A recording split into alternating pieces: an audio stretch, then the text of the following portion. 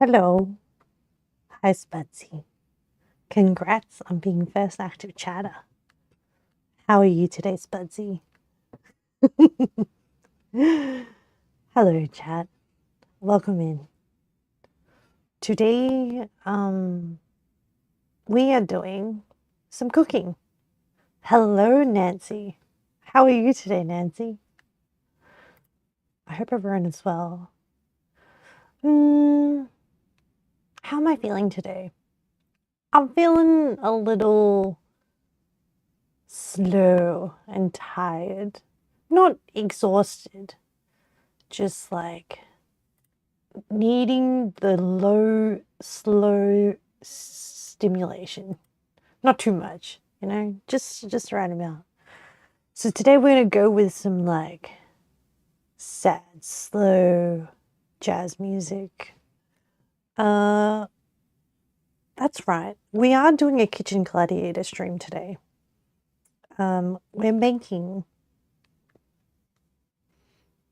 to be making some pan-fried pork buns, but I'm actually going to modify the recipe, as I always do. And I'm also going to be making some lamb skewers. Both can be found and considered as a street food in China. Nancy, you're okay? You had a nice walk on the waterfront and now your back hurts. Did you cause an injury? Or was it just an ache that kind of came on? Spudsy, the power died yesterday right after you posted long. Can I just take the chance to convey to you how much I adore Long? I look at Long's stupid face and I'm just like,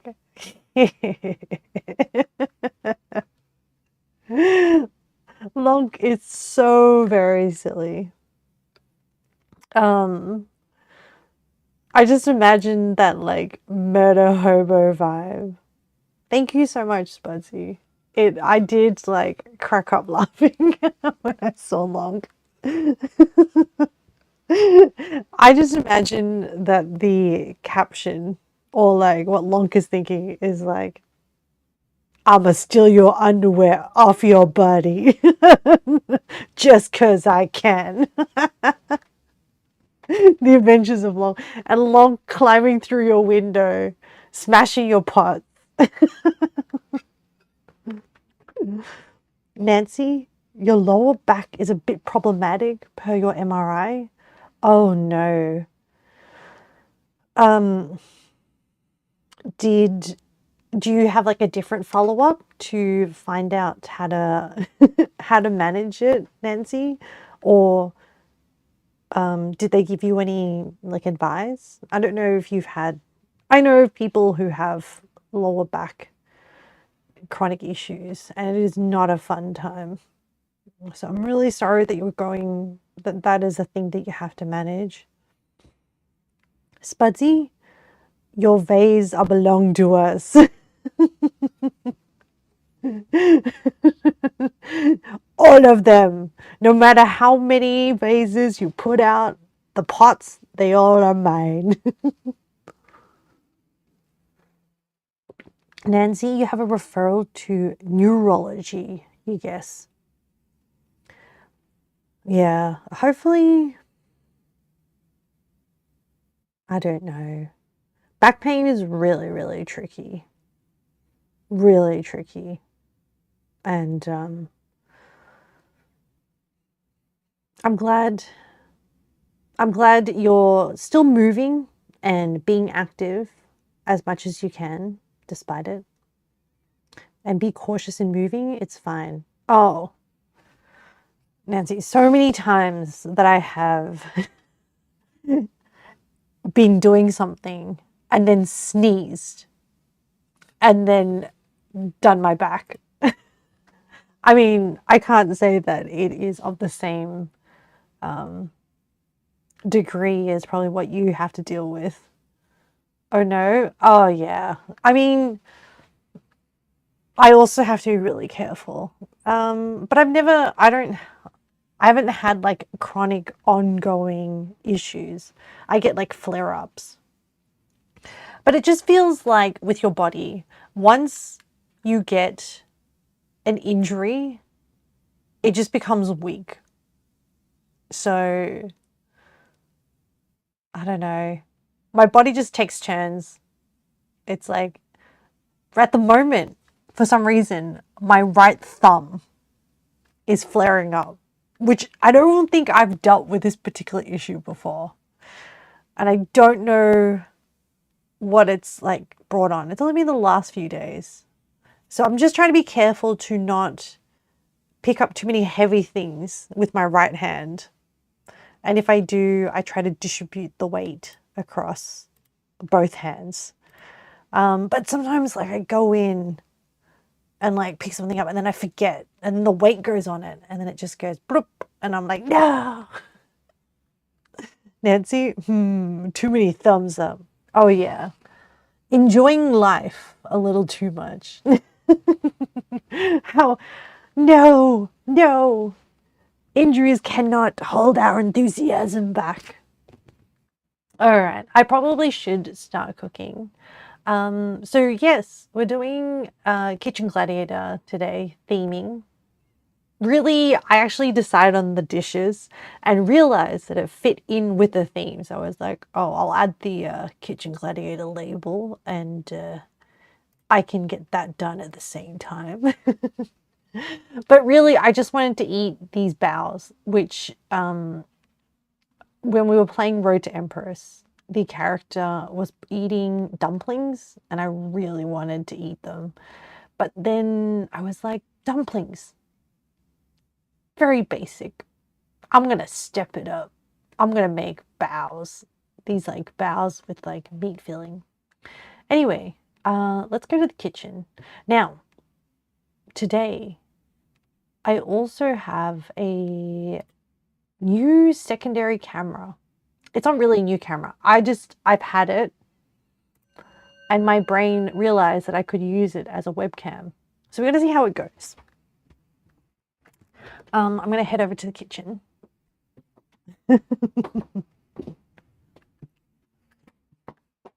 It's on the tripod and I can move it around. Doom, doom, doom. That looks pretty good. I think that looks good. Is it even working? Yes. Okay. There's a bit of delay between my broadcast and my camera. Etran, hello. Welcome in, Etran. Okay, I'm going to take things slow today. I'm going to make the dough for the baos. It's going to be flour. I'm very excited because I've never made these before. There's going to be flour. There's going to be sugar. I need to refill my sugar. There's going to be yeast. And there's going to be water. And I'm going to be doing some kneading. Now, can I use old yeast? How old is this yeast? 2022. But if I use old yeast, there's a chance that... Actually, I have some bread yeast from these bread packets. So I might double the recipe because I'm going to have a lot of mince. So the recipe says 250 grams of minced pork. How big is my portion? 500. And then the other thing, yeah, okay, so I'm going to double it. Let me have a look. I don't want to use old yeast because what if it's dead? And I have a packet of other yeast. 2026, that's good. Yeah, let's use this one.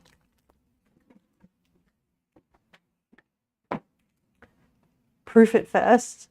Scrubby! Oh, yeah, being summoned. I'll see you soon, Scrubby.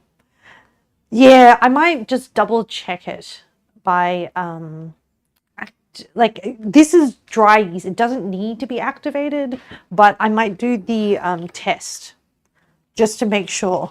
No, actually, I think it should be fine. This one is, I'm going to throw out the like really old one. Because honestly, I have newer ones. I'm just being like, sometimes I need to remind myself that I don't always need to be that economical, that it's okay to let the really old yeast go, and that I'm not, I'm economical, but I'm not practicing crazy austerity measures. You know what I mean?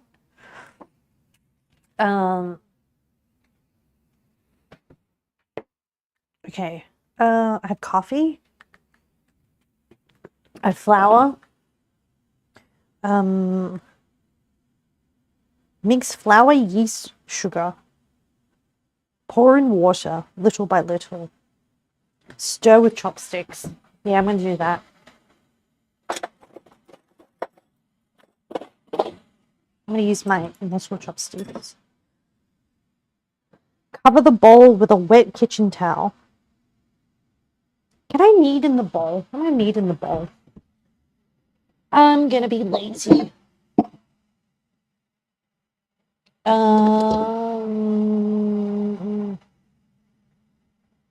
Yeah.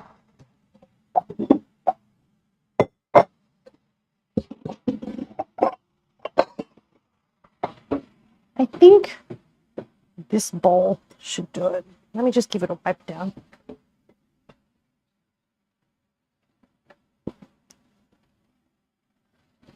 I think I should be able to knead in this bowl.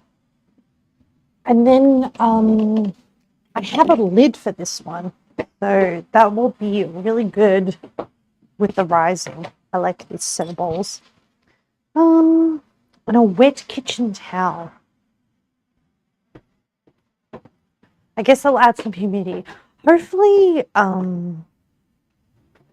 it is very cold today in Melbourne.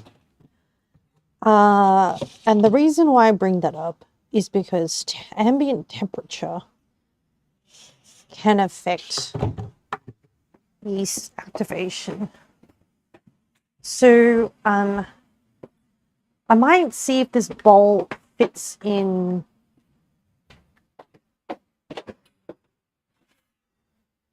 my air fryer. Yeah. Okay. So what I'll do is I'll like preheat I have a little like oven air fryer that I suppose use when I don't want to use my big oven. And it's going to be really, really good for this. So I'm going to preheat this just so it's like warm, maybe like 70 degrees. Not too hot, not too hot. I don't want to hurt the yeast. You know what I'm saying? But I just want to create like a nice, warm, moist environment. And I'll pre-wet this towel. Just get it ready. I have my like ugly, comfy cardigan on. It's like super ugly, but very soft and like, I don't know, I'm just in that cozy mood today. It was actually kind of warm yesterday, so I think also maybe I'm in like a tired mood because have I been socializing a lot? What did I do? Oh yes, yesterday after stream I went to catch up with some friends. Hold on, I'll tell you the story after I finish this. Let me do these measurements. I can only do one thing at a time, chat. Okay, so I've got my scales. I want 250 grams, so double that. So that's 500 grams of flour. Am I being too ambitious? by doubling this dough. No, you know what? Let's just do it. You'll be fine. Hello, Desecrate. Welcome in. It's time to cook. It is time to cook. Have you been, Desecrate? How's life? Okay, I'm gonna do it. I'm gonna go for the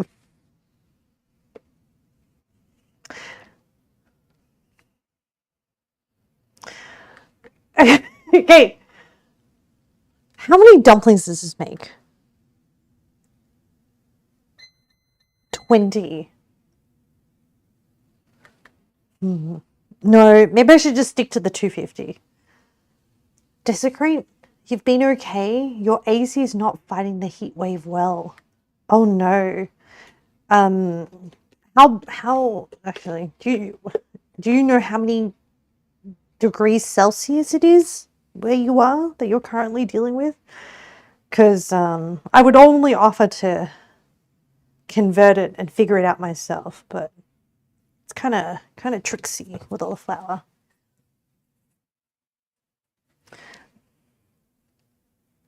I'm just thinking this is, I'm just thinking if I double it and I make more, can I freeze them? But it has yeast.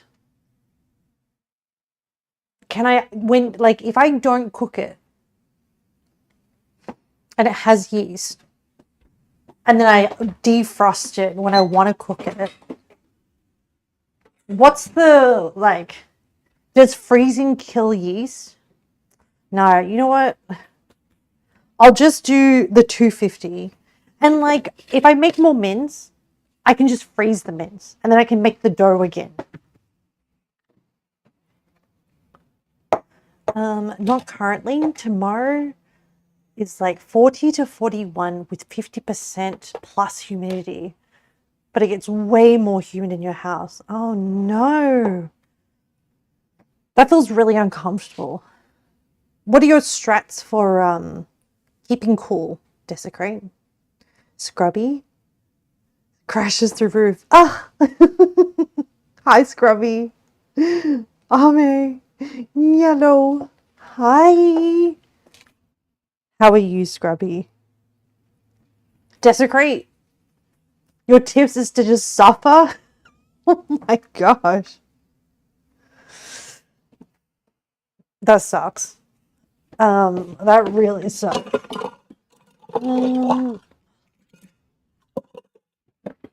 Well, hopefully we can distract you from your suffering. Oh, Scrubby, you too? The heat's killing you and you were animating something today? Oh my goodness. I actually realized I forgot to grab or purchase spring onions. Bear with me, chat, while I go rummage in my veggie patch to see if I have any spring onions that I can harvest. 1 second. I'm just gonna step outside. I'm taking the mic with me.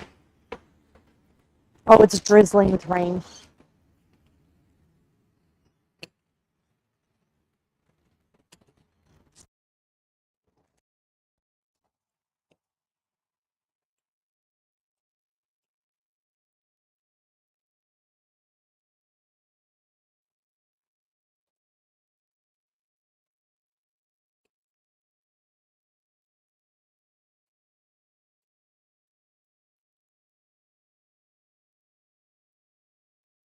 Bum, bum, bum, bum, bum. Yes, this one as well. I don't know if the mic is reaching.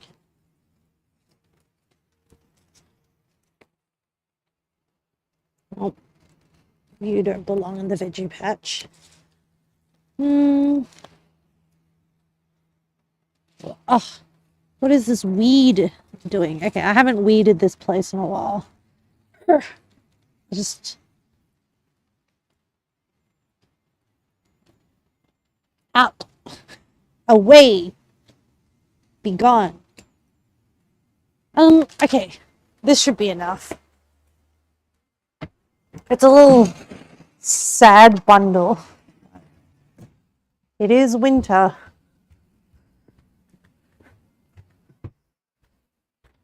I have spring onions. They're a little bit muddy, but you know, that's fine. Pretty decent harvest. Alright, I'll wash them in a sec. And hopefully you enjoyed that auditory journey. Oh, where are my slippers? My toesies are cold. Okay.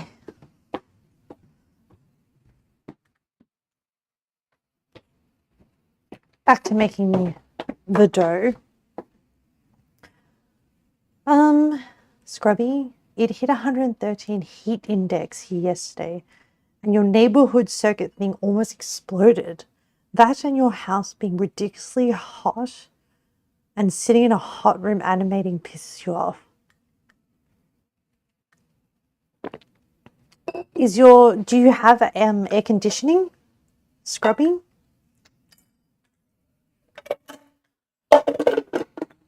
Okay.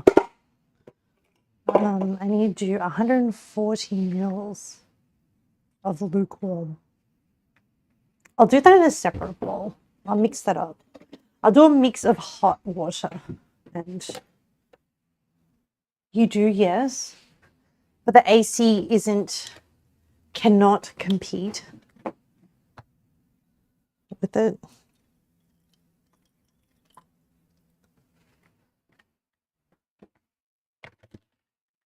Let me get some cold tap water, or just tap water.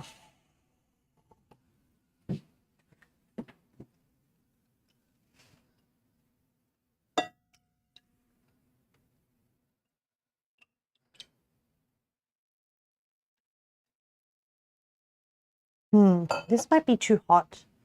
Hold on, let me pour that out.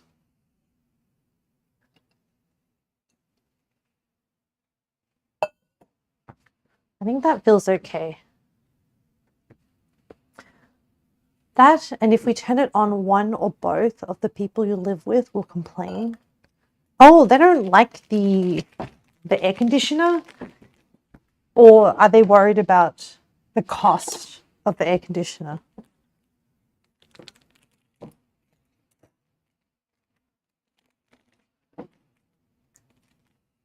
A teaspoon of dried yeast.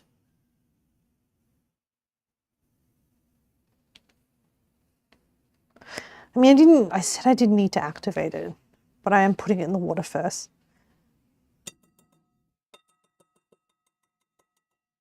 Starved. Hello. Welcome in, Starved. Starved, aren't you? How are you, Starved? Eat everything. Oh, yeah. Scrubby? They don't like the AC at all? Oh, that makes things really difficult, doesn't it?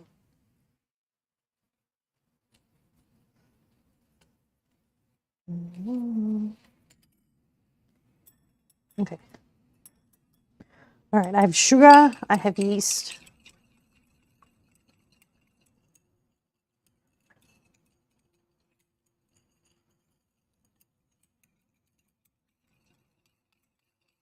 Desecrate gross. I know, right? Like, sometimes you just need to make it livable.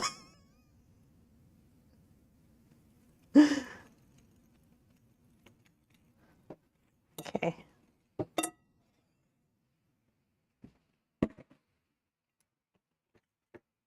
Oh.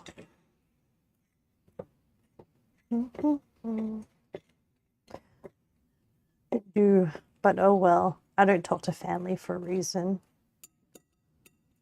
Oh. Are you implying that you live with family and it's your family that make your life harder? You just sit in your room and draw and game? Hell, your job is art anyways? Oh, that's so... Okay. I'm glad you have a space for escapism, Scrubby. I can empathize, Scrubby. I also... Oh, you're responsible for your 2 grandparents. Are you a carer, Scrubby? Do you provide like the care services?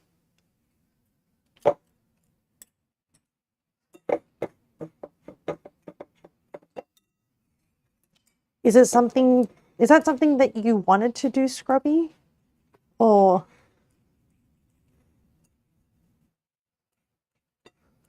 okay.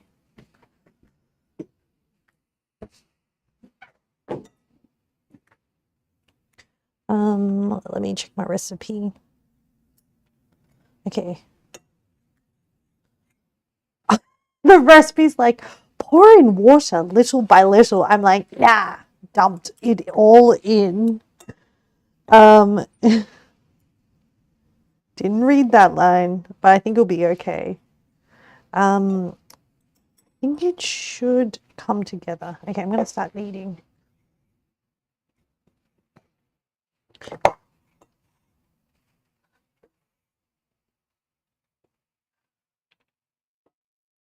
It's in C node 3.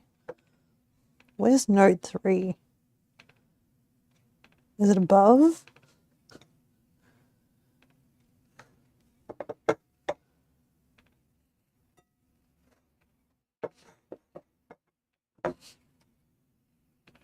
Oh, whatever. I think it's fine.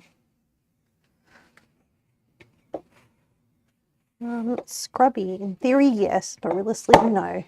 You do it on paper since your granddad is a war veteran and neither one want a nurse. Your granddad is in better shape than most young adults. My grandma, however.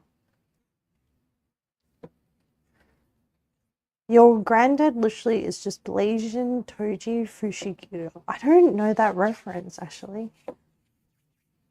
Hold on. Let me... I think I need to add a little bit of warm water to this. Just like... Actually, I might do it in here. And then check the temperature. And then do a few little bits. Like this. Just a little bit. Oh, a JJK character? Buff as a... Okay. So you're saying they're in very good shape. Your granddad is in very good shape. And is physically very, very fit and healthy.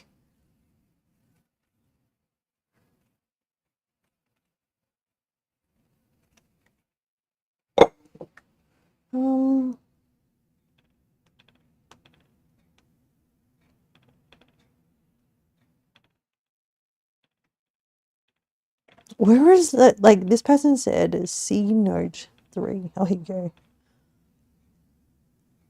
Okay. Oh, there wasn't much in the note. I found it. It was just, you can use a stand mixer, but it was like, for this amount of dough, no, you'll be fine.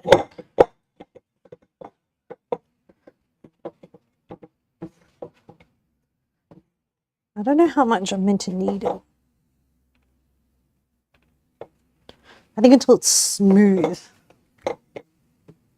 Scrubbing? Yeah, he's fit. But there's metal inside him, so some things he can't do. Like be near things that radiate a lot of heat or radiation. Oh my goodness.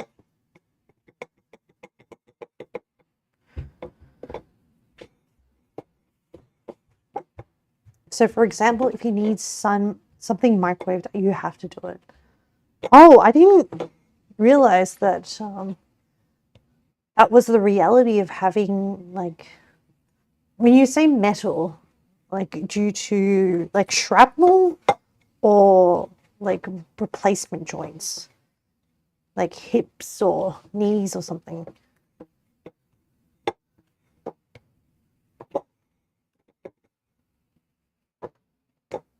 Okay.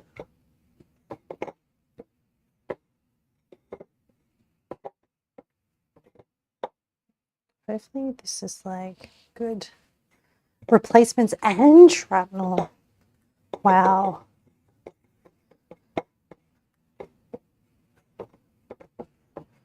That must be rough. He has a lot of metal inside him. Interesting. Okay. I guess the doctors at the time decided that the shrapnel wasn't moving, and so they just, and it would probably be, it would cause a lot more harm to try and remove the shrapnel than to just leave it.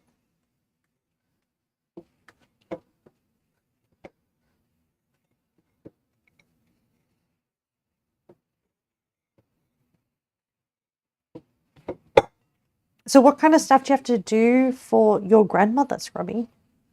Because you mentioned that she's not doing so well.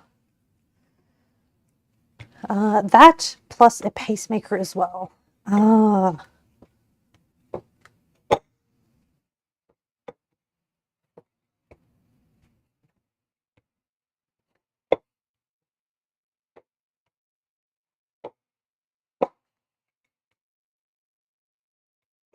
okay.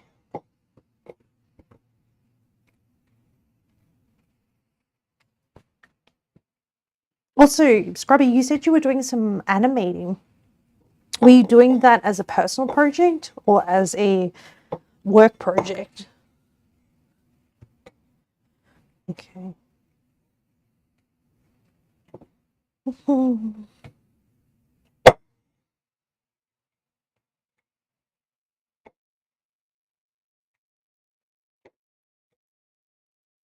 Okay.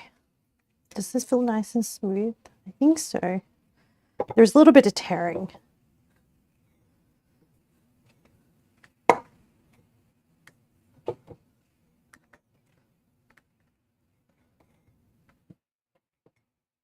Okay. I think this should be all right.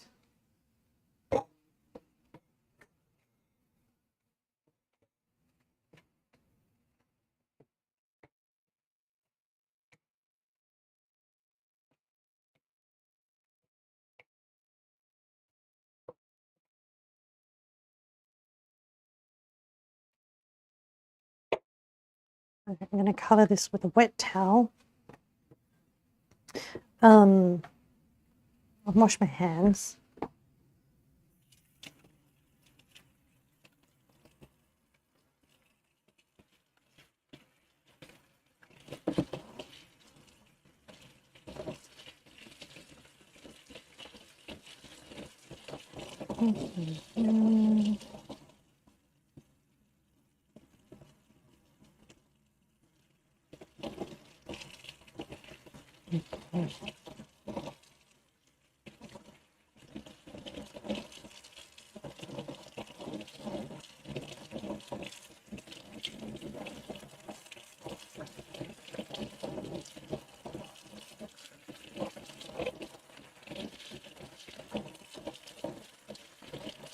Okay. Sorry, I was kind of washing some spring onions that are sitting in the sink. Scrubby, for your grandma, in theory, you're supposed to help her open stuff and make calls and things. The problem is, she doesn't like talking to me, nor really telling me if she needs help, but claims you never help her. She realistically only listens to your granddad. Oh, that is rough. Um, I wonder why she is it just towards you or is it like to other people in the family as well? That she is what's the word? Like difficult. Not difficult, like um uncommunicative, unrealistic.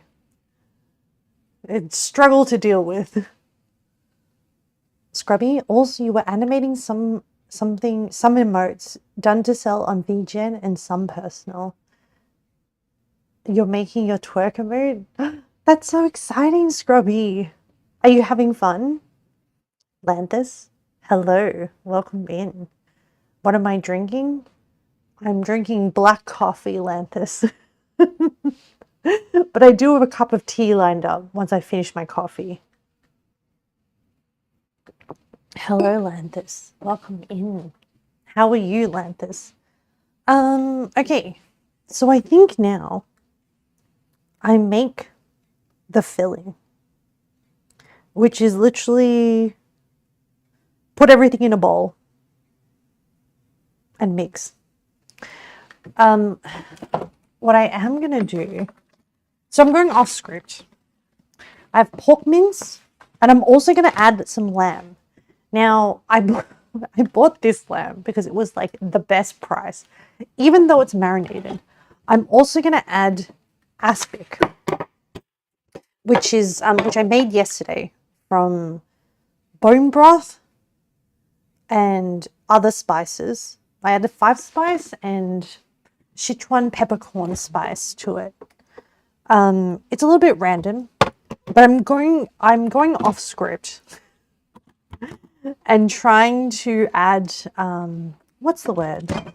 Trying to make it like this style of dumpling that I've had before. Oh, I should set a timer for the dough. Hey Google, set a timer for 40 minutes. 40-minute timer set. Oh.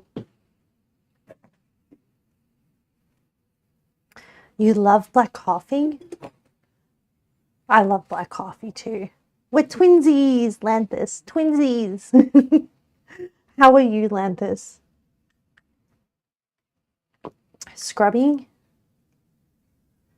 Towards you specifically. She doesn't listen to anyone, but she's worse to me solely because she's one of those, let's say, not so kind to people that are inferior or different. Oh, Scrubby. I'm so sorry you have to deal with that situation, especially because you also have to interact with her as a caregiver. And yes, you're having fun with twerk emote. When it's done, will you twerk and chat with you? Yes, our twerk emotes can twerk together. Nancy, you're starting now? Oops. Oh, what are you oopsing about, Nancy? Okay, I've done the dough. Lanthus, your phone is setting a timer of 40 minutes. Yeah, my bad.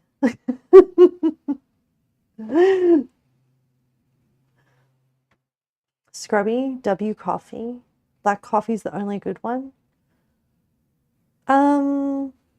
I mean, I drink a lot of black coffee. I do enjoy the occasional milk coffee, like a cappuccino. I like the foam. Okay, hang on. Let me wash these spring onions.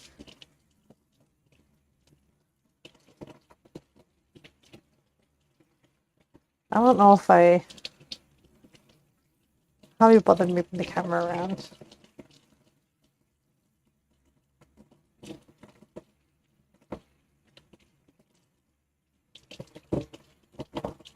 I think this should be good.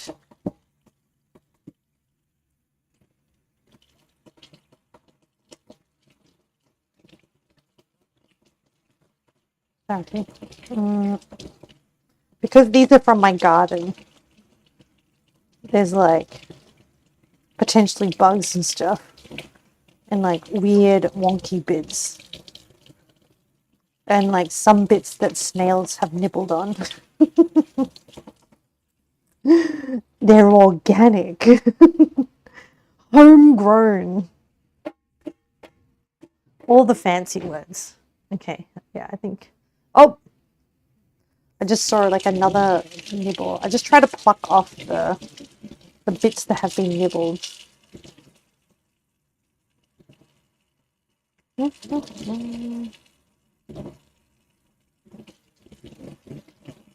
Okay. And just shake off some of the excess water. I might just pop it into a bowl, I think, and I'll prep them in a sec. Lanthers, Ami, you're okay? You've been working and mostly just solo vibing? Oh, I'm glad. Are you having like a good chill time, Nancy? Your speaker also hears you. Yeah, I think I have like a warning that comes up. It's like I'm really in your house, guys. It's like I'm breaking in and cooking you a meal. Sorry, excuse me. Let me think. What am I doing? I'm going to chop this up. And I'm going to use this lamb also I ordered myself some metal skewers. They're small because I want them to fit on the air fryer tray as well. Starved? You would eat everything? Even if I like appear in the corner of the room with like a tray and be like, starved. It's me, Ame. I have a pot of soup. Okay, all right, let's see these ingredients. So I'm gonna do ginger. We have to prep a few things. Soy sauce, spring onion, which I already grabbed from the garden, sesame oil,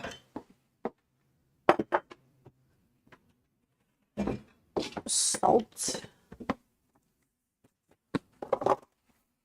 and then, as I said, I'm also going to add the lamb, ground Sichuan pepper. I'm going to say respectfully to the recipe that I'm going to add some 5-spice powder. And because I'm adding Sichuan pepper, and because I'm going to be adding that, I won't add a lot of 5-spice. Yeah. But I will also grab out some cumin for the skewers.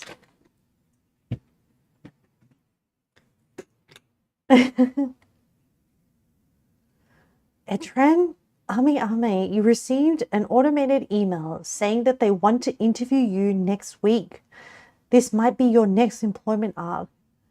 Ame, please bless my interview process. Etran, if I wasn't doing a cooking stream, I would bless you. I really hope it works out.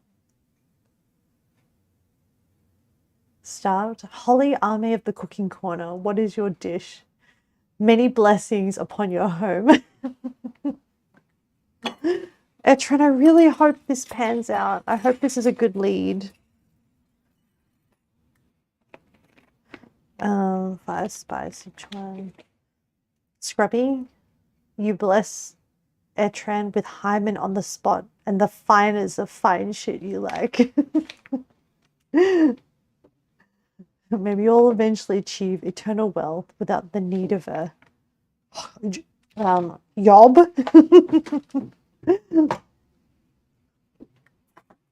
Okay, I need to guys, this like side camera that you're on is kind of in my way.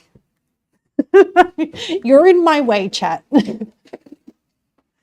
I need you to step over so that I don't accidentally. I want to see if I can get a bit more bench space back. All right, hold on. Dun, dun, dun, dun, dun, dun, dun. How is that? I'm going to see how that looks. Give the stream a moment to catch up.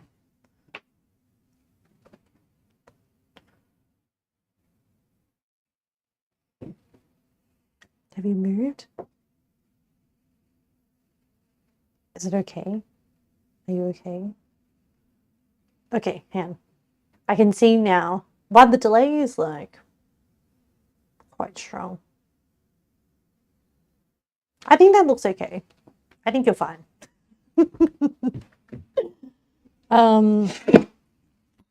Okay. I need to prep meat. I also need to prep this. I want to do the meat last. I need to prep the ginger. I need to prep the spring onions, and I need to prep the aspic. Oh, starved. Would this work on me? Ma Dao Thành Công. Sorry. Where is my water? Thành Công is like, I don't know what Ma. Yeah. Ma. That's not right. I'm really bad at reading stuff. I need to like copy paste it. The last bit is good, which is like Thành Công, which is like, may you have success, essentially. No, stop. This is I don't have the skills. Yeah, you don't know, you give up. Yeah, I would probably like just verbally say to Etran, chúc anh may mắn trong tìm công việc làm. Chúc anh Etran thành công trong chuyện tìm việc mà công bằng, trả nhiều tiền. Essentially, like, wishing you luck on your search for a job. May the job you find is fair and pays well. Scrubby, for real, you need $80 untaxable. Invest in yourself and open the one thing you always wanted to open. What is the one thing you always wanted to open, Scrubby? Okay, I'm gonna move this aside.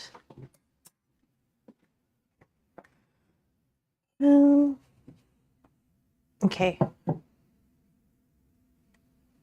I like to use, alright, so because I'm not dealing with meat just yet, I'm just going to put this aside.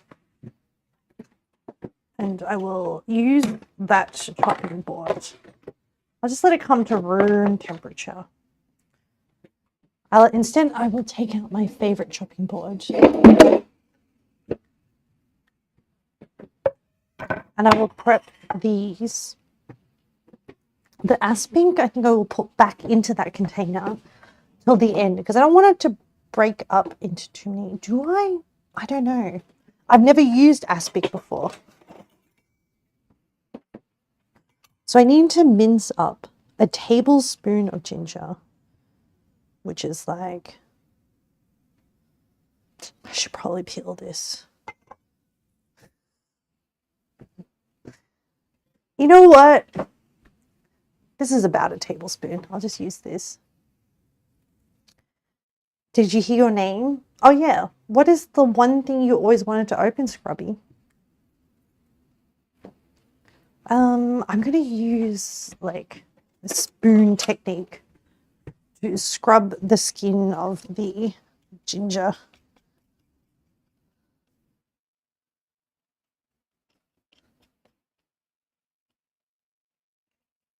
I'm just doing it over the bin.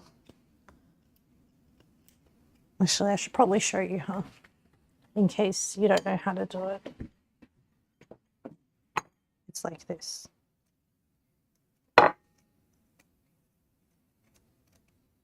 You just use the spoon to like scrape off the skin.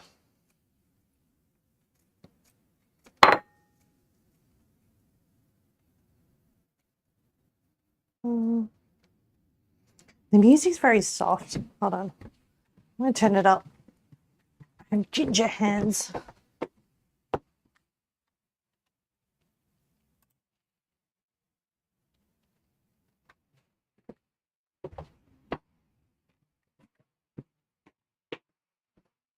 Scrubby?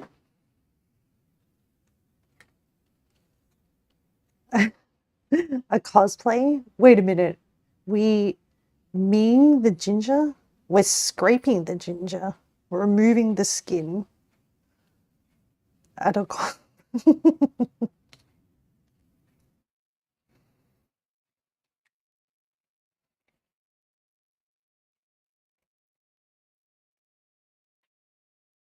Hopefully the music doesn't get too loud. I think depending on track to track, the audio level changes, which is kind of annoying.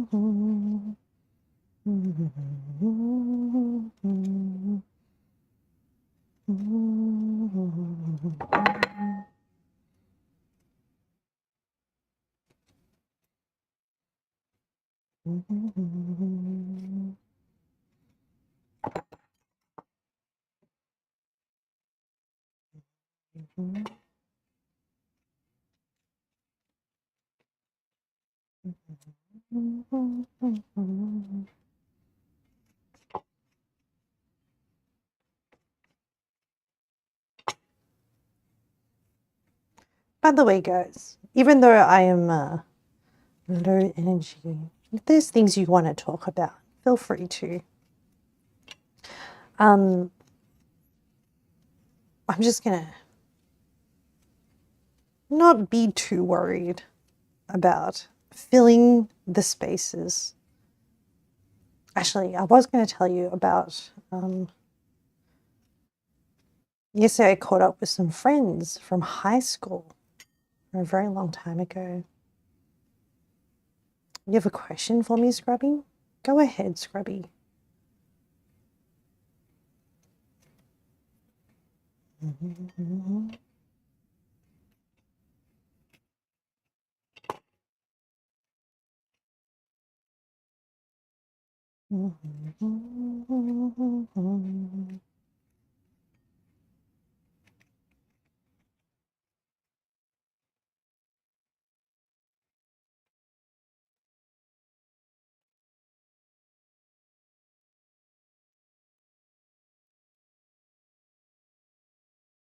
When I was littler, what was the thing you wanted to be when you grew up? Oh, the thing I wanted to be when I grew up was I wanted to be a archaeologist librarian. I was obsessed with this series of books called Cairo Jim, who had a wonder camel and a talking parrot. And then I also, yeah, that's what I wanted to be. I wanted to go on adventures, and I wanted a big library where I could just like be nice and cozy.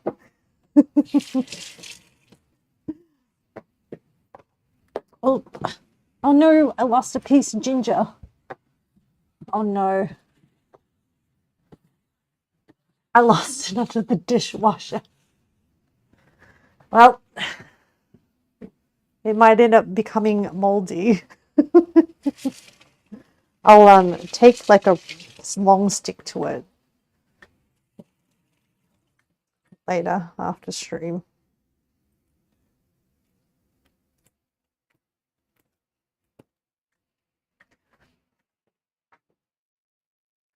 Can you have a scoop of that jelly? Hello, chef. Chef. This is like bone broth, 5-spice, Sichuan pepper, ginger jelly. It is. It is all kinds of umami, let's just say. Okay, I'm going to try and cut through all these ginger fibers. Chef, how are you? Welcome in.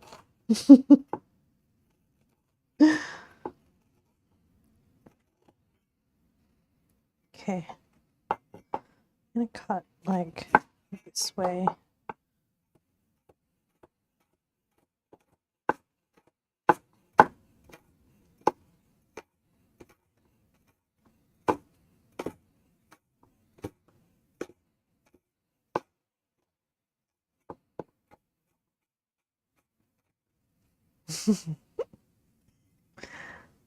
W dreams, are you at times you hit that dream, or are you happy that you didn't?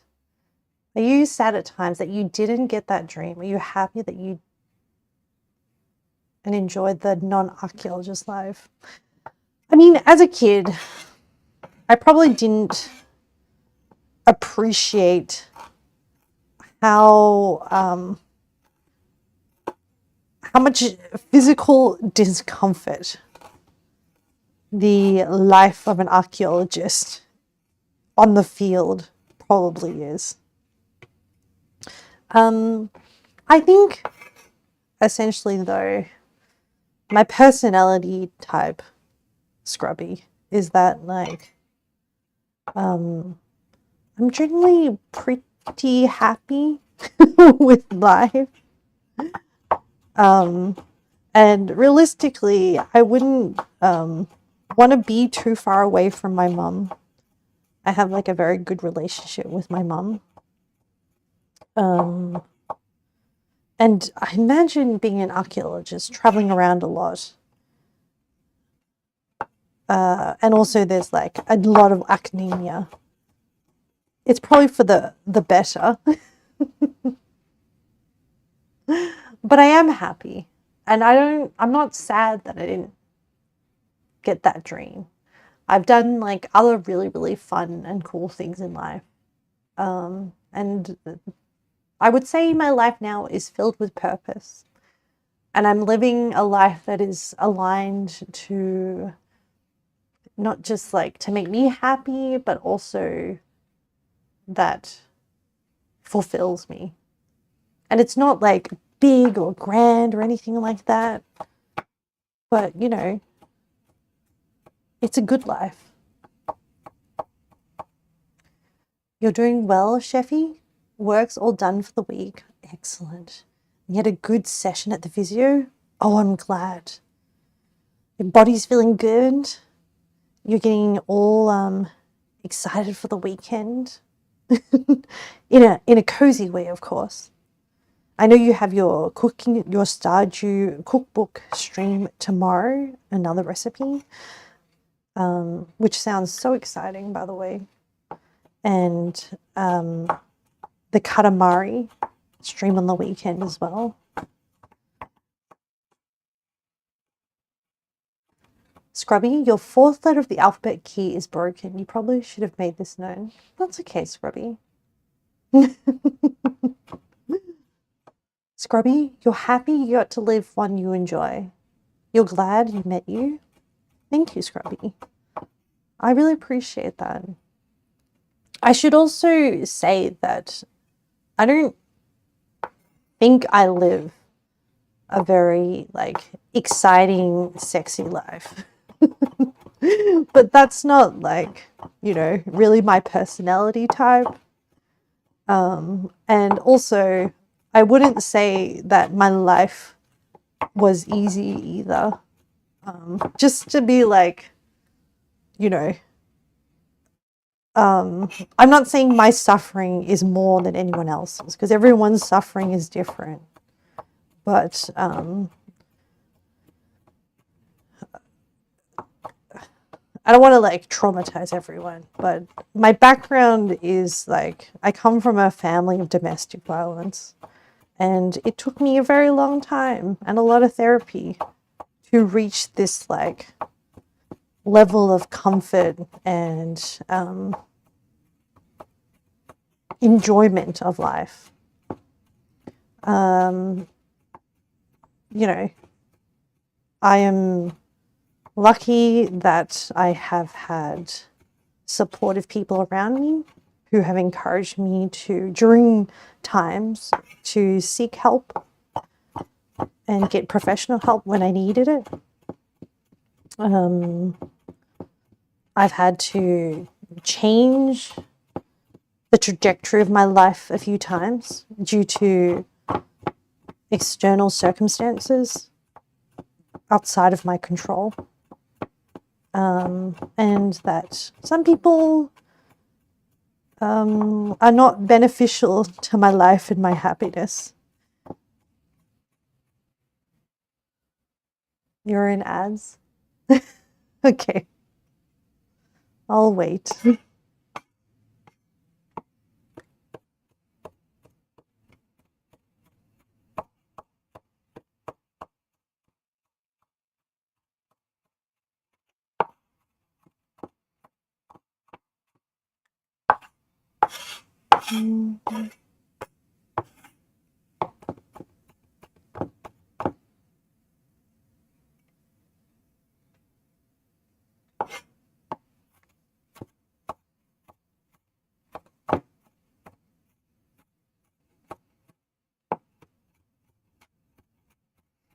Walking with the jazz. My life is not sexy. The jazz is for my soul, Etran. Scrubby, you're free from jail. Welcome back, Scrubby. Sorry, I wasn't looking at chat and I didn't realize you were in ad. How far did I get, Scrubby?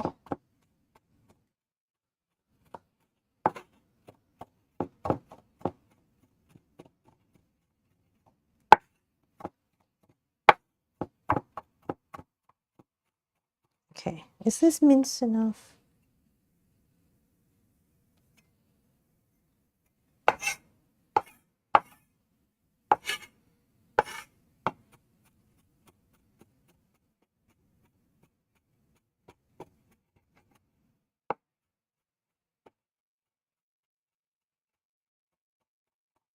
Last thing here was, thank you, Scrubby.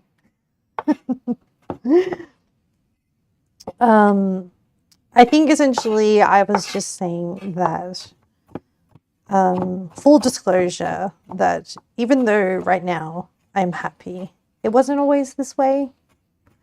That my background, everyone has struggles in life, right?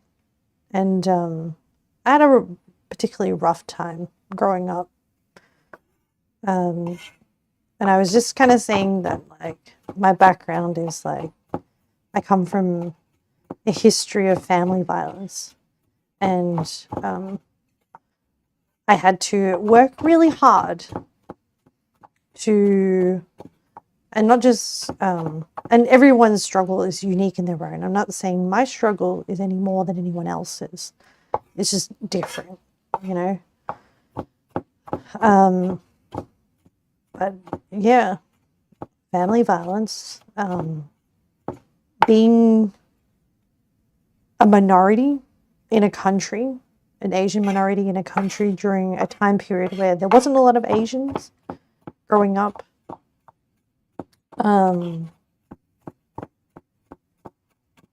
Just dealing with the after effects of being a child of family violence, which is some mental health issues. But I'm lucky to have some supportive family. Some. I've had to cut certain people out of my life. And just recognizing that, putting in the work for myself. There's support, but I think at the end of the day, you kind of have to do it yourself. And but what I can say, Scrubby, is that I do think that life is worth it, and that when you finally reach a state after like step by step and making steps in the right direction, and it's just gradual, and you stop one day and you look around and you're like, wow, my life, it's not, you know, exciting or sexy, but it's like, it's soothing, calm. I have moments of happiness. I have moments of struggles. But overall, when you average it out, I'm happy. Does someone say sexy? Not sexy, Atlantis. Not sexy. I mean, I'm happy to talk about stuff, but I'm just mindful that, you know, I don't want to traumatize people who haven't processed their situations or their trauma. So I definitely do not mind talking about it. But I also don't want to glorify it. I don't want to be like, hey, look at me. Look how awesome I am. When, like, I kind of wish that I didn't have to go through those experiences, but, you know, what can you do?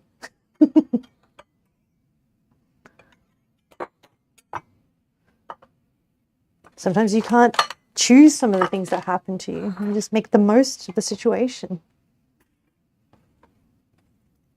There was a reel that a friend sent me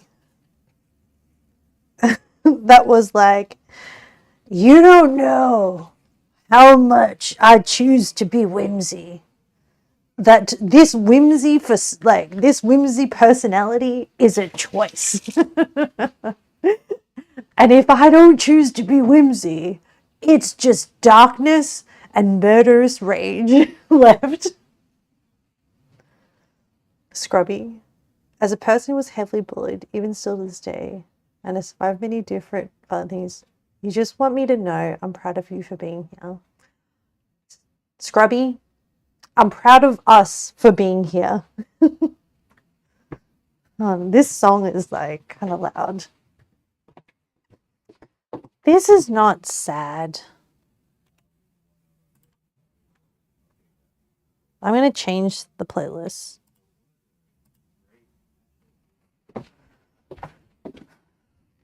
The music was like, this playlist said it was going to be sad. Not that I'm sad, but, you know, I'm melancholy. But yes, Scrubby, I'm proud of us. The struggles hurt hard, but know I'm here and I'm in your corner too. And I got hella random shit if someone does stupid shit. What's that grilled cinnamon bun? Spud Scrubs.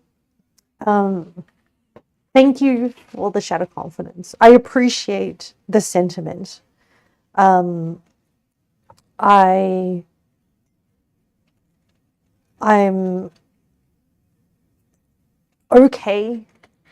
I'm emotionally well equipped to handle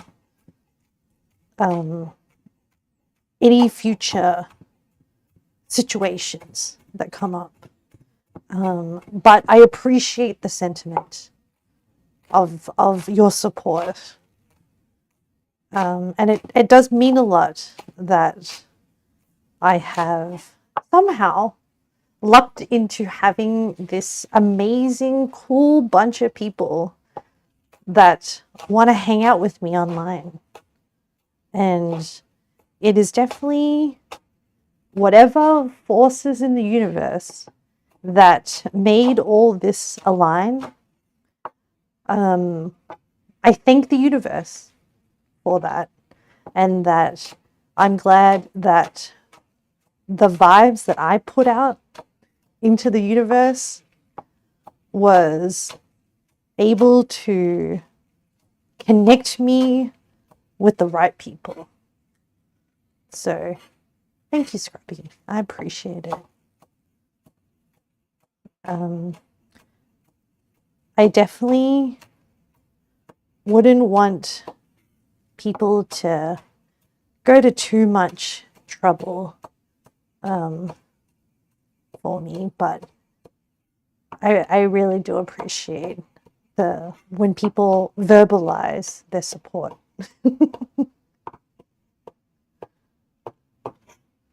All right.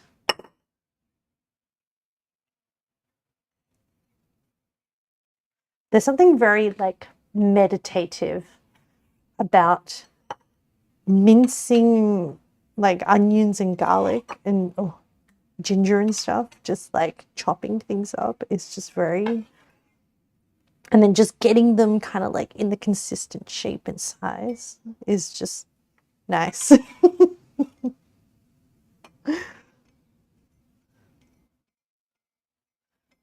This is, I guess, like how I try to stay present and whimsical. Just try to be in the moment, appreciate the small things in life. Yeah. No problem. We got your mini grill cinnamon buns in case people mess with us. Yeah, don't mess with Scrubby. You hear that, universe?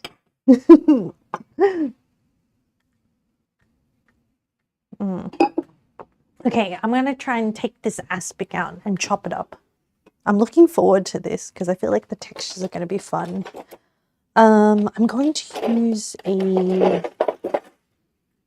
little knife to try and...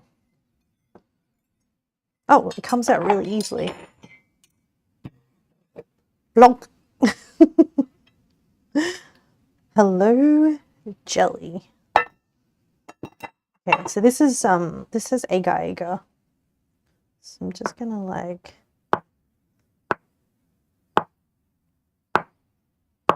Oh, that's really satisfying.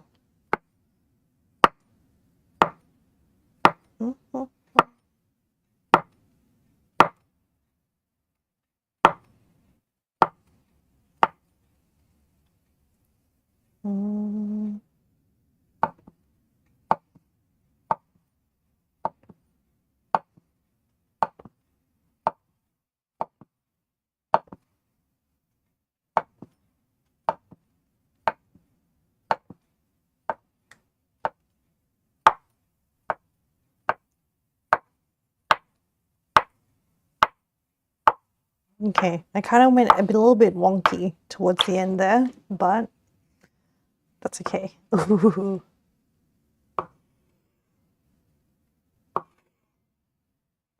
Oh, that's really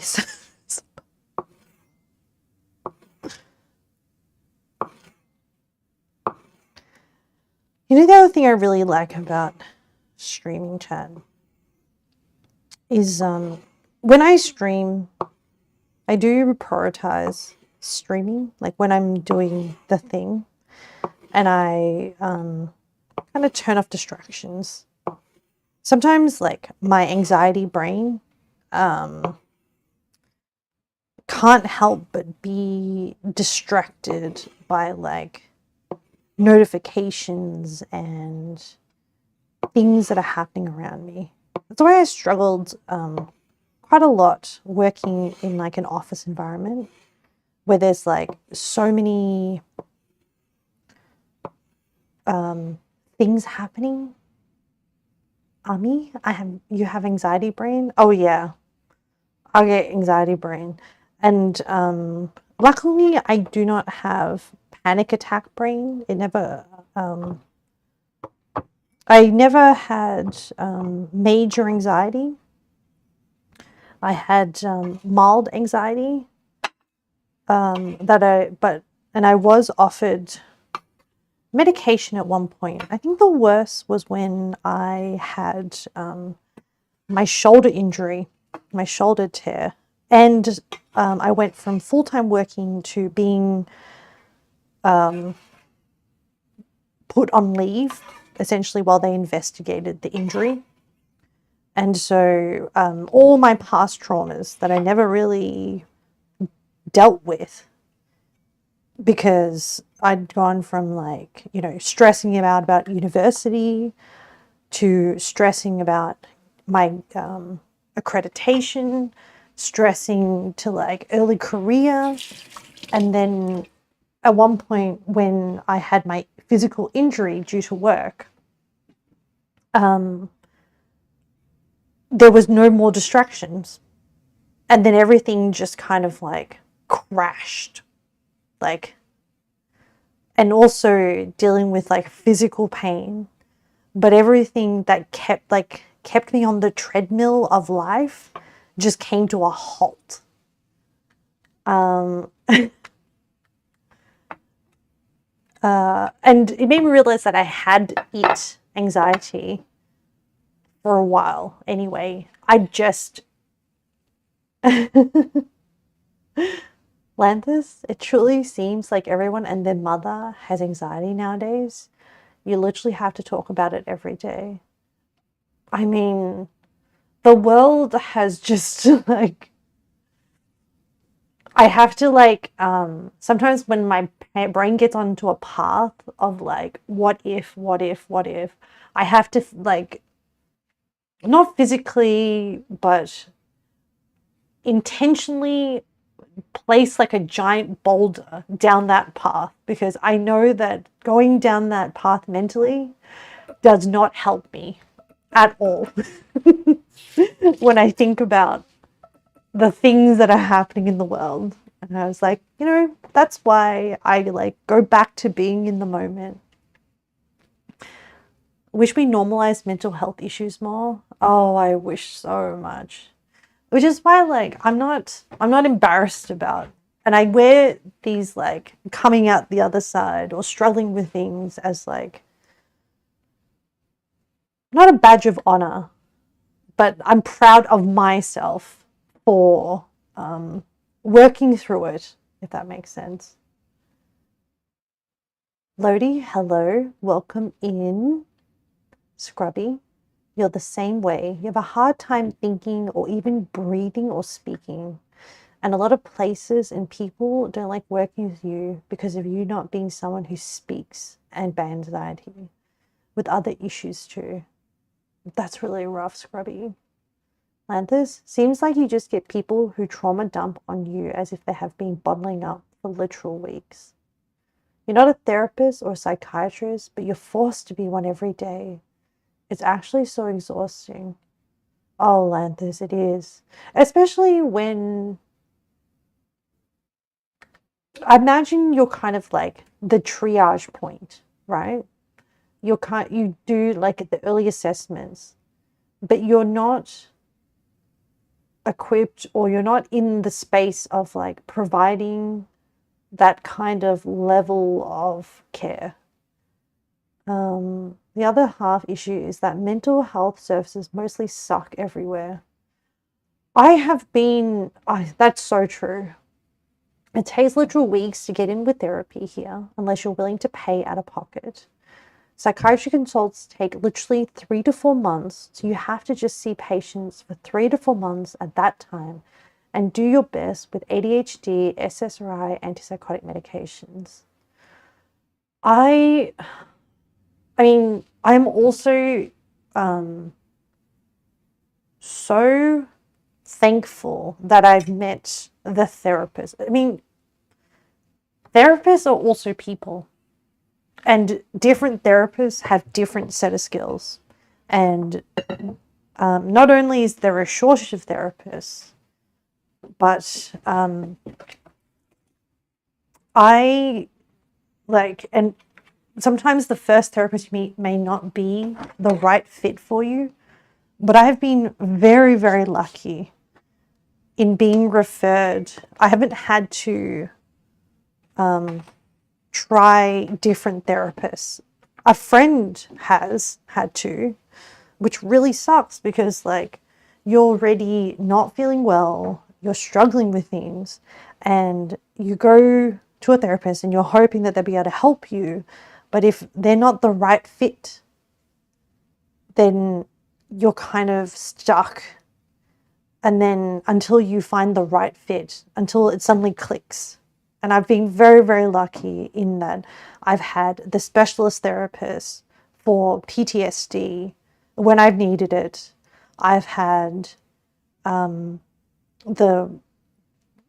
had a few, but like for different arcs of my life and my mental health journey. Scrubbing, true. The only reason it's not hard for you right now is because you're legally bounded to get therapy.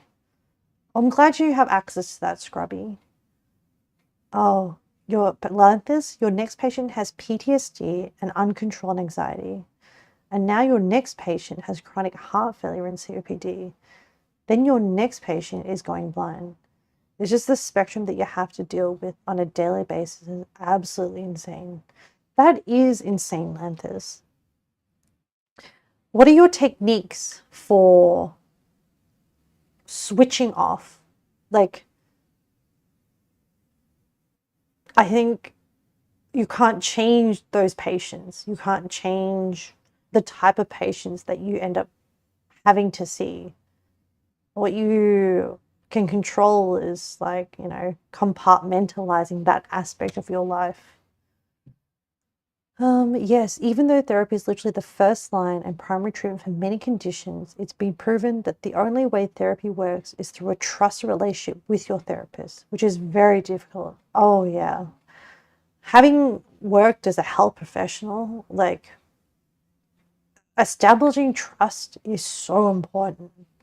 So waiting 3 to 4 months to find out that your therapist sucks is such a common situation.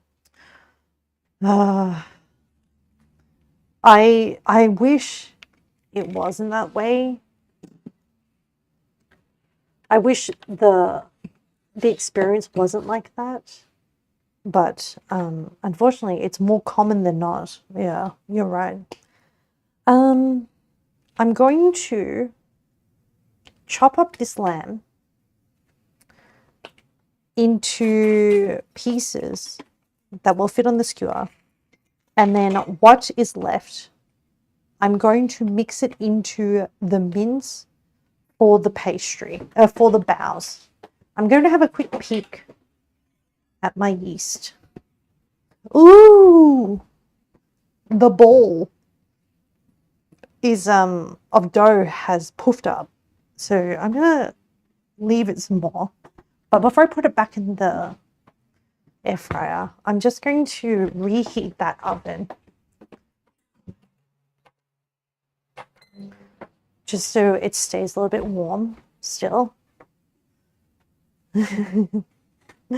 Scrubby, you had your first therapist in 2020, but she passed away due to COVID and didn't have another until last year. Oh, Scrubby, I'm so sorry to hear that. I'm so sorry you had to experience that, but also that you personally had to, you had a break in your therapy. Planting techniques, there's actually so many, but not sure if you have any specifics that are easy to explain in chat. Well, as long as you have access to them and you have a variety to, what's the word? Essentially, I think of techniques as like different levers. Some of them work in some situations, some of them don't. Some of them work for a period of time, and then sometimes you have to swap. And so having a few different ones, I think, is very important. Okay, I'm going to grab a bowl out.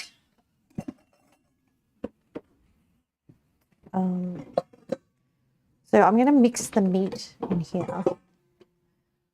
So that's the aspic. That's ready to go. I'm going to work on the lamb.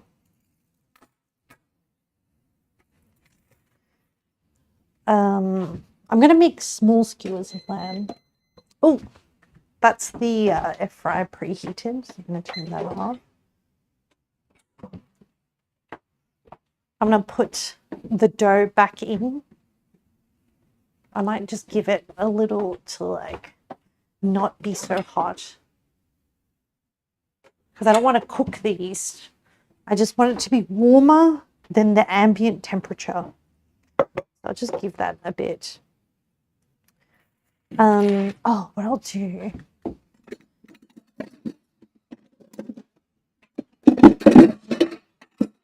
I'll find the container. Yeah. So I'll stack it. When I thread the meat, I'll stack it like this. And then I'll add the marinade into here and then let it marinate the skewers. I was thinking about washing this marinade off. So this is rosemary and honey. But I think I can make it work. The marinade for the lamb skewers is going to be mostly like cumin based and chili. I think it'll be okay. All right, I just want to wait for this temperature to drop a little.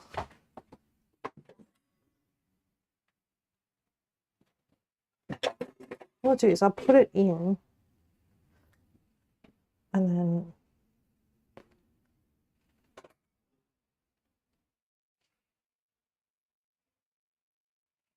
I'll leave the door open because I don't want to overheat it. I don't want to kill the yeast either. Hey Google, you know what? I'll just let it rise. I will get to the bows when I get to the bows. You know what I'm saying, Chan? I'm just going to take my time today. Okay, so I'm going to open this. Put this aside. Try not to like... And I'm going to roll up my cardigan sleeves.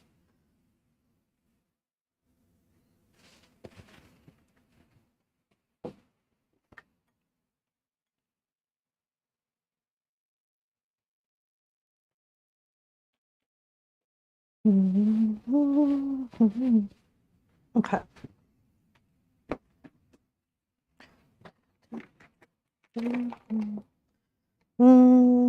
It should be fine.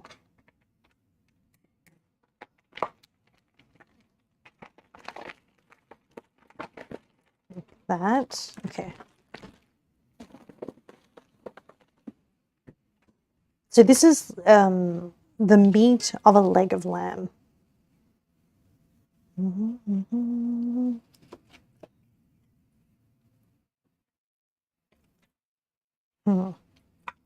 Probably should have made more space.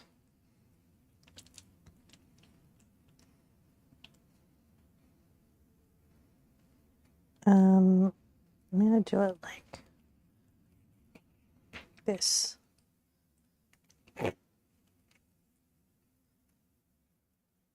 I'll just do like little cubes. I'm making things up, chat. I don't actually know what I'm doing, but I believe in my abilities to fumble my way through. Actually, did I name my stream title Kitchen Gladiator? I assume I did. Oh well. Okay, I'm gonna thread this lamb through.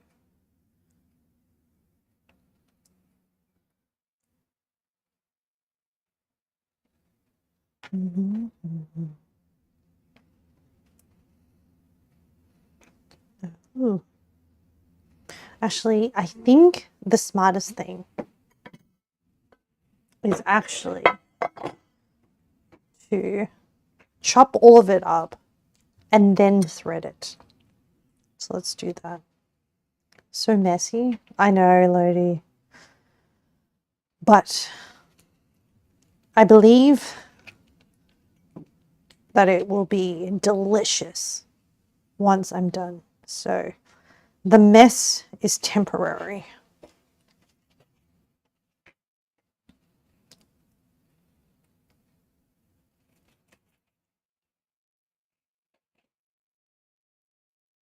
Oh, God damn it.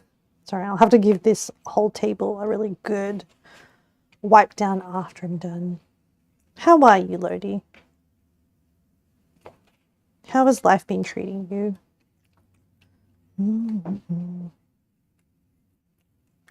Okay.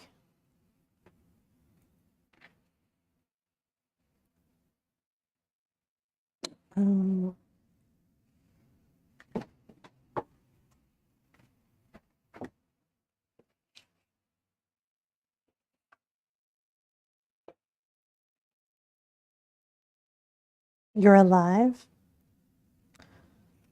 What have you been doing lately, Lodi?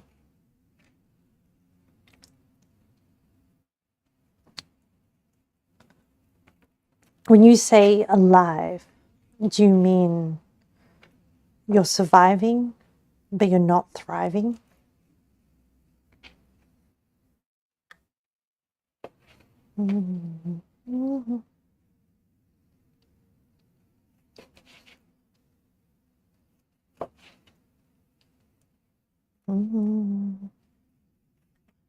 Playing X4 Foundations?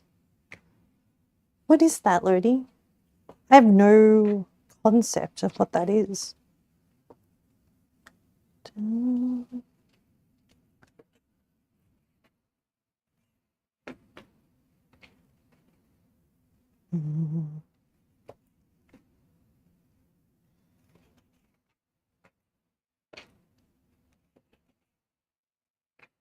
going to cut that off this.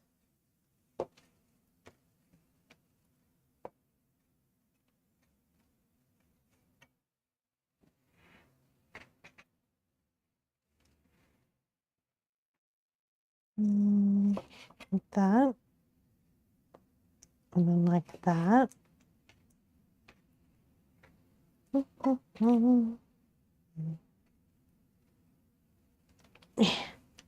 Okay, like that.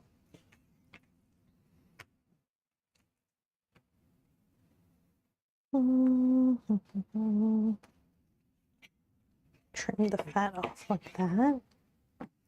Sorry, you didn't hear the question.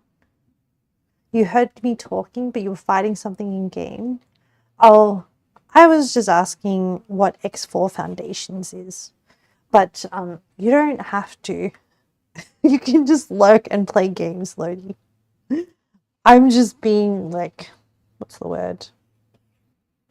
Inquisitive, let's say. You can just chill, Lodi. If just a space simulation with economy management. That sounds really interesting. That sounds like there would be some hella interesting world lore stories of players doing really cool things. Pork buns. Hello, Templar. How are you, Templar? How is life at the moment? How is life today?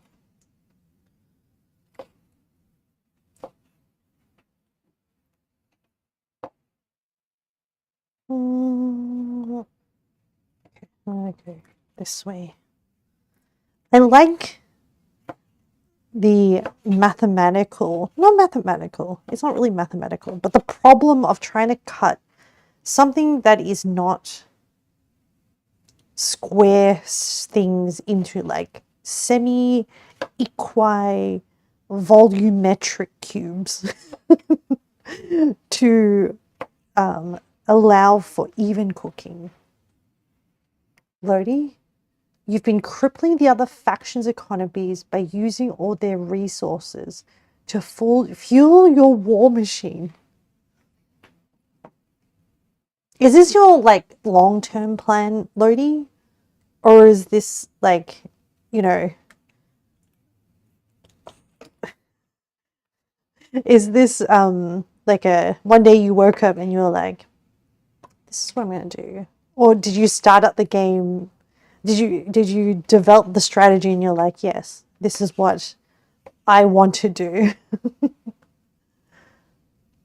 Templar, you got to Copper and RuneScape Dragon Wilds. I have no concept of what that game is, but I can infer that it's an achievement that you're proud of, and I can celebrate along with you. Congrats, Templar. Congrats on achieving Copper. Lodi, you just killed a pirate and his faction. You killed a pirate and his faction tried reporting you to the police and they told them to get bent. Wait, are the police other players in the game? Or are these all played by different characters? Or is this like... Is it like... Because that sounds kind of funny. That sounds hella funny. Templar, it's progress and better stuff. Yeah, that's what I thought. Lodi, each faction has its own security. It's a single player game. Ah, okay. So it's not like a MMO. Okay. That sounds pretty fun though still. How is your war machine progressing, Lodi? Are you like satisfied with your progress? Are you feeling like you need to destroy them more?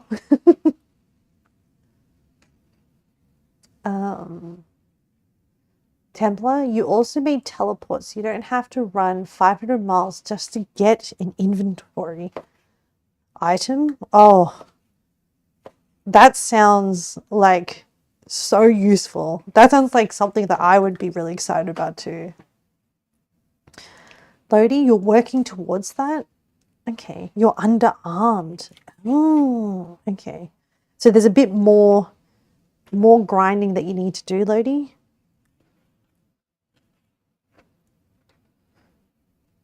Okay. Slowly getting there.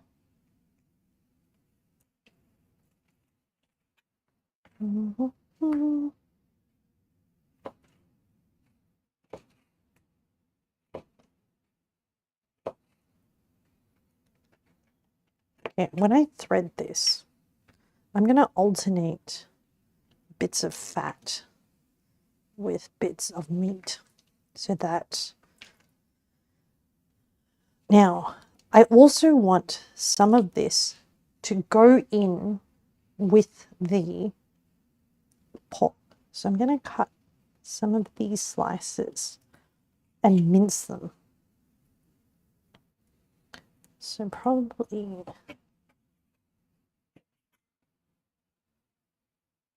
and add some of that lamb flavor to the pork bows and some of that texture.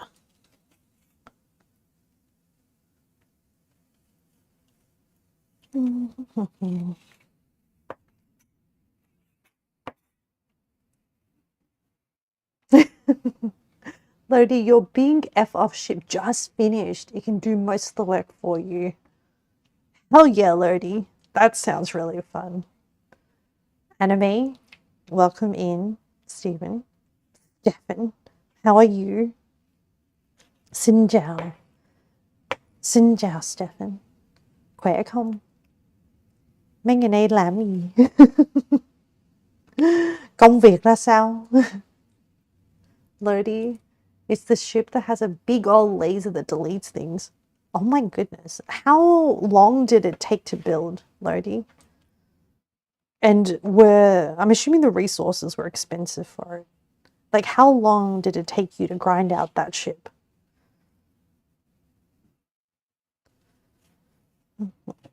Chop this. Dun, dun, dun. You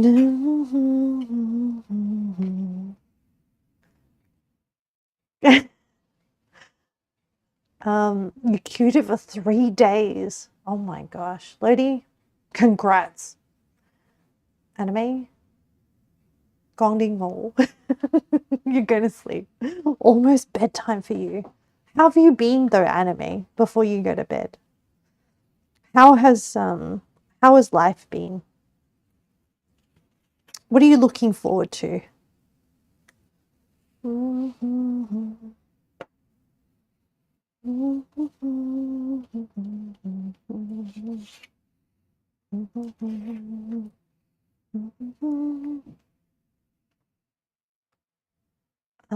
Anime, life is good, chaotic but fun.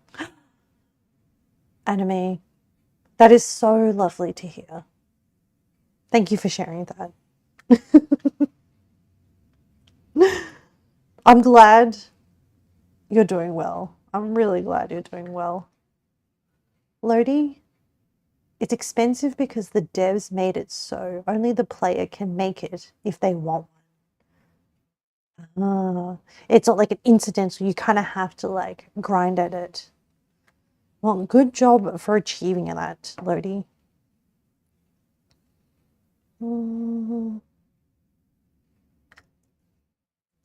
Lodi, death staring over here.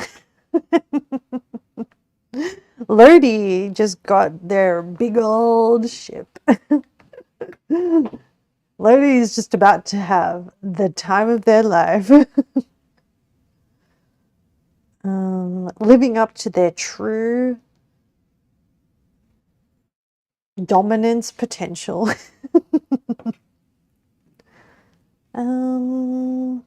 Is this enough meat pork? I mean, is this enough lamb for the pork? Maybe a little bit more.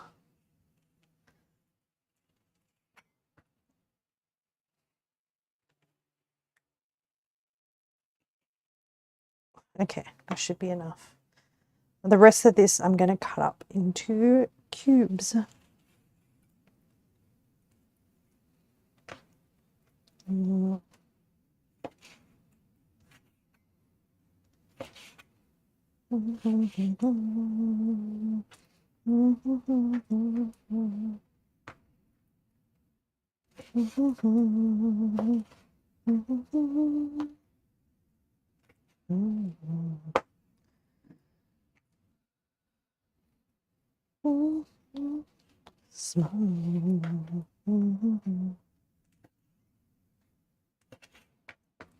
Okay, almost done. And then I can thread this lamb.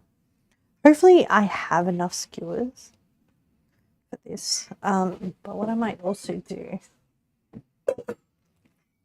is hand mince this by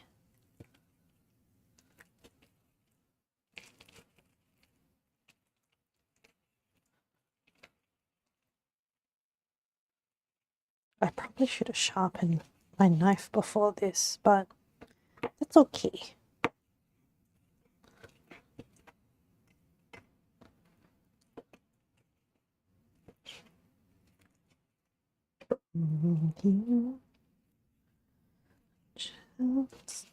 Okay.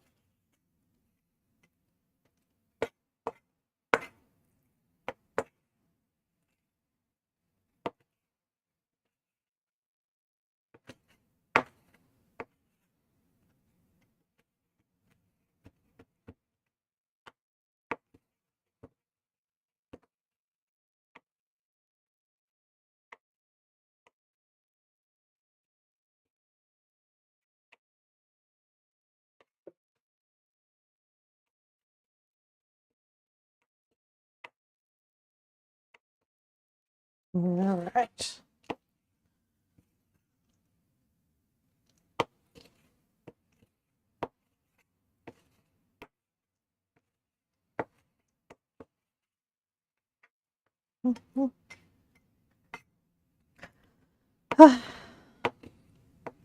This is tiring. Only because it's like not as fun to chop up like ginger is or the spring onions.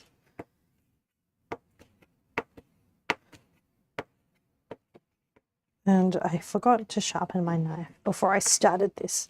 Okay, I'm going to try and just do this technique.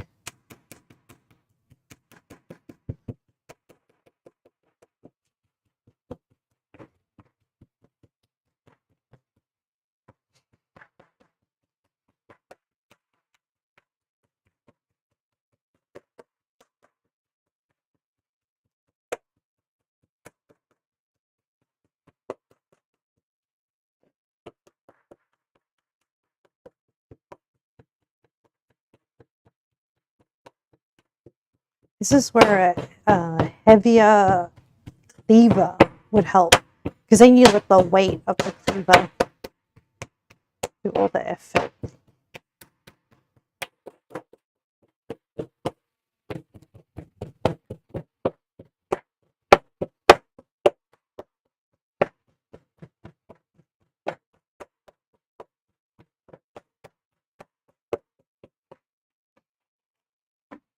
Cool. And that is how you hand mince some meat, which knife is not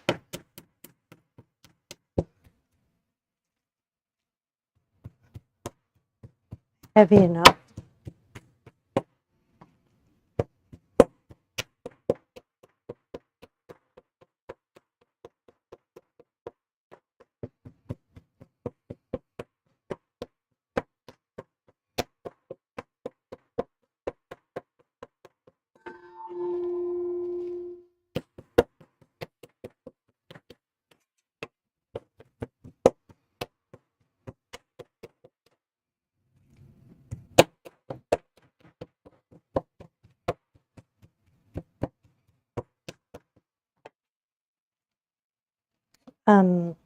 I couldn't actually find any minced lamb, so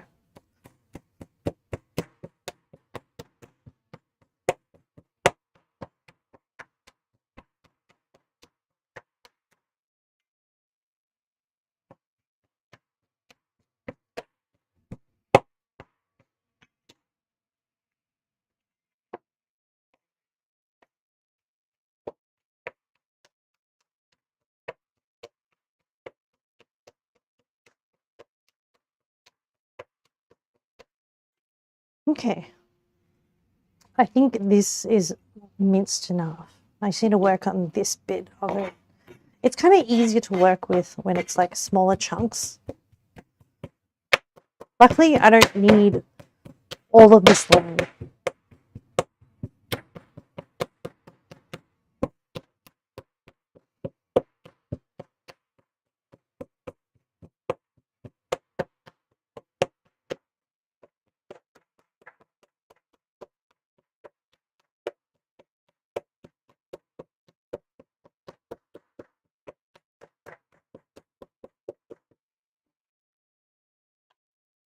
Oh yeah, I'm pretty happy with that.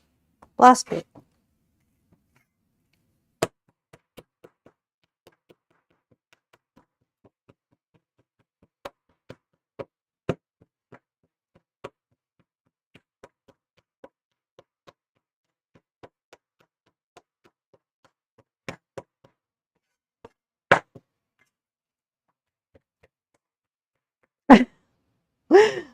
Thank you for following, Lady Blackwood.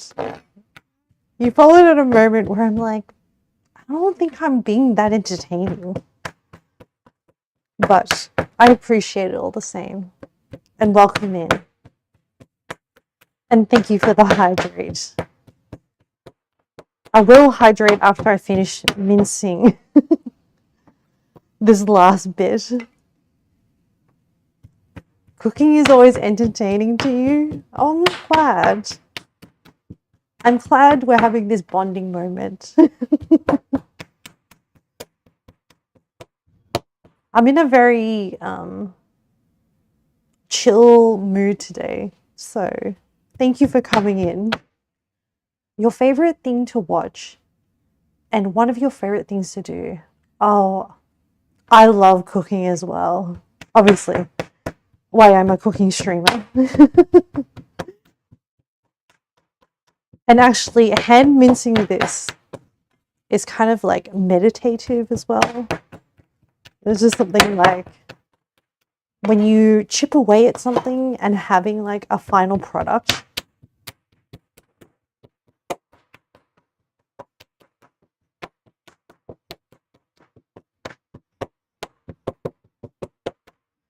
Okay, I think that's a good texture.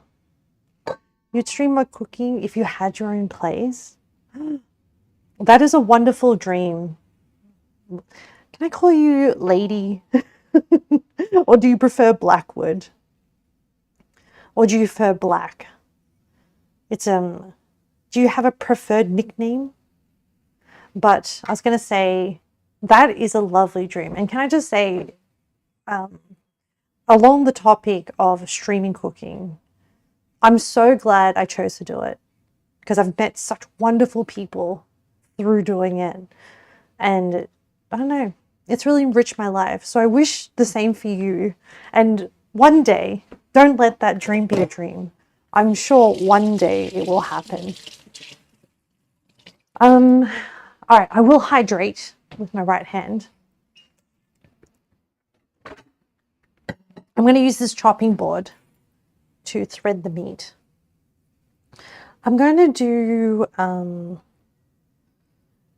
to bear in mind the texture, I'm going to go some lean bits of meat. This is lamb. And then some bits of fat.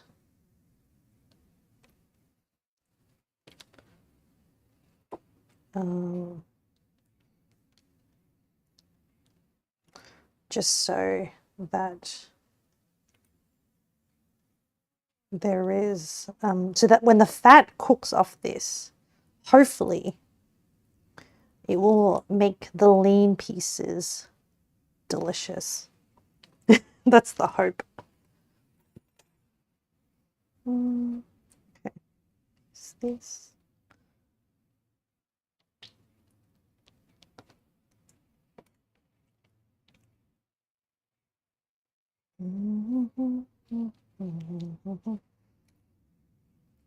Lady, what do you like to cook? And also, don't feel like you have to reply if you're in a lurking mood, because you're more than welcome to lurk as well. But I'm always curious about new people who enjoy cooking. Scrubby, cook. Welcome back, Scrubby. Put this. You find footsie French cooking weirdly enjoyable? Oh, I mean, I can totally understand that if you're in the brain space for doing that kind of work. I actually need to actually get into French cooking. The only thing I've made, I think, is French-wise, is croissants, which were, oh my goodness, so annoying. Delicious. Didn't turn out great. Not, but so annoying. So futzy. And the Saint-Emilion macarons. But I do need to do more French cooking. I have a French friend who has asked me to do some more French cooking. So I was like, I should. But I haven't found the thing that inspires me about French cooking. Scrubby, you went on a side quest? Well, did you have fun, Scrubby? Did you have fun on your side quest? Put a piece of fat here. Butter. So much butter. Oh my goodness. And not just any butter, lady. Like, you also need, like, quality butter. Like, non-quality butter is not good enough for French cooking. I learned that in my croissant making, where not having high quality butter did not support my croissants. They leaked out is what happened. Scrubby, technically no. Your side quest was just to retrieve info from something. Oh, okay. Well, I hope it was successful.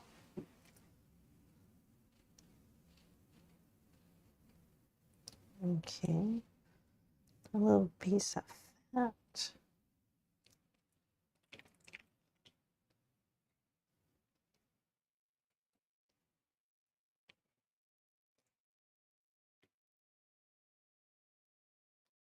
Okay.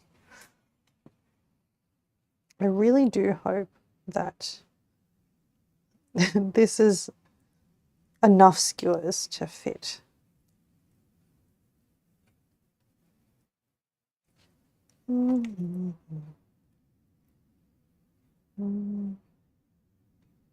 Okay.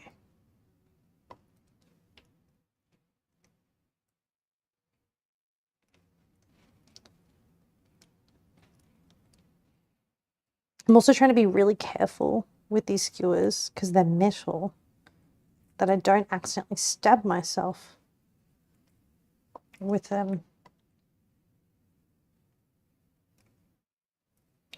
Because that would be a huge shame.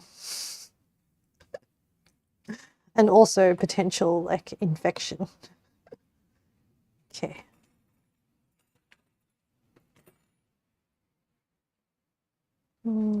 Let's do this piece.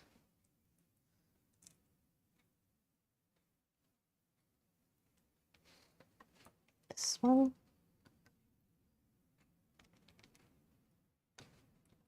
Oh, I do like this ring. Scrubby, it was successful in a sense. You got major tea though. Ooh. Shareable tea. I mean, you know, you don't have to share tea, but you know that I am happy to like react to your tea if you want to share it. As long as it doesn't like dox you or anything, or doesn't dox anyone else. Okay. Because we're all about ethical tea consumption here. You mean it's shareable, but you think it might break chat rules. Ooh, okay. Well, maybe safer to not then. But I hope you enjoyed the tea, whatever it might be.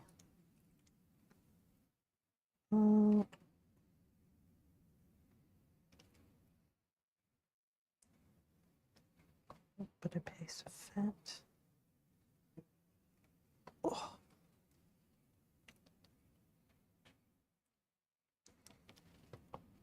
Piece of fat.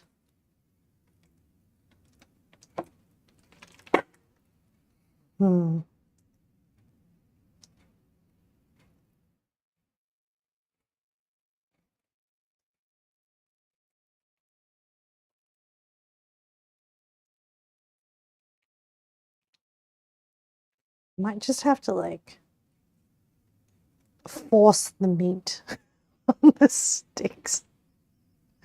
Just try and make room. Because how are we going? I can probably put some more in this. Hold on. I think maybe I have like not. Oh, there's another skewer here.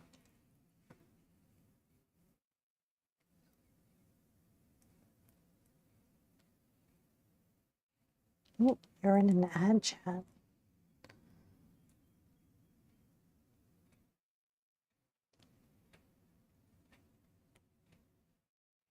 Okay.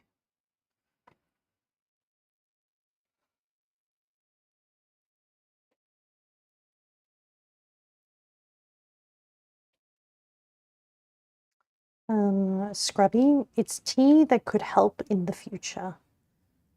Hopefully it'll help you in the future. Oh, I hope so.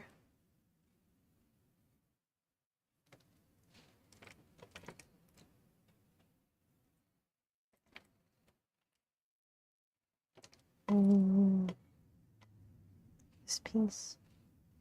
Mess, I know. It is super messy.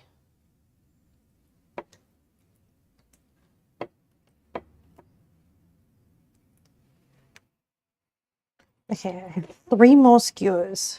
Can I fit anything else onto these?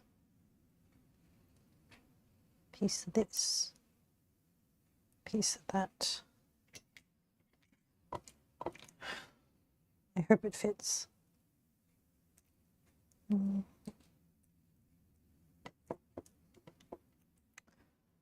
This is why I don't normally make skewers. But I love meat on sticks.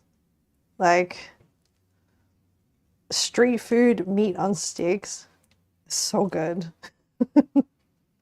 Also because I didn't have to, like, prepare it.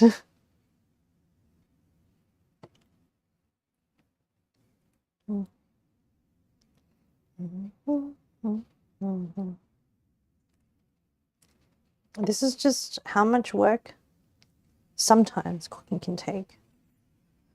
Oh, I have 2 more skewers. Can I fit? Okay, this one is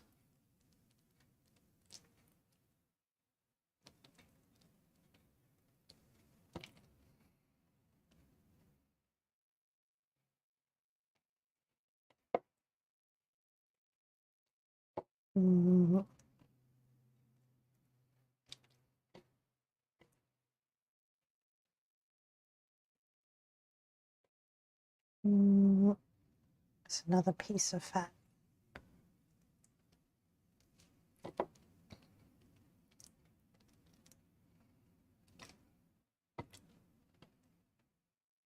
Another one here.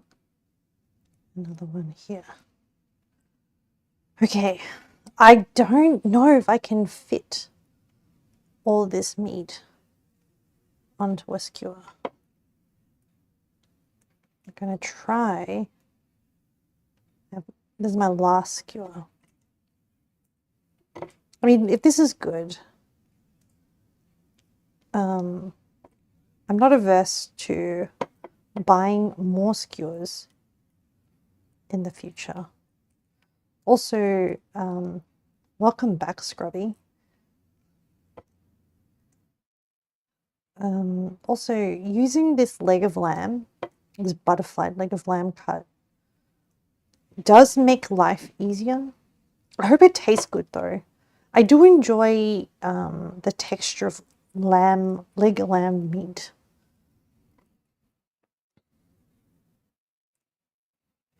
Okay, so I think there are some bits where I probably could have added some more fats. Oh, I can push some of these down and squish some more meat onto the skewer.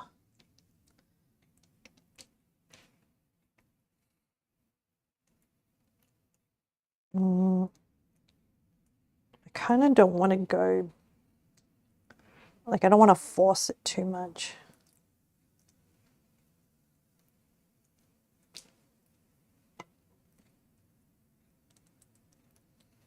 Okay.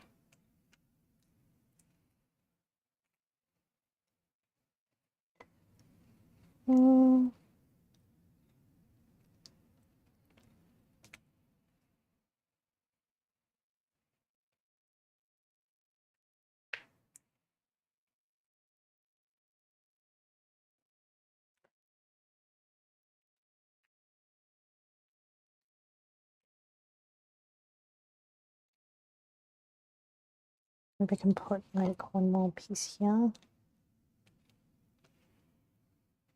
Just trying to like make some space, if that makes sense. Dun, dun, dun, dun, dun, dun.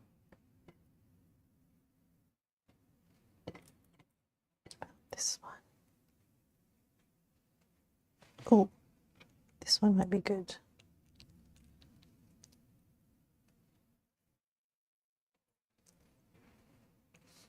I'm doing essentially like a Passover just to make sure. Oh, Here's a little piece of fat. And then I think we can put a piece of meat.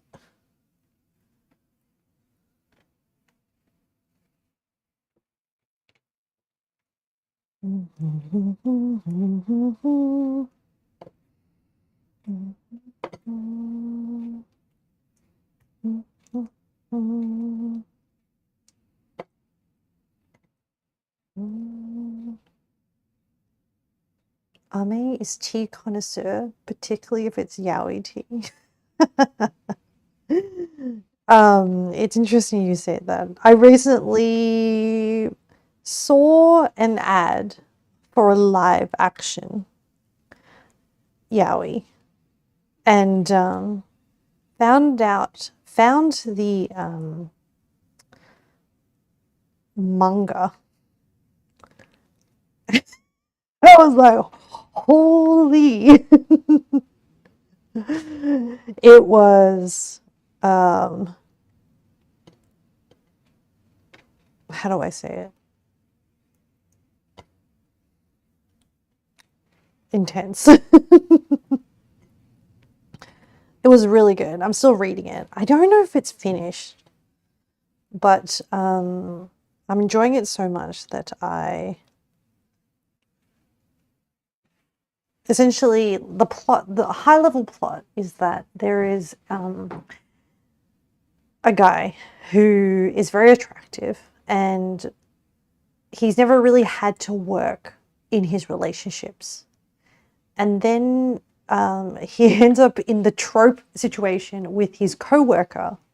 They're on a business trip and they have to share a room with twin beds.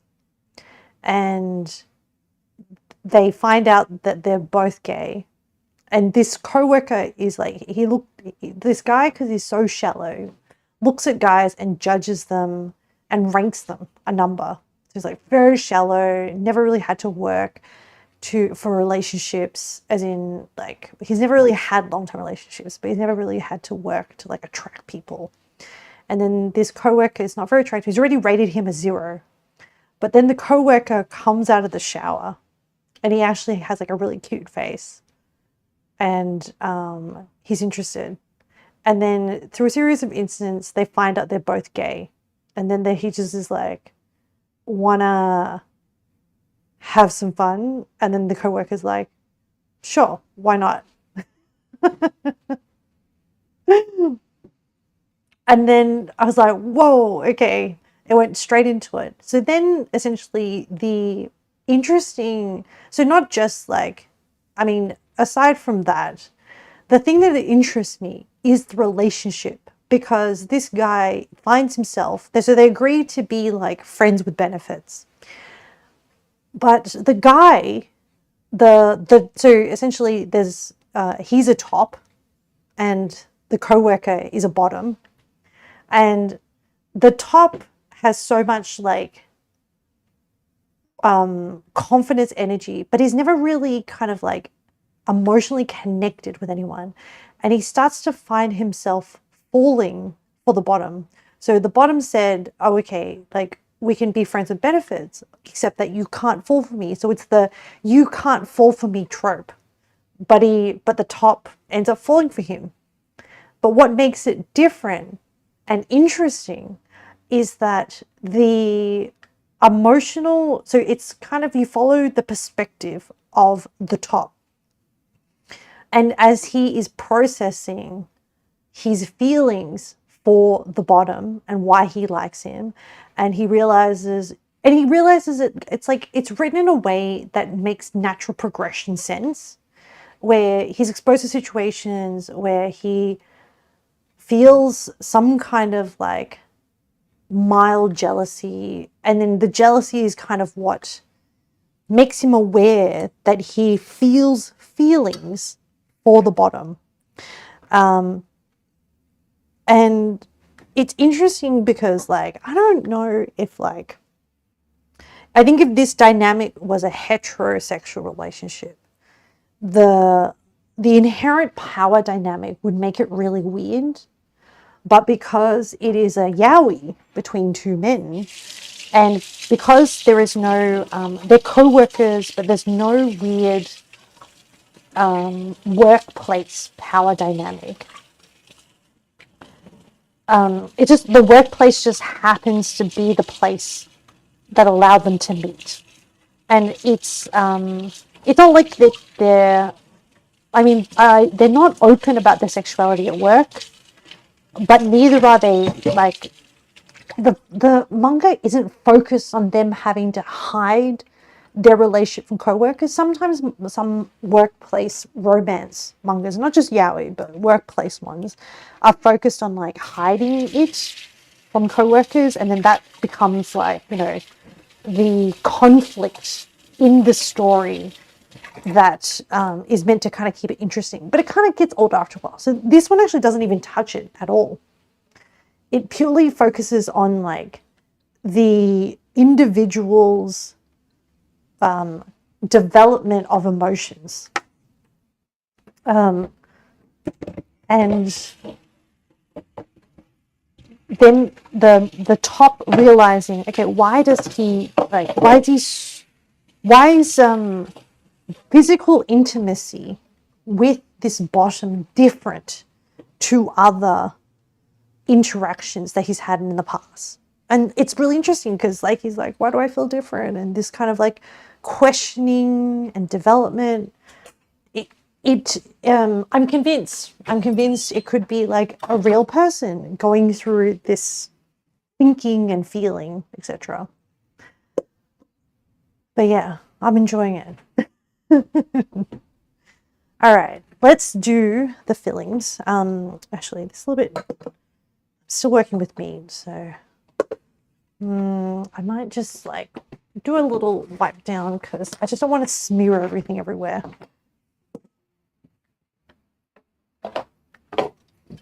I'm just gonna just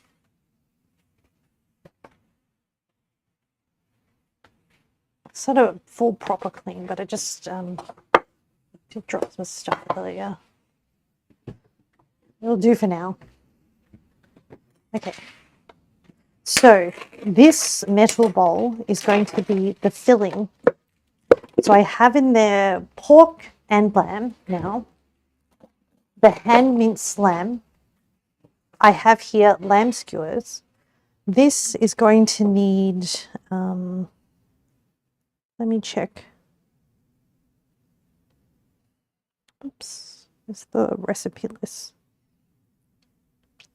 So I guess I'm going to double this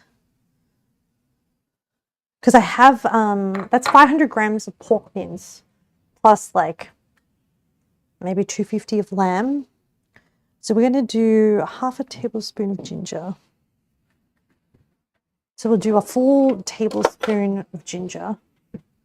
And I like this.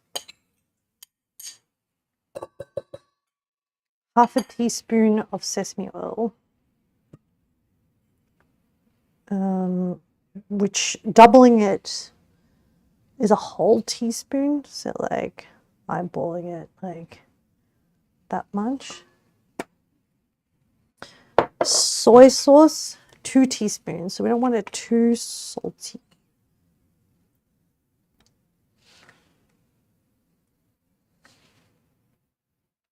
I might do that.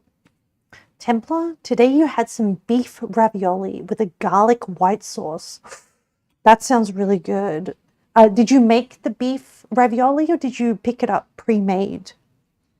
1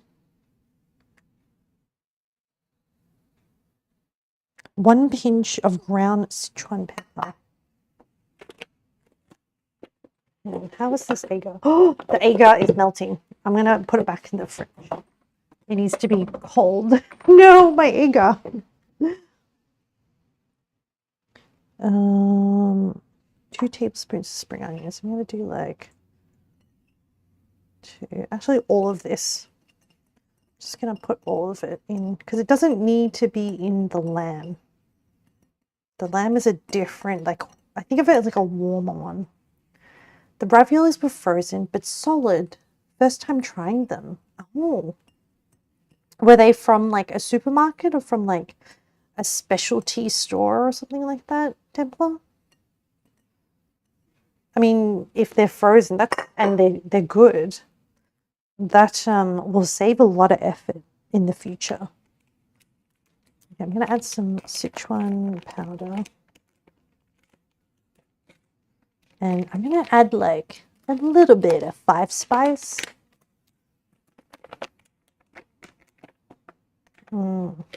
Yep.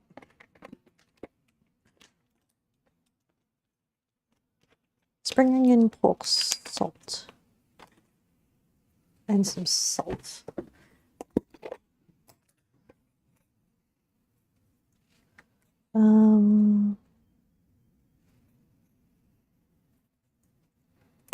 Okay.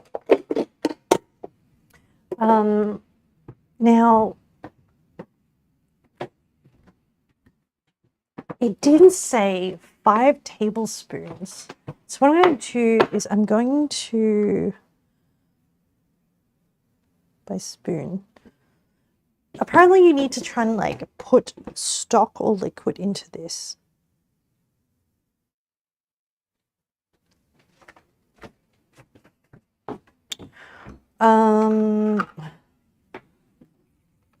Let me mix it first and see what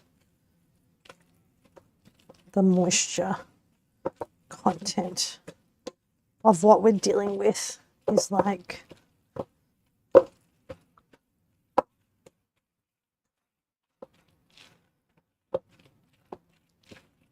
Because we are adding the aspic.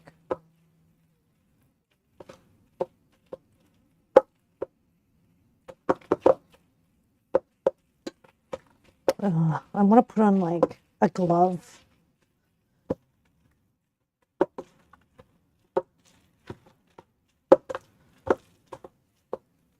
Oh, what's this?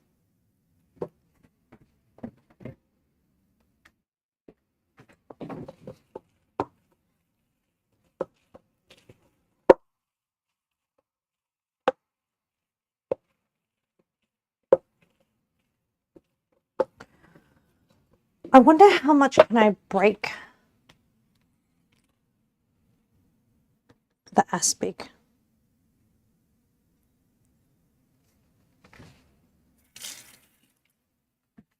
I want to add it last because I don't want it to break too much, if that makes sense. I'll do a little bit more ginger.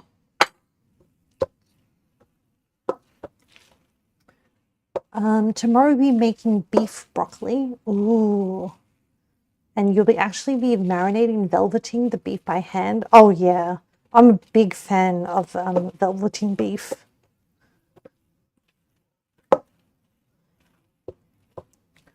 You can make like economical cuts of beef taste so good.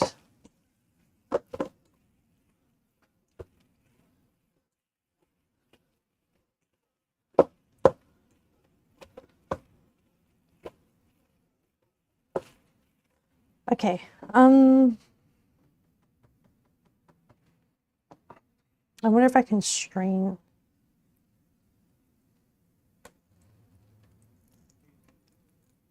So this is some of the juices of the aspic went into here. So they want like 5 tablespoons of water or chicken stock.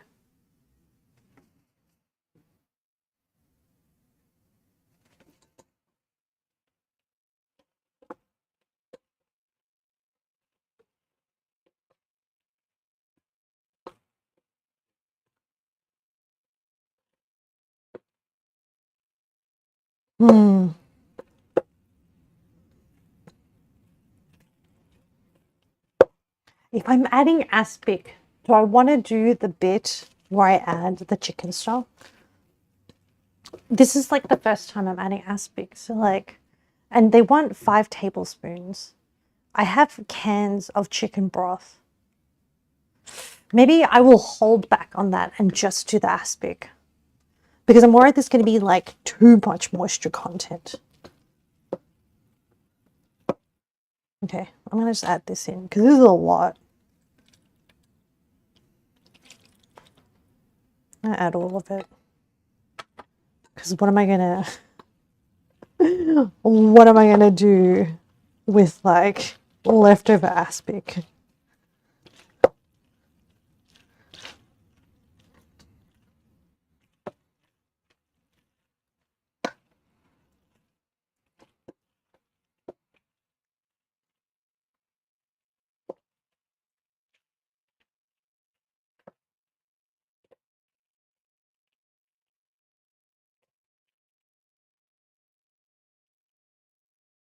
I think maybe I made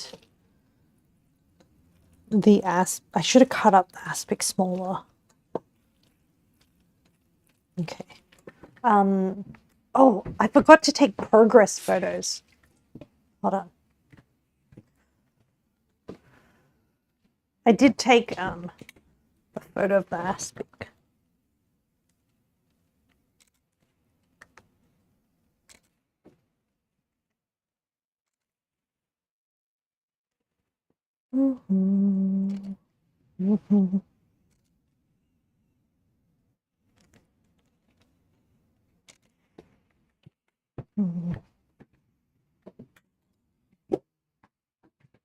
Okay.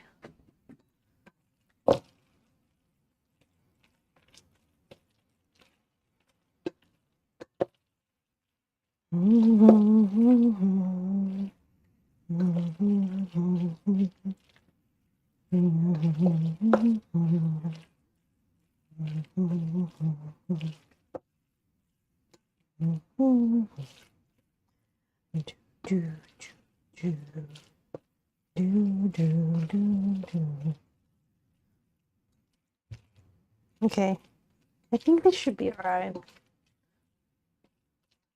it's a lot of moisture. I might have messed up. Oh well. It's gonna be delicious.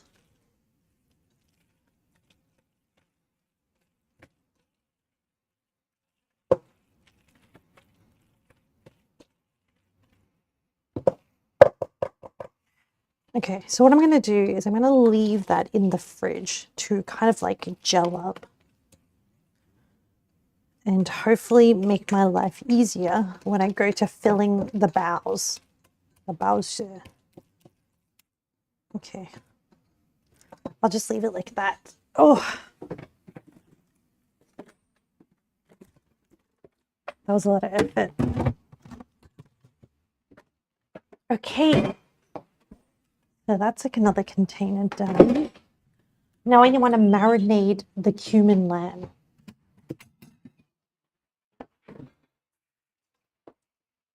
Which I might mix the marinade in this bowl that had the spring onions.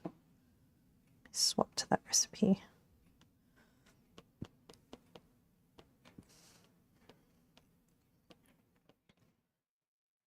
What's the ingredients? Half an onion. I guess the onion is like, I don't have half an onion. Oh, I do, but I don't want to use it. I have like a quarter of an onion. That looks kind of sad. I'll use it. I'll use it up. I'm just gonna like make up this recipe, chat. I'm just gonna mince it up like really finely.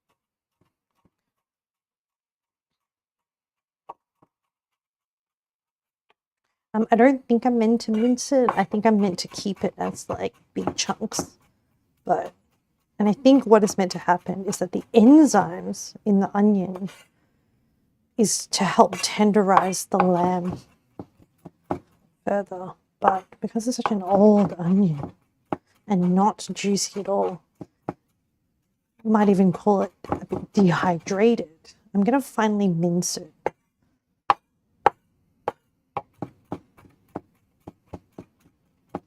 And hopefully there's still some enzymes in here somewhere that will do something to the lamb meat, is the hope.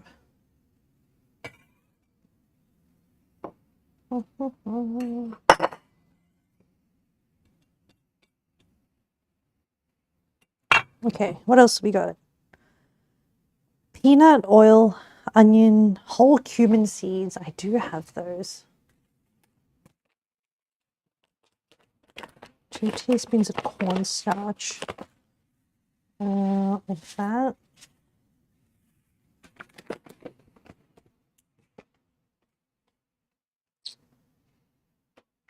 Some soy. I'm gonna go light on the soy. That. Cumin powder. They want how much? 2 teaspoons.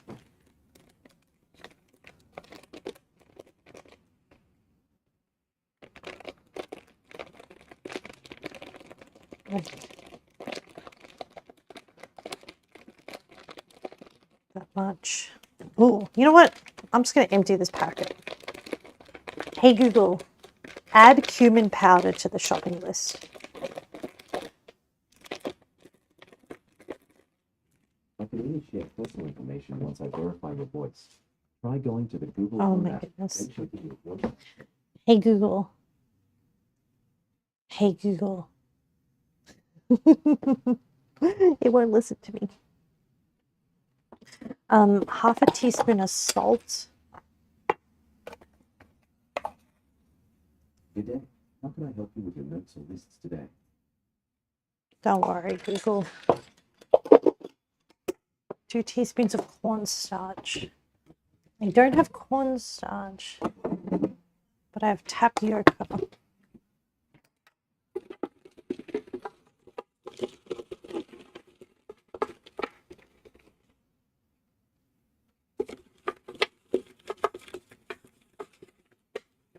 Oh, I think I can put the rest of this. Excellent.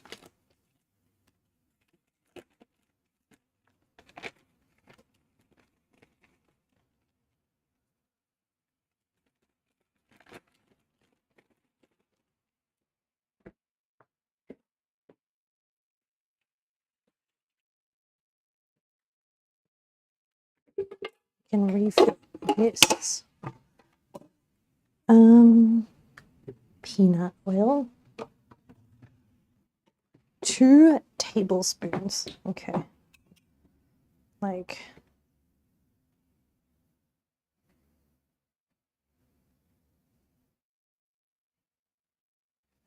that amount.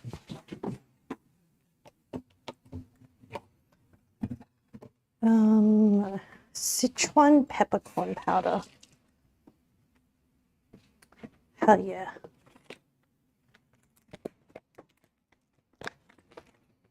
How much? 1/4 teaspoon. This amount. Should be all right. Chili powder. Yes, I do have some. Korean or Chinese? Let me see. Let me rummage through my spice drawer. Coriander, chili powder. Let's go Chinese. Let's go 1/2 teaspoon. Oh, Sig. Hello, Sig. How are you going? Like that amount? That should be enough. Cornstarch, cumin powder, chili powder, salt, Sichuan peppercorn powder. peanut oil, cumin seeds, onion, lamb meat. Should I add some 5-spice? I'm missing out on you for crashing out in Discord. Oh, sheesh. Like a proper crash out scene? Or a fun crash out? I am missing out. Is it weird to say that I enjoy the crash outs? Oh, let me use a little spatula.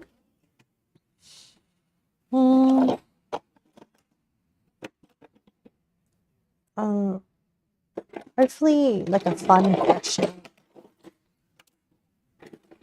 Here we go. Oh, now shenanigans PvP in Destiny 2. Oh, okay. I'm glad to hear.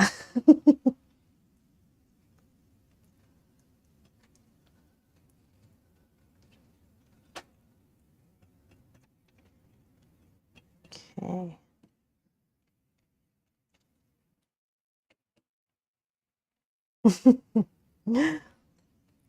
How is Destiny 2 going, Seeing? How are you finding it? You still enjoying it?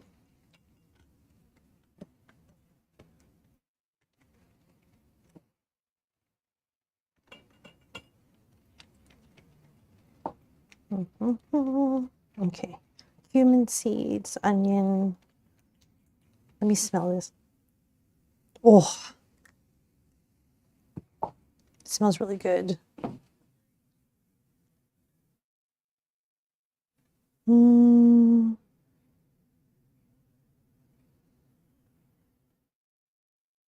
Okay.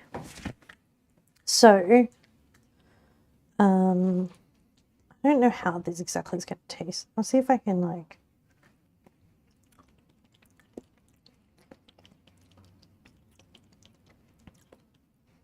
Lots of cumin. I'm going to add a little bit of oyster sauce.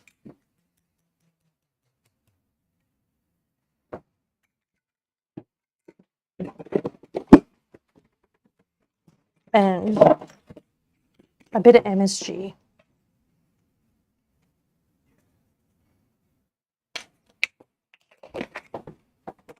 This ain't my first rodeo, baby.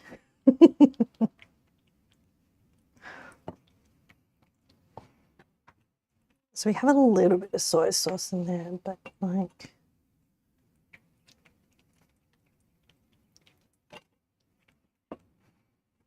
Okay, let me try this now.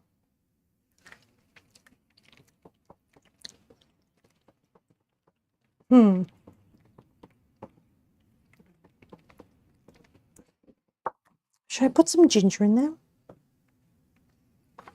I have some. I'm gonna add a little bit.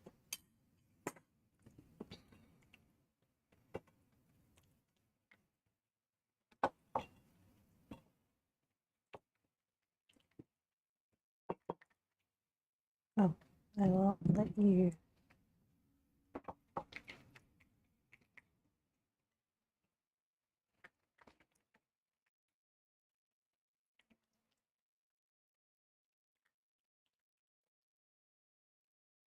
It might be okay. It could do with like a little bit more heat. The cumin is strong.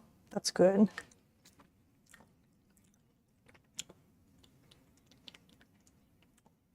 I don't think I want to add any more ginger.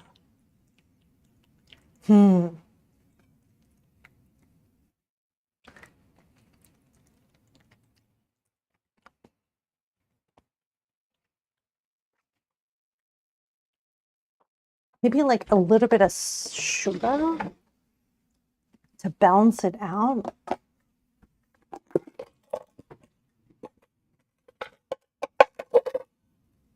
Not a lot. I don't want it to burn.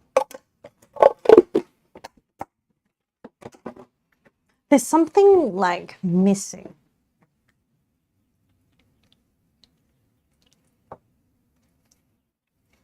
Maybe some more chili powder. Maybe like a little bit more heat.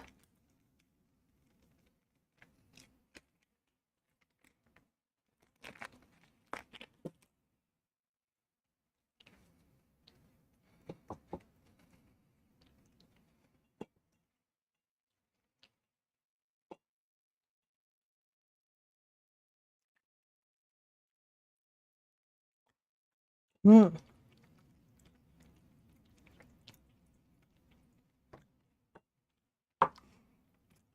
A bit more of like the oyster sauce. There's a salt component kind of missing. But like not a lot. I don't want to overwhelm it.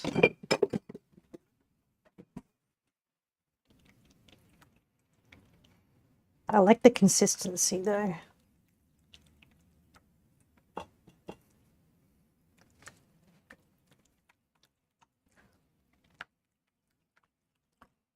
Okay. I think it's ready. So I'm just going to dump it in and then grab a glove and massage it through and let it marinate. And then when I cook it, I'm going to be lazy. I'm not going to barbecue it. I'm going to air fry and then I'm going to blowtorch it to get the charred bits. I'm going to do a cheat barbecue.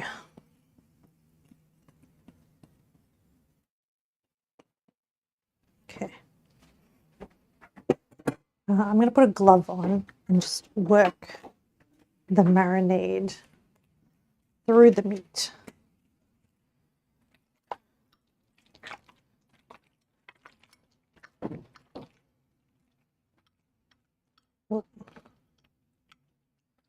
Oh no.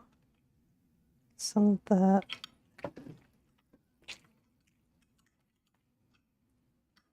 So the meat fell off. See, this is what happens when you like overstuff it. I'm sure it's fine. Oh no. That's all right. I'll just cook the loose bits.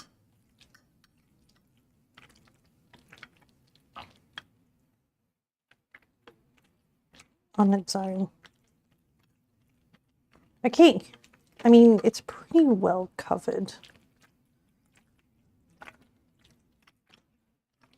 I have skewers.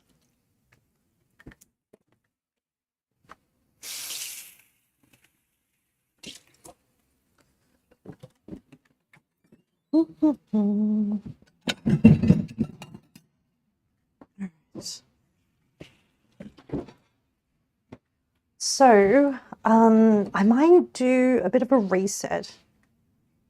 3:30 p.m.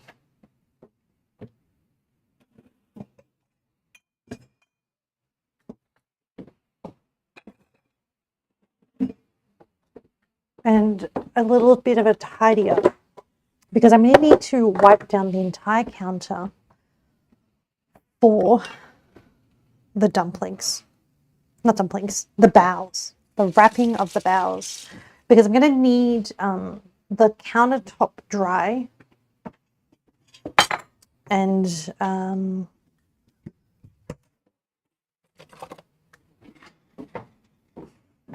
I'm going to have to roll out each wrapper.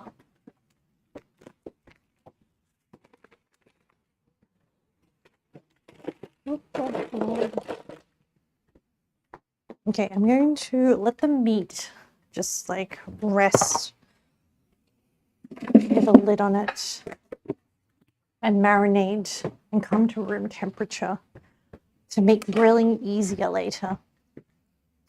I'm going to do some washing because I want to wipe down the countertop.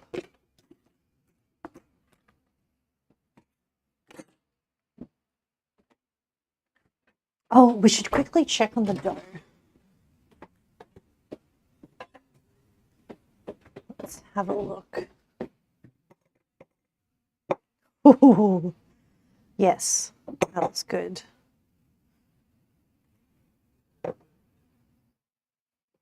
I'm going to put it back in until we're ready to work with it. All right, how long have we streamed? Almost 3 hours. So that means the dough has been kind of resting for like 2 hours. It might be overproofed, maybe is the word. I don't know. Okay, I need to wash all of this, wipe all this down.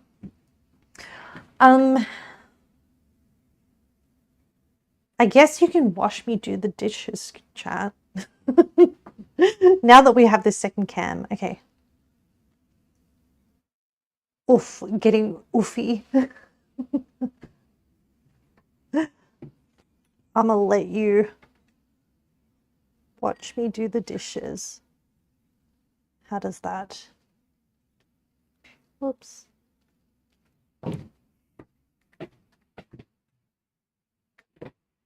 I'll wait and see how the camera turns out.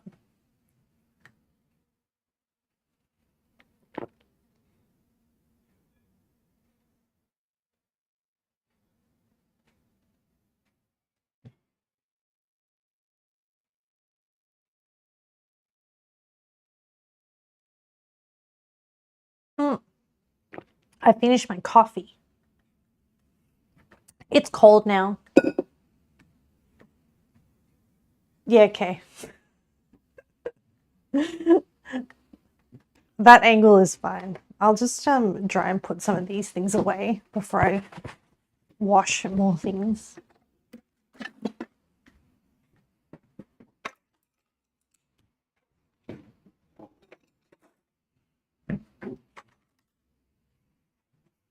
Thank you for hanging out with me. Like, do you know, honestly, if it wasn't for stream, as if I would make these. You know what I'm saying? Like, if it wasn't for, like, that I thought chat would have fun hanging out with this, I wouldn't. I wouldn't do this. It's too much effort. I would just go out and eat this. You know what I'm saying? But now I'm going to learn something new, which I am excited about. Okay.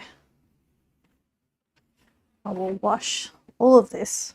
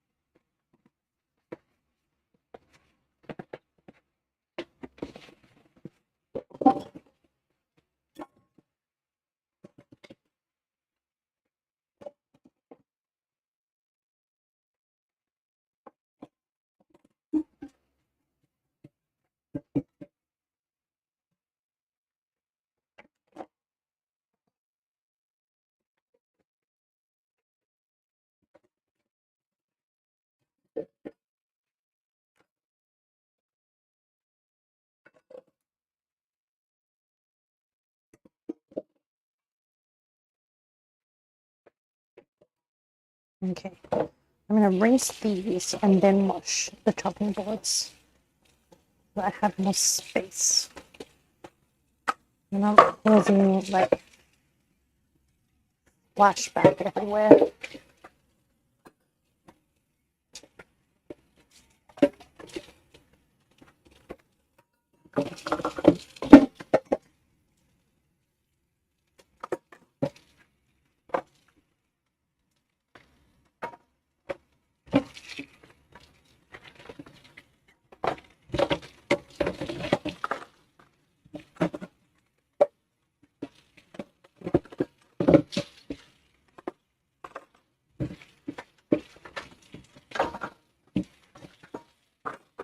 Okay.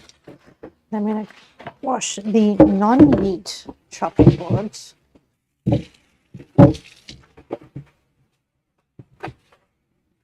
First.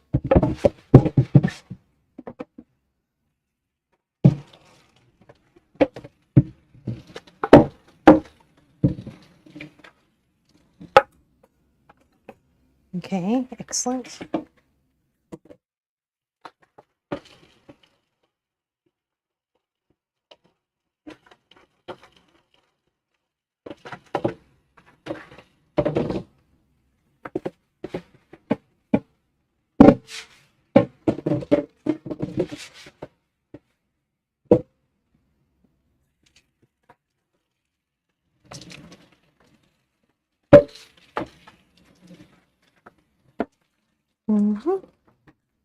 Okay, oops. Sorry, chat. I'm just going to empty out the sieve.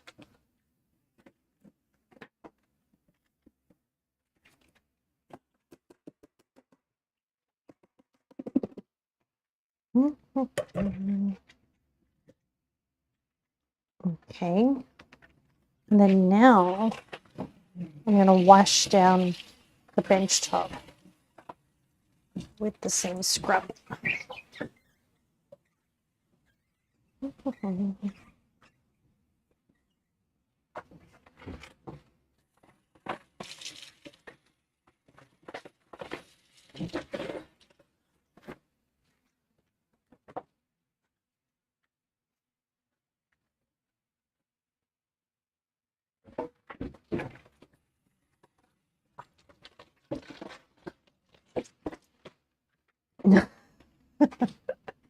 Nice black gloves. Thank you, Scrubby. They're actually like really good. I forget what brand they are, but they're really heavy duty. And for a while, they weren't being stocked, and I was actually quite upset. And then I managed to find it in like a random, not my usual supermarket, a random one. And I was like, maybe I should have bought 2 pairs to stock up. Because they're just like, I don't know, they last for a really long time and they fit my hands really well. Okay, that's clean. So I'm going to just wipe this down with a paper towel. Just make sure it's like really dry. Because we're going to do some flouring. Okay.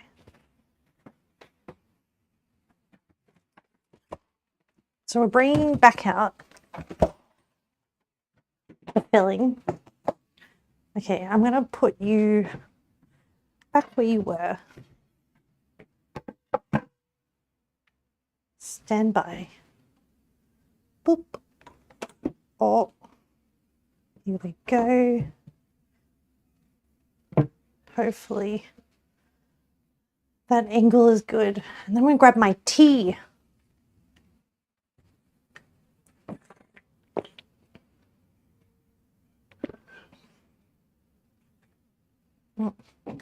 So I have my tea in this. So when I went to Vietnam for my granddad's funeral, I also did some shopping while I was there with my mum. And one of the stores gave me like a bonus mug. It's actually kind of good. So I've been using it to drink tea. Like I brew my tea in a separate teapot and then I pour the tea into that double-walled travel mug. And it's been really good. And considering it was free, because it was they're having a promotion, I'm very impressed with it. All right. Come with me. My dough baby. Tea party. Yeah, scrubby. All right, let me read these instructions.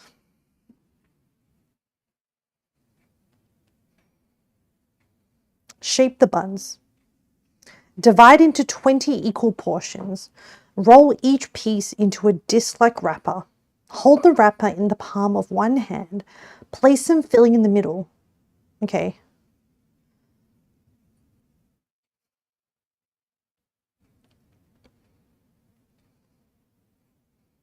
Yeah, this is easy.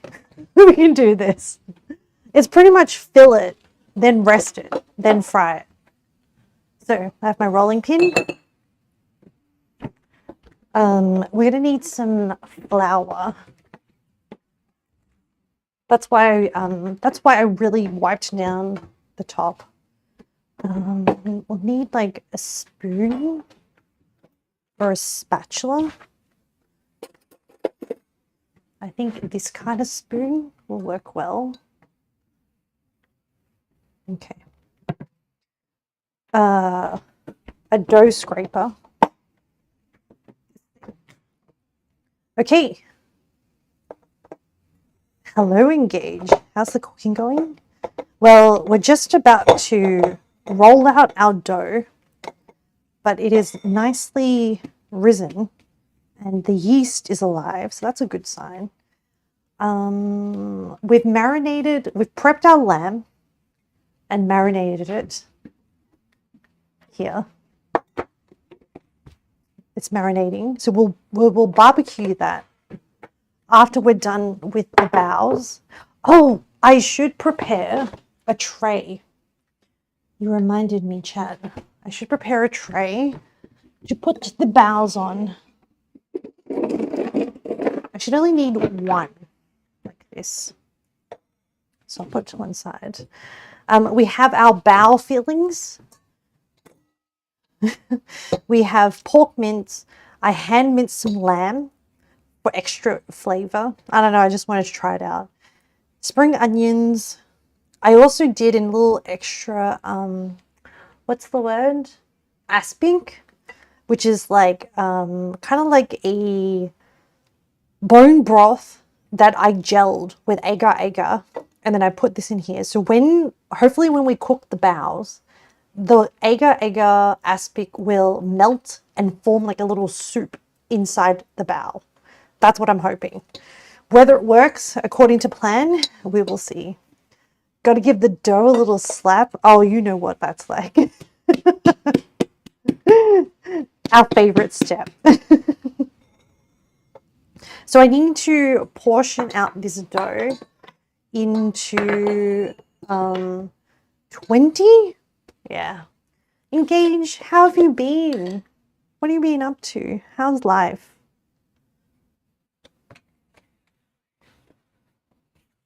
I hope you've been well. Emily, hello. Who out here be slapping their dough? It's me. I'm guilty of the dough slapping. Please, Emily, do not report me. I'm gonna divide this dough. Oh, do you know what I'll do? I can just weigh it. Scales, where art thou? Oh, I put them up here. I can do like the professional thing and like have a little bowl, plate, have a little plate, and then I can tear that. Emily, you shan't report, though you shall slap some dough in solidarity. Engage, life is good. You've been watching a lot of soccer football as of late. Oh, well, have you been enjoying it? Have you been having fun?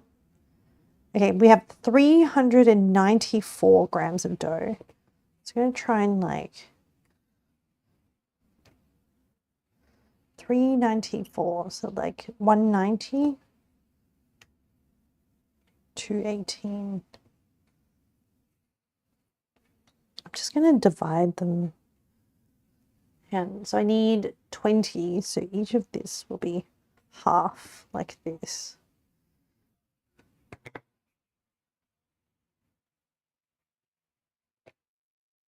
What's 395 divided by 20? I can't do it. So we need about 20 grams per one. Oh, okay. Some will be a little bit over, some will be a little bit under. That one's a little bit.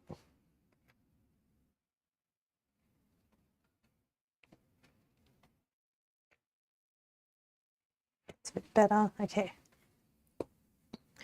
Engage, it's been fun. You've mainly have it on the background when you're cooking. Ooh, very nice. What have you been making, Engage?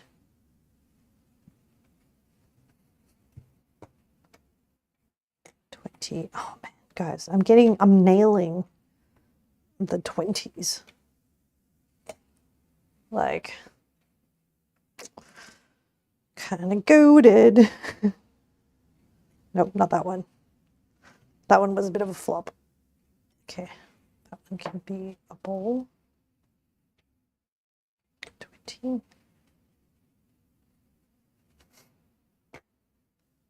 24. 20. 20.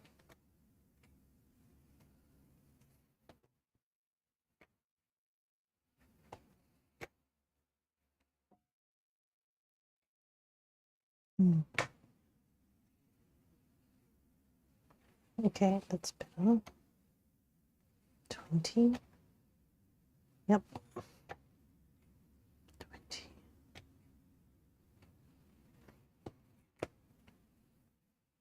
What have you been cooking, Engage?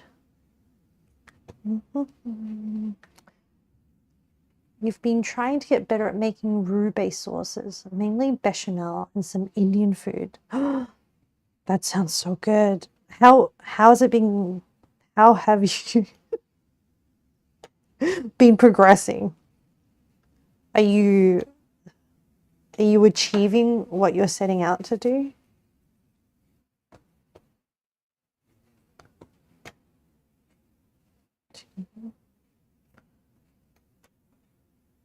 This one's a little bit under, a little bit over. 20.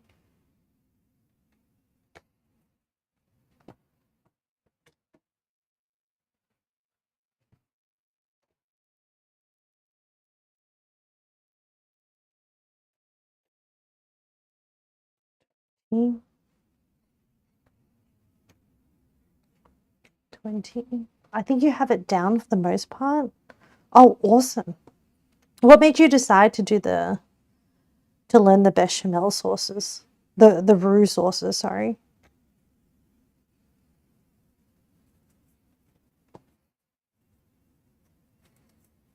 What inspired you?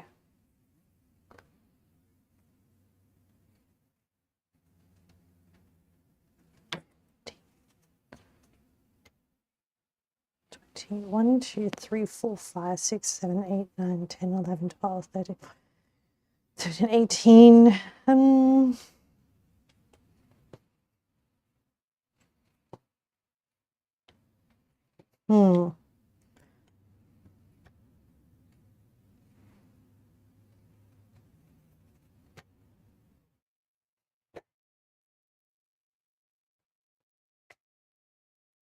Well, take a few grams from here.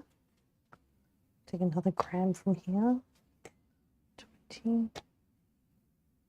Normally we make mac and cheese for holidays, but since it's only twice a year, I would mess up the sauce sometimes. Ah, so you went through your own training arc to try and get better.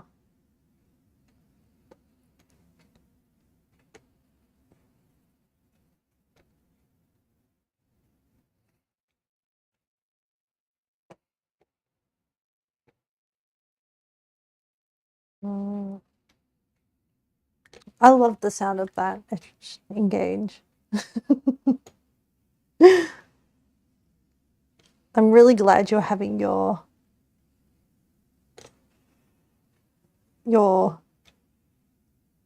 practice in cooking. And that's really all cooking is. You mess up a bunch of times, you learn from it, you get better, you try not to mess it up again, you try to remember the lessons that you learned.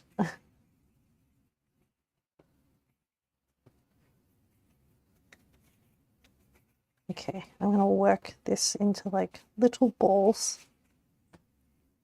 Try not to overwork them, but I just want to kind of like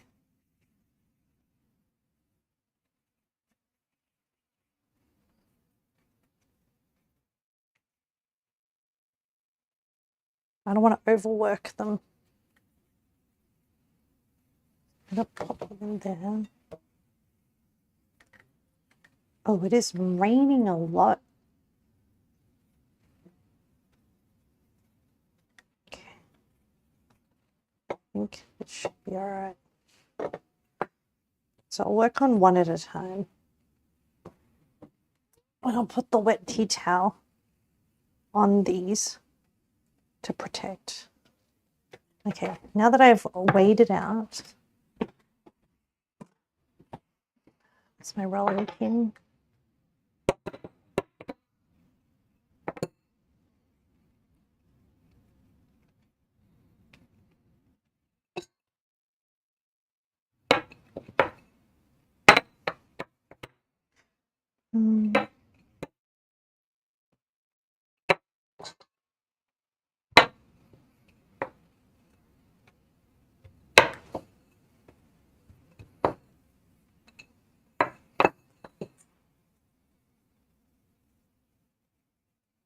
Now, because this one's thicker, it can kind of like hold up. I'm hoping. Are you making soup dumplings right now, or did I hear that wrong earlier? So I'm making a variation of soup dumplings, but they're actually pan-fried soup dumplings. So there's a type where the dough is made with yeast and it's a bit thicker. And ideally what is meant to happen is that once the bao is done, you put it in the pan, and the bottom of the heat of the pan will cook it, but it'll also cook the dough and cause it to puff up. That's the plan. And also the water in the pan will also cause it to steam. So it's a particular kind called like Sheng Jian Bao, I think. So we'll see how this goes. I don't know how much mince to put, and I'm still kind of like learning. So I do have like the agar in here.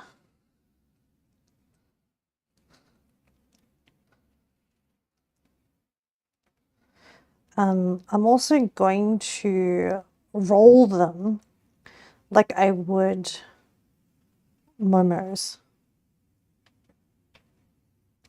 You've heard of them before? That sounds really good. Yeah, I hope so. So not my most attractive one, but I'm hoping that kind of works out.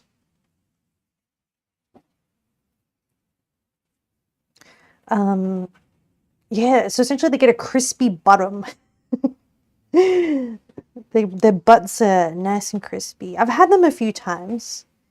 In different, they originate from Shanghai, and they are a street food. So they're eaten usually for breakfast. Yeah.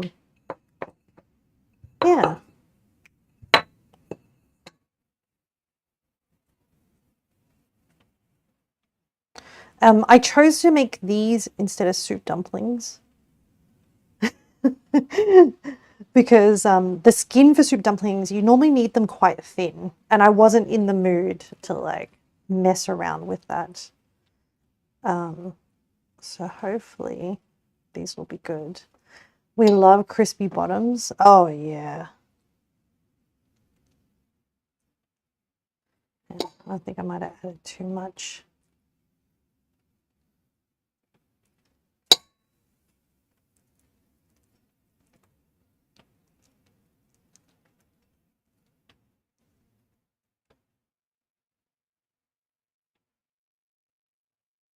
Okay.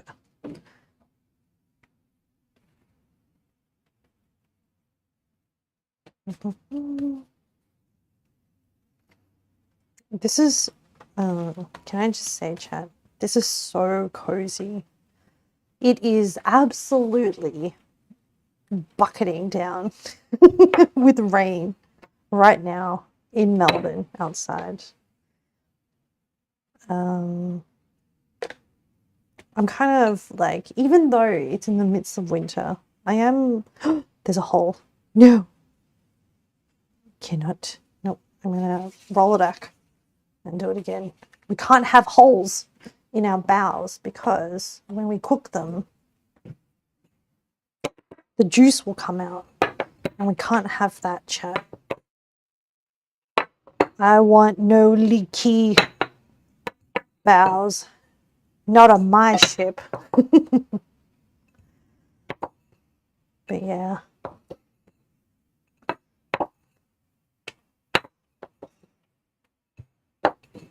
Okay.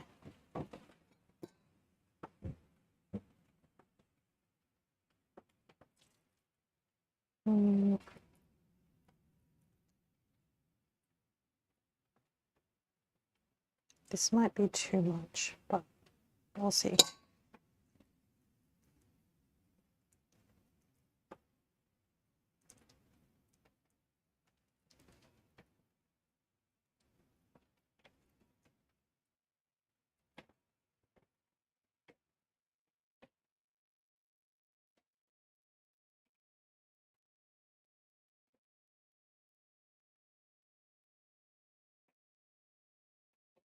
Okay. Not my best one, but as long as there's no leaks in the bottom, I'm happy. It is like a very wet mince. And when you work with this, I have to make sure my hands are dry because I want it to seal properly.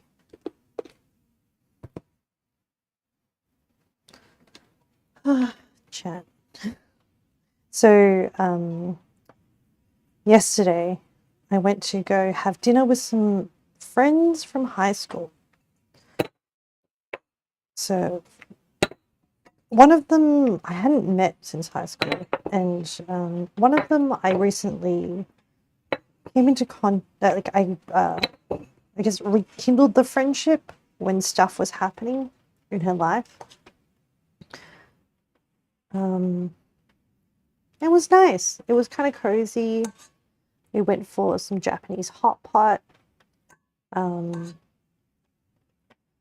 all very different people now, but also like weirdly still kind of the same. I don't know. It's interesting. It's interesting about the passage of time and how life progresses. It wasn't bad. It was fine. I probably also wouldn't be like, it was fun, but it wasn't like super fun. Would I hang out again? Yeah. Like, it's just kind of like nice to interact, find out what people are doing. We did have like playing games in common, so that was nice. Just to like chat.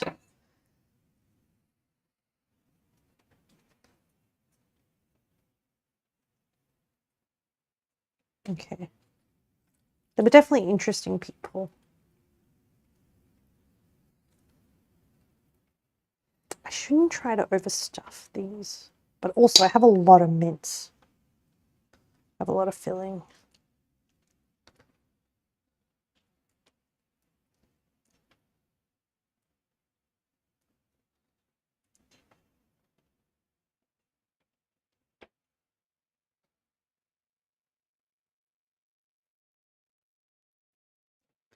Master Spillets, welcome in. Pan-fried pork buns and barbecued lamb skewers, you're down? Hell yeah. I would high-five you, but here we go, I'll do this high-five. How are you, Master of Splits? How are you going? Just having a cozy time. I mean, I lied a little bit. I actually minced up some lamb that I used for the lamb skewers, and I wanted to add it into the, well, I added it into the mince of this, just to see. Because I'm convinced in my mind that it's a good idea. That I think the lamb like the gaminess of the lamb will go really well with the spices in the mince, which is the Sichuan pepper powder and the 5-spice, as well as the ginger and stuff. I don't know. I just think you'll just like add a little something, something. You know what I'm saying? But yes, the lamb skewers is still marinating. So the steps after this is that I need to, once I finish rolling these little baos, that's why you can't quite call them dumplings, because the dough has yeast in it. And so it's more of a bun than a dumpling. Oh, you would like a close-up? Okay, yes. Certainly, Tess. Hold on. Let me put you here where my hands are. I'm going to just test this. There's a bit of a delay. So the technique that I'm doing is actually one that I learned in Nepal from doing momos. So when I was in Nepal, I attended a momo making class, and they taught us how to wrap the momos, essentially. Master of Splits, just exhausted from stepping out constantly for the summer events and World Cup festivities in the city. So your social batteries are running kind of low, Master Splits? I'm going to call you Splits. I hope you're going to able to have like a bit of a break. Okay, so yeah, I think you can see it pretty well. So I'm just rolling them out in a roundish shape. I'm not being too perfectionist about the circularness of it. I'm just making sure that it's not tearing anywhere. And then I'm grabbing an amount of this filling. And it's a bit of practice to gauge how much this can tolerate. I think that's the upper limits. Okay, so it's in there. So how do I explain this? I grab it, pinch it with my thumb. With my forefinger, I grab the fold. So I'm supporting it with 3 fingers. So I'm occasionally creating the first pleat. Then with my forefinger, so I have it like tucked like this, I'm grabbing the next pleat. But while I'm doing that with my left hand, I'm using my thumb to hold in the mince, if that makes sense. So then I'm doing this, I'm doing this, and I'm kind of like pulling the side kind of up, if that makes sense, to bring it up and over the filling. And then the whole time my right thumb is still stuck in the middle, supporting the pinching. And I'm also twisting everything as I go along. So then I get this. Does that help? I'll do it again. So you can see. So there's a 2-handed action going on. You're welcome, Tess. I'll do it again because it is a little bit tricky. But yes, once I learned that technique, I can use it for a lot of different dumplings. Okay. So this is probably like splits. You can say that. Italian Day, Greek Day, Canada Day, watch parties. That is a lot. And there's a game tomorrow played here, so you need to step out again. Are you... Oh! Sorry, chat. I knocked the camera. Are you a massive fan of sports, or do you do this for a job? Like you do live events? So you have to like kind of attend to them. Tess, almost heart attack. Yeah, me too. I thought I almost doxed myself, to be honest, Tess. I was like, whoa. Okay, so left hand supporting the base, right hand going pinch, pull, holding the thumb in place, and then eventually you just kind of like twist it in, and you can end up with like a nice little thing like that.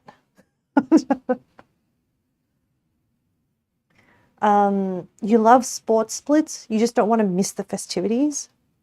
Oh, I see. Yeah. Well, I'm glad you're making the most of it while the season is happening. Because it comes only once every 4 years. So, and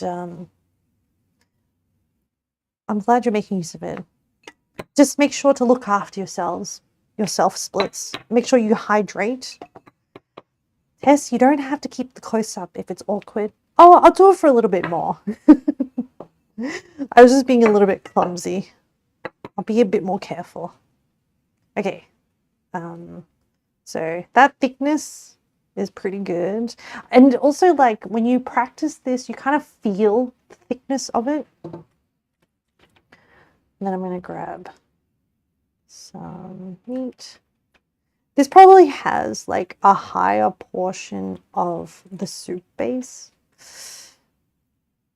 I'm hoping this ratio works out somehow.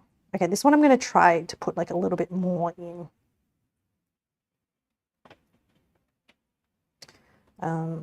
Pinch, twist, pinch, twist, pinch, twist, pinch, twist, pinch, twist, pinch, twist, pinch, twist. And then I kind of do like a little extra twist at the end just to kind of like seal everything up and kind of make it look a little bit nicer.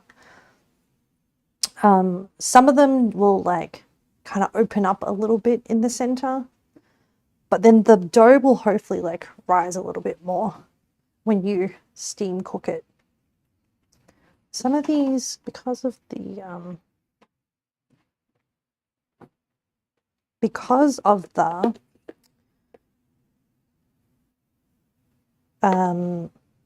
wetness, moisture content in the meat,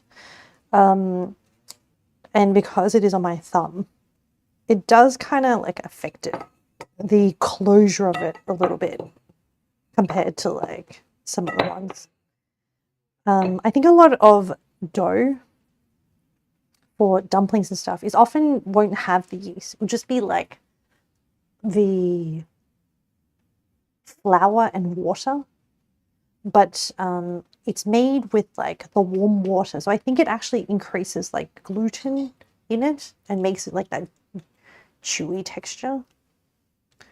Okay.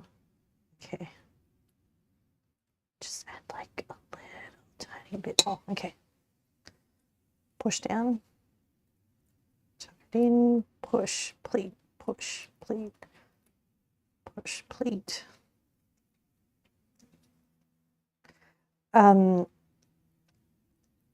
Not to like brag, but I'm kind of good at like wrapping like buns and spring rolls and stuff. I think it's because I'm crafty, but also because as a kid growing up in a Vietnamese child like household, and as a girl, you are like so like Vietnamese households are very patriarchal, so women were like had very traditional gender roles, and so from a young age I was like had to help with all the like rolling of spring rolls and such. And so like I've been trained, child labor, I've been trained from a young age and have had a lot of practice, which like I don't resent because I now have these cool skills to be able to like roll pretty good spring rolls, and it's also kind of like, I don't know, activated that neuron pathway in my brain that has to do with like handiwork, like dumpling making.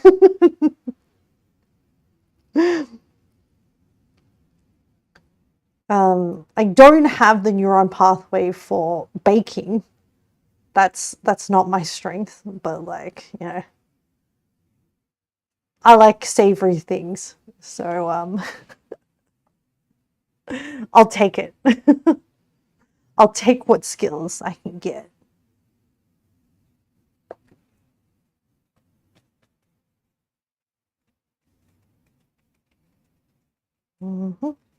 Okay, so I'm gonna move the camera back a little bit just to give myself a bit more space.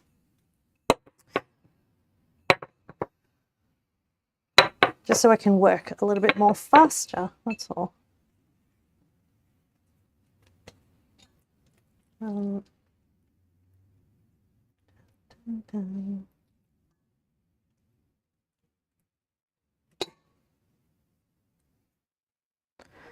Dun, dun.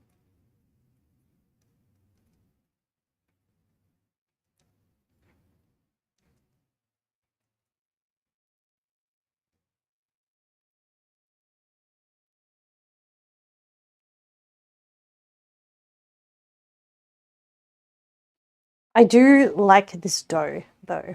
My hunch, it's a lot easier to work with than your other classic dumpling skins.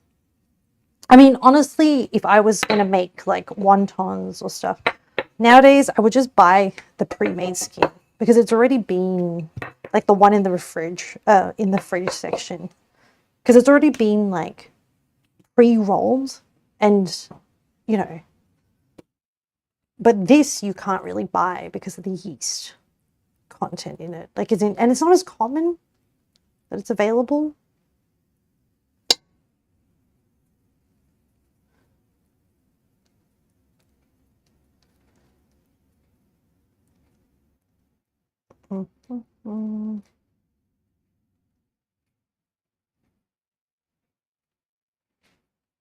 Yeah, I'm really glad in Australia the Asian population has grown so that like a lot of these conveniences have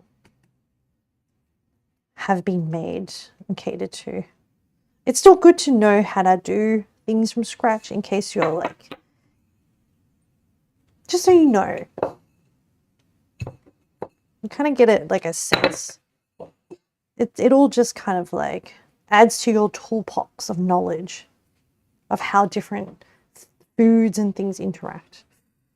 Okay, I think that should be all right.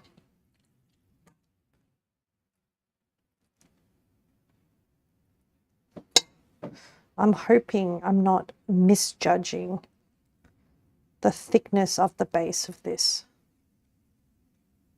And I'm hoping that this dough will be resilient. But you know, like getting into like art, crafts, the skills kind of like overlap with each other. So like this pleating that I'm doing for the bows, I've also previously for cosplay made some hakama plants, which are the ones used in different Japanese sports, and like the kind of pants that like Miko, like priestess, Japanese priestess wears. It was for a Inuyasha cosplay. And I made the red pants. Actually, don't know what happened to those pants. Because like they're so red that like, you know, I've been a weeb for a while actually, that can't really wear them out and about. Anyway, so that I had to make those pants, and there's a lot of pleats in them. There's a lot of fabric. And I remember like really learning how to pleat for that project. And yeah, just like understanding how different crafts work, kind of like relate to each other. It's really fun. It's really fun learning new things. Actually, signed myself up to a woodworking class where I'll be making a bowl, a wooden bowl from a piece of wood. I had a gift card, gift voucher, gift card, and I was like, this would be a really cool skill to have. And that place also had like some other things that you could do. Like you could learn how to whittle, which is like having a knife and then making it into like a figurine. Actually, I should do that next. I thought the bowl would be easier. Well, would be easiest to like figure out if I have the skills or not. But like maybe I could whittle a little figurine of my PNG, my little Ame. That would be hilarious. Just to see if I could, honestly. Since she is my own creation. Okay, let me do a little bit of a twisty twist. Excellent. So over time, because as I'm resting it here, the bun does kind of like expand a little, is the best way I can kind of describe it. Okay, almost there. 4 more.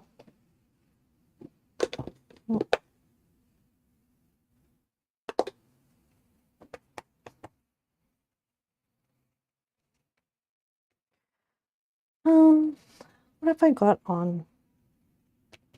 So I do have a pretty big social weekend. I'm meeting a friend's girlfriend for the first time. And also I'm meeting a friend after they had some surgeries. So like I hadn't seen them in a while. So I'm going to be catching up with them.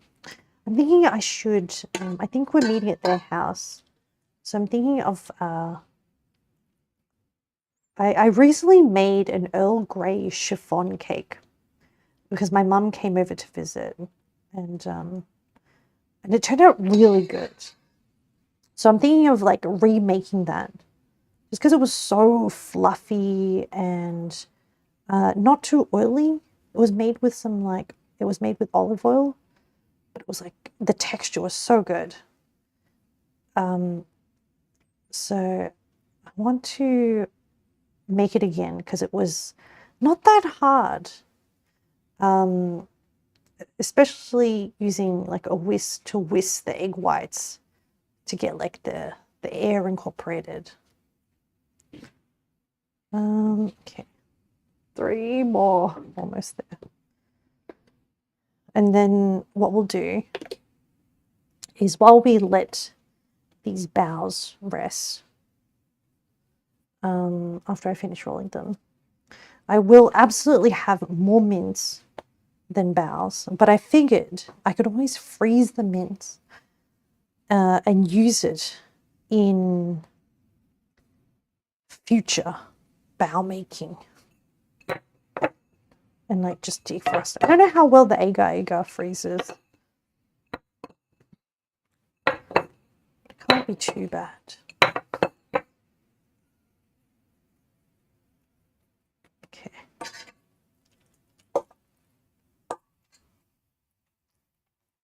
Alrighty.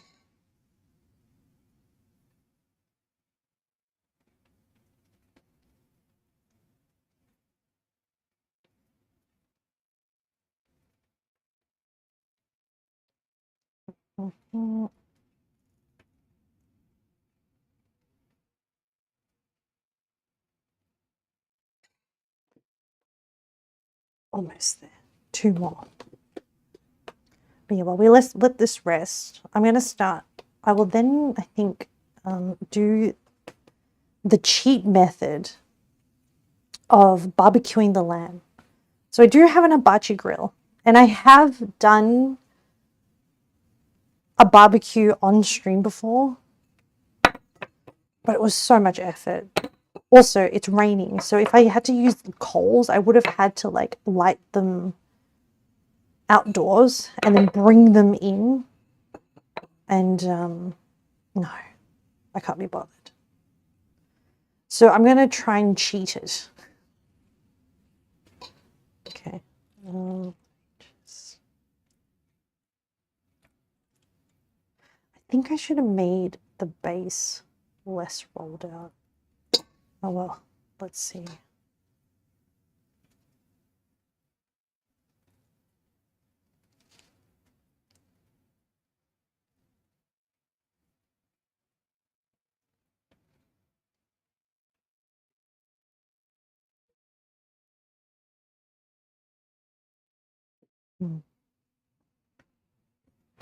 Last one, almost there. We'll have our little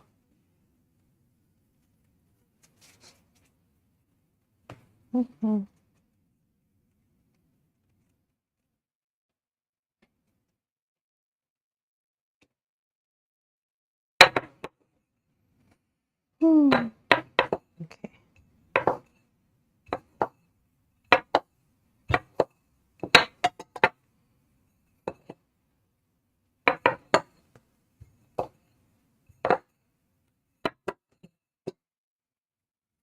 Okay, that looks pretty good.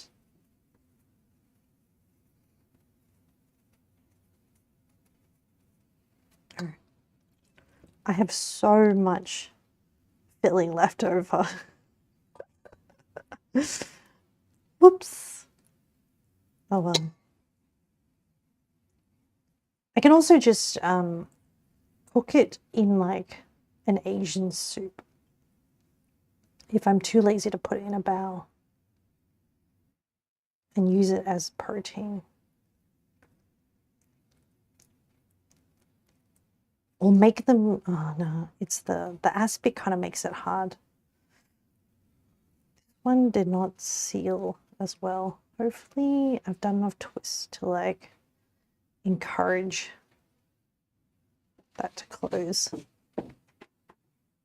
Oh, thank you for following Worldly Virtues. Oh, wait, Worldly Virtuals. Welcome in. Thank you for following. All right. That's done. Rolling pin is done. I'm glad I only made enough. Like I did consider doubling the dough, but I was like, it's a lot of bao. And I have to eat it. And tomorrow I'm going out. Tomorrow is Friday in Australia. And I'm going out to a show. So I'm probably going out to dinner with friends. So I don't want too much food in the fridge. All right. So these are the baos. So this is the close-up on the right. That's what it looks like on the top. The dough, the mince, do I freeze it now? Or do I put it in a container?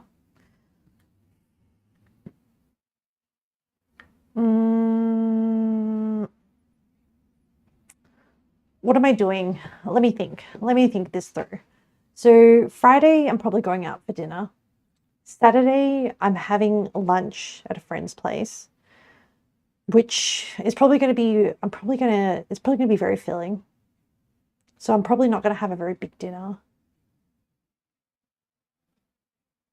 Oh, is that true? I could make some baos on Saturday. Sunday, we're going out for lunch. I'm meeting up with a friend that I'm thinking of making the cake for. I'm actually not sure what we're doing for food. So realistically, I may not be touching this until next week. So I think, to be safe, I should just freeze it.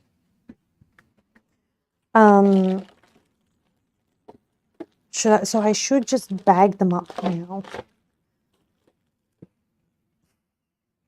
How can I make my life easier?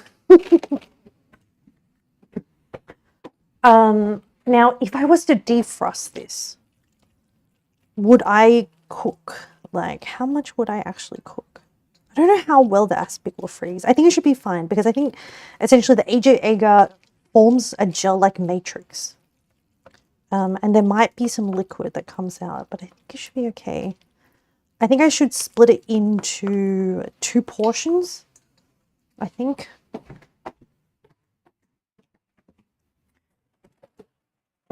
I'm going to grab some bags.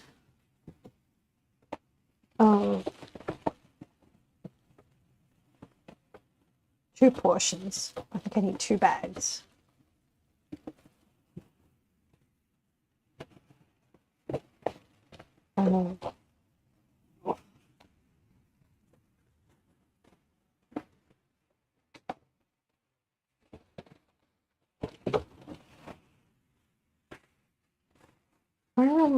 I try to reuse bags. Oh, here's one. Hopefully there's no holes in them. There's 2. Okay.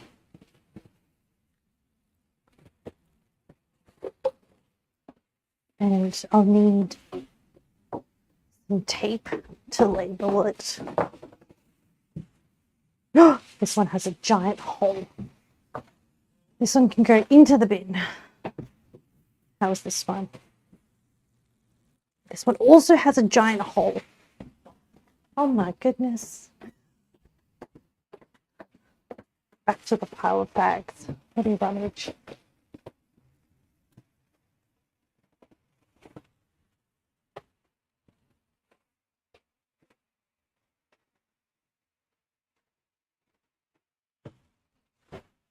This one I think will do. Just need them.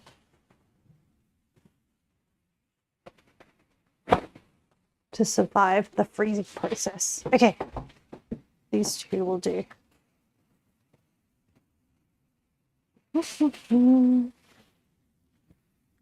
Cool. So I'll do 2 portions. Yeah. I think if I did any smaller, I'll probably never unfreeze them. All right, let me just plonk.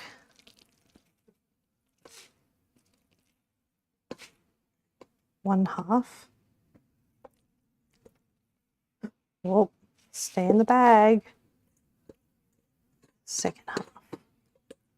And then I will just freeze them. So I'll just have the 20 baos today. This mince smells really good. I think I have the balance. So like a lot of my cooking, that's why I really like making, like I like cooking rather than baking, because I can actually check myself as I cook by adjusting flavors so that I'm kind of like, I know that I'm on the right trajectory by the time the food is cooked. And I know I have, well, by smell anyway, the flavor profile of this mince is heading in the right way, if that makes sense. There is, I can smell the spices from the 5 spice to like, and also the bone broth. Like there is a meatiness to it. You can't so much as taste, as smell the lamb, because often the lamb smell doesn't really happen until after you've cooked it. Okay, because there's like a gaminess to lamb. All right, I'm gonna label this as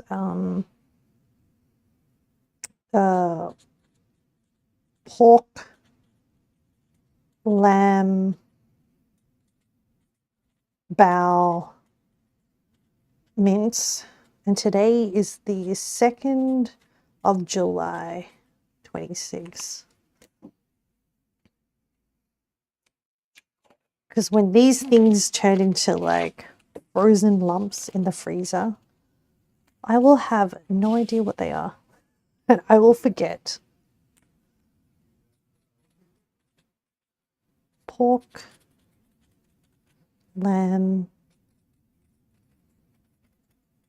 bao, mince. I need to do like some streams where I use up some other things that I have in the freezer. I have this like birria taco sauce from I don't even know how long ago that I just need to use. I need to, I don't know, I don't eat chili, like American style chili, but maybe I should. Maybe I should experience it. Okay, I'm gonna put this in the freezer. Excellent. Okay. Oh, I should put a wet tea towel over my little baos to prevent them from drying out. So we're just going to rest them.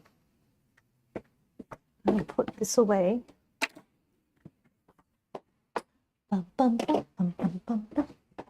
Okay, so I'm going to do the lamb skewers cooking. So let me smell it. Oh, okay.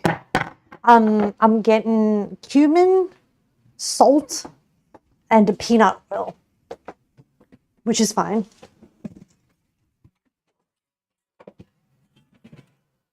I may have over-salted the marinade.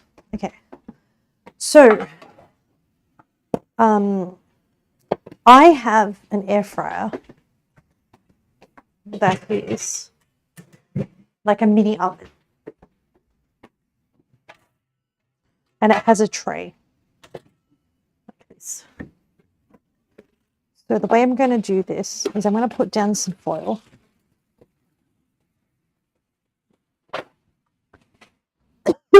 Sorry, let me hydrate. So I intentionally bought these skewers. I measured this tray so that it would fit in here, because I know that I'm lazy. And they do sell these flat metal skewers in a bigger size. And I was like, no. Maybe if I barbecued a lot outside on a grill, but I don't. So I should buy things that optimize for my laziness. So what we have. So some of the pieces did fall off the skewer, which is fine. I was just trying to like maximize. So I'm going to put it out like this. I'll do like, how many skewers do you reckon?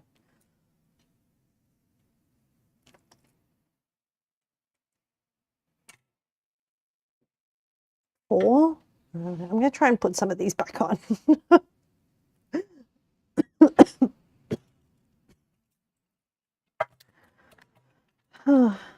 I'm just going to cook it on the tray like this. Yeah, this pit fell off. Sorry. I can't cover my mouth while I have meat juices. I'm just going to do 4. What I'm hoping to do with these is the friends that I'm hanging out with on Saturday, they're planning at their house to do hot pot. Hot pot is like you have a pot of soup and then you like cook stuff in it. It's a very Asian thing. It's really fun to do in winter because it's very warming. You can have like a lot of different ingredients. You guys might know it as like Heidi Lao. Templar, you've been wanting to hot pot at home, but you've been lazy. Templar, hot pot is like super easy. And you can even buy the like pre-mixed broth for hot pot, and it's like so good. Okay, so I'm gonna air fry this, and then I'm going to char it afterwards with a blowtorch to try and get some of that, like replicate some of that like smoky char that you would get on a barbecue. Yeah. So I'm going to do, it's quite thin. So I'm going to do air fry. I'm going to flip them halfway through. So I'm going to do 190. 180, 180 for, I'm just balling it. I'm just estimating 7 minutes. I don't want to dry them out. Maybe 5 minutes and then flip. But I don't want to like stew it, if that makes sense. I want to hit it with some heat. 180, 185.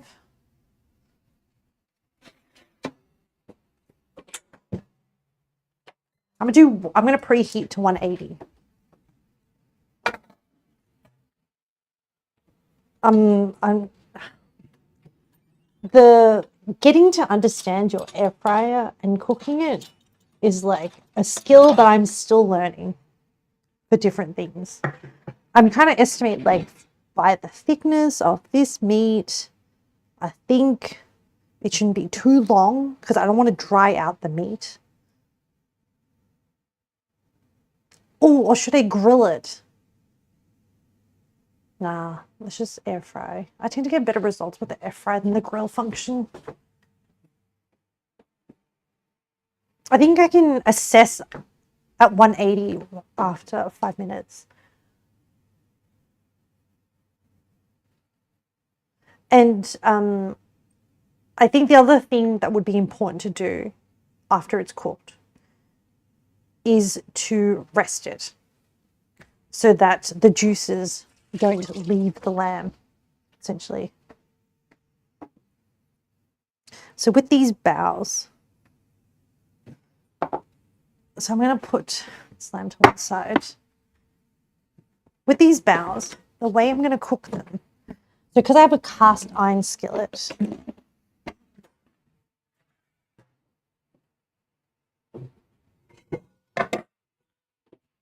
I'm going to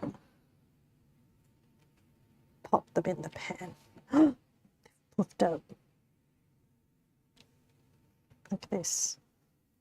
Just going to like close some of this.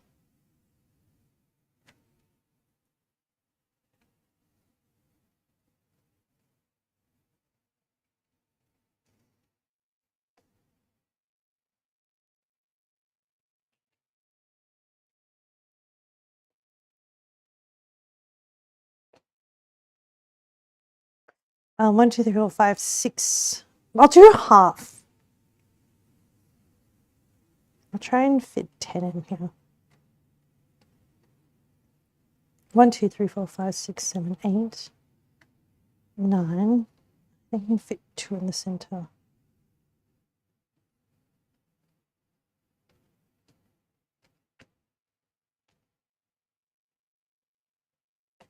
Like this.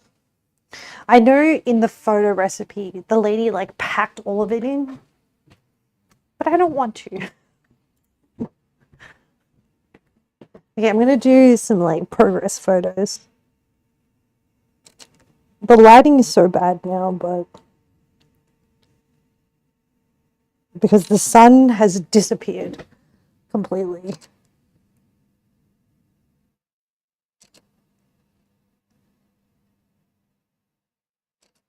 Okay. I lent my other camera to my friend So I got to use my beefy camera. So what I'm going to do, actually, before I put these baos in, I should oil up the bottom. Why? Because I don't want it to stick. And do I put it in when it's cold or when the pan is hot? Now, let me see what they recommend.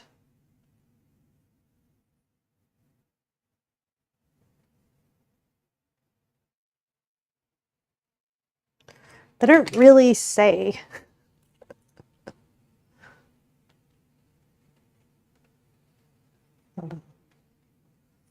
Should I just start cooking it? Maybe I should just start cooking it. Chat, I'm gonna bring you over to the stove. And let me put away like anything that might potentially burn. Flour. I need to fill up the starch. I bought another bag of starch and I need to top up the white sugar. And I need to add cumin to the shopping list. I still have like a chunk of minced ginger that I didn't add in. All right, chat.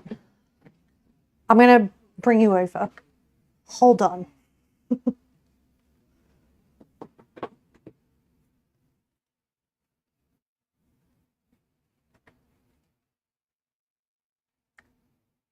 Let's see. Oh, that's the air fryer saying it's ready.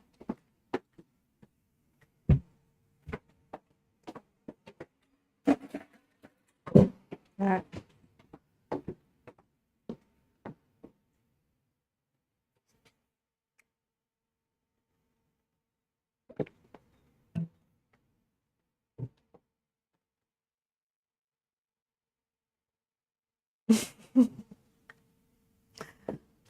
I wish I had like more of a fancy way to what's the word?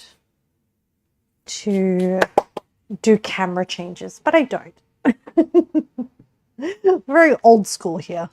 Okay. You're over on the stovetop. Welcome, welcome. Okay. I think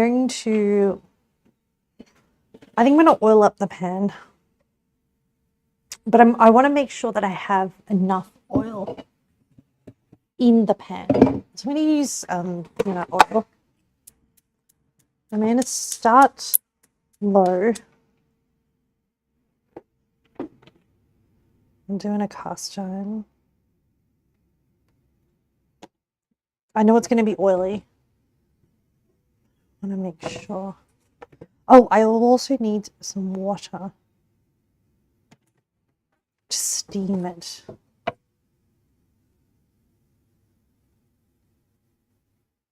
Once these buns go in, I'm not going to touch them.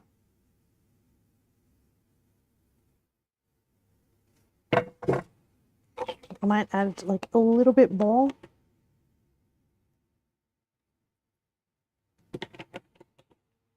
Okay.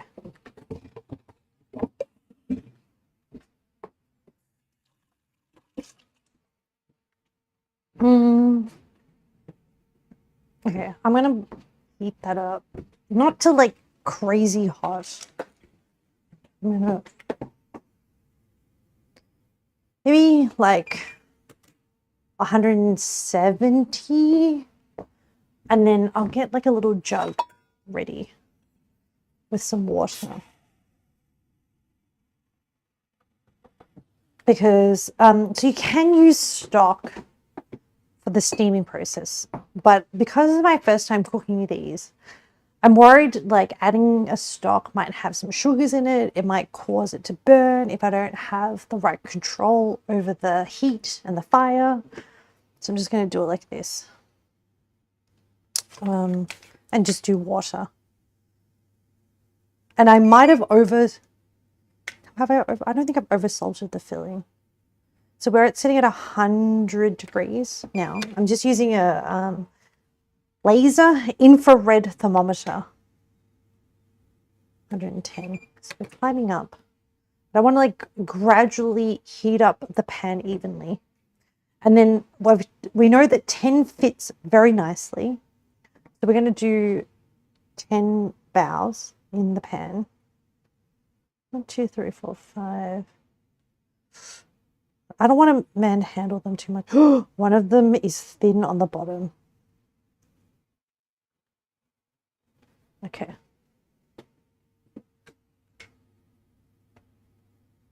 130. I might wait till like 150 and then I'll put them in. I think this pan, like, and that will kind of like.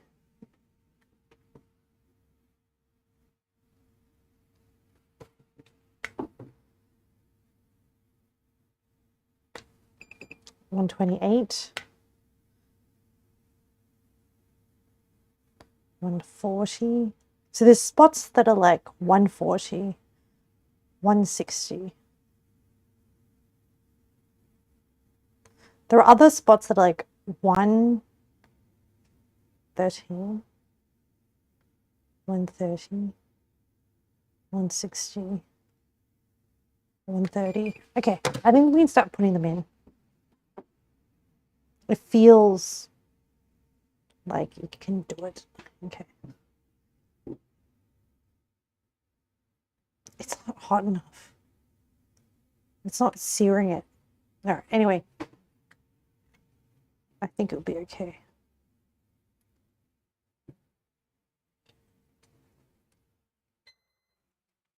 Oh, that's 5 minutes on the lamb.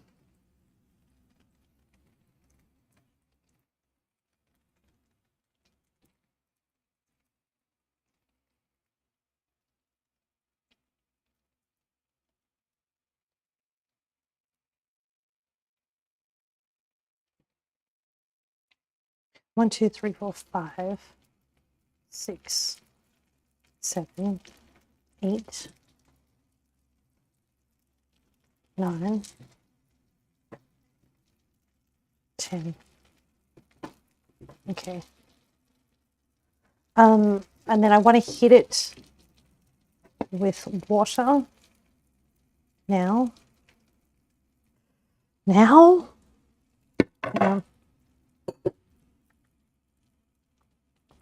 But once I hit it with water, I might let the bottoms brown for a little bit.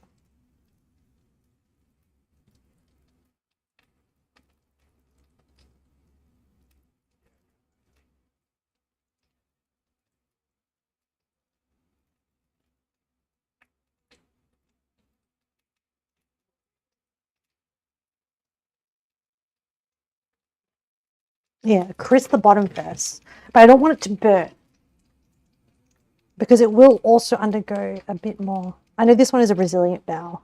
That's why I'm using that as my testing one. Oh, the lamb.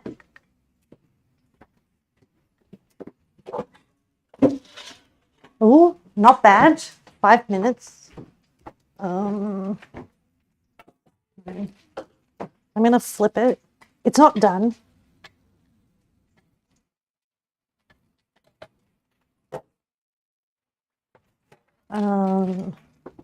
I think I can increase the temperature. It's not rendering the fat as much as I want it to. I'm going to do 200 at 5 minutes.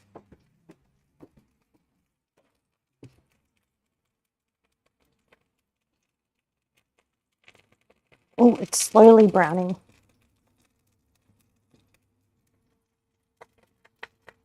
Okay. Huh. How exciting, chat. And I'll cover these little babies.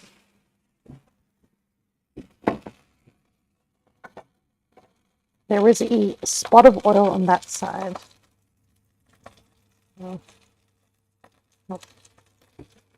Still not going. I might use chopsticks to gently lift the baos. Oh. Okay. Nope.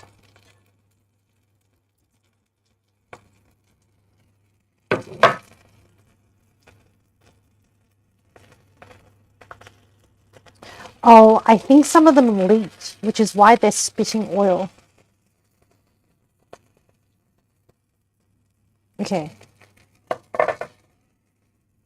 Next time, what I'll do differently is really make sure the base has a really thick dough.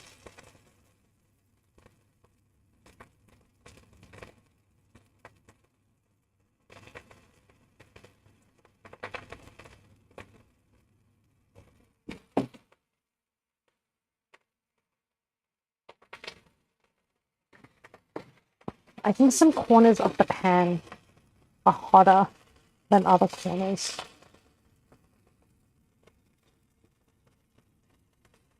Oh, I think now is the time to add the water. They're getting like golden, so I don't want them to burn. All right, so once this water goes in,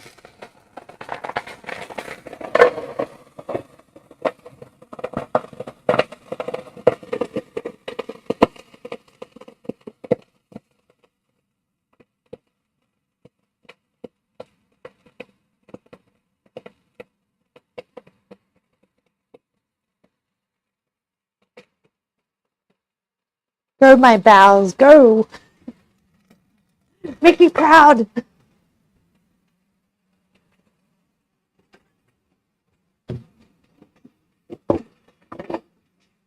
So I'm not going to touch them. I'm just going to let them do their thing. So many times I've messed things up by poking at things.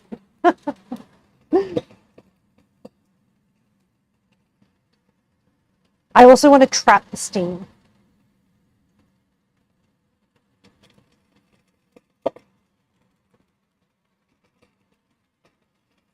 Because the steam is going to steam the dough as well.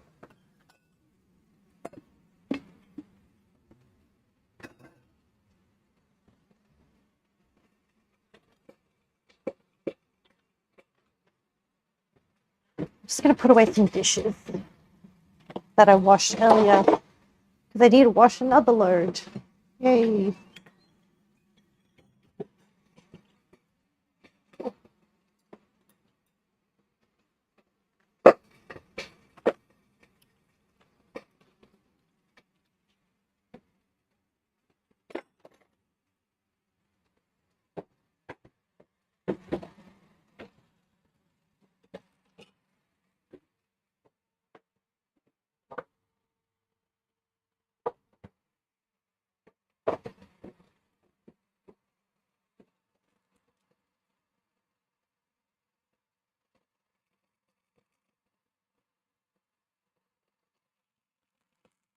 Oh, they are looking really good. Okay. I'm just really worried about them burning on the bottom. I'm going to like reduce the heat. Okay. I think the water stops the cooking process. So, what I'm going to do is I'm going to just quickly Google what internal temperature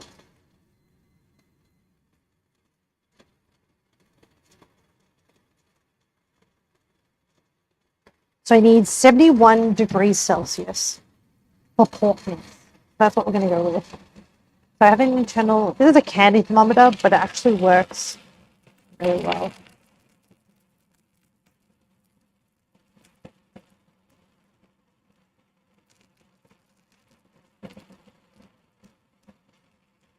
I forget this one.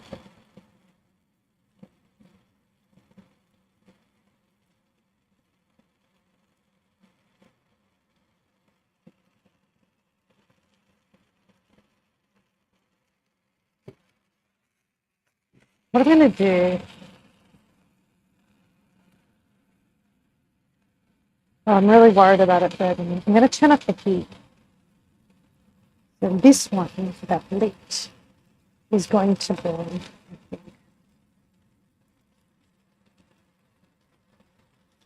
They're like, they're pretty much done. Like, for example, That one's sealed, so I feel confident in cooking that one. This one's sealed. Some of them didn't completely seal. I'm gonna do a shot, a photo.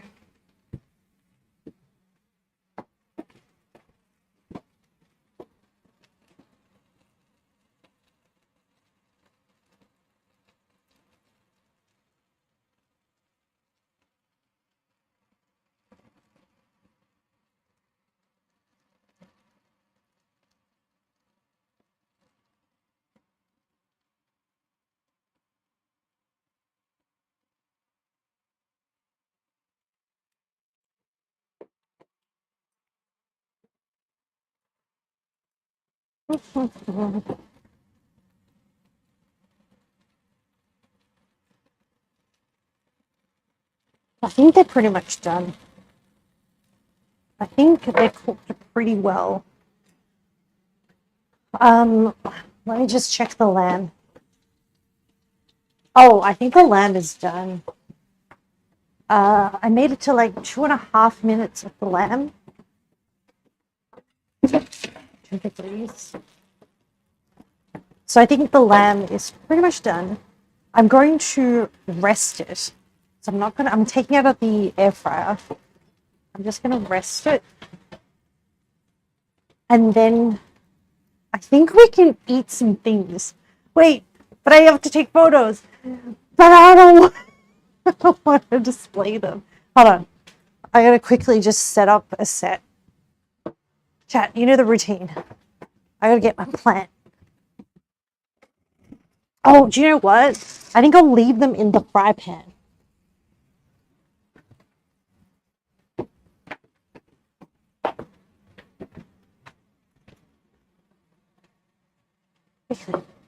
So I want to eat them when they're hot.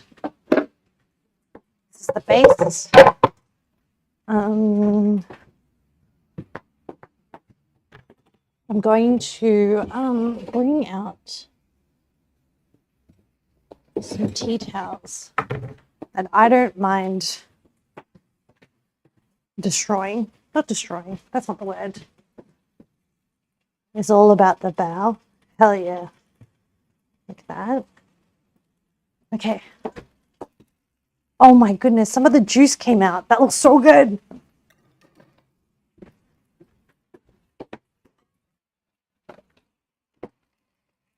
Holy heck. Okay, I'm gonna bring this over.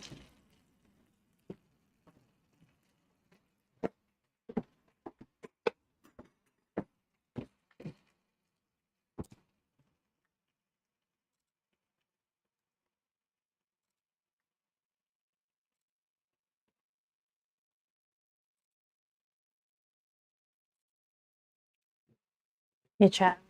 I'll leave you there.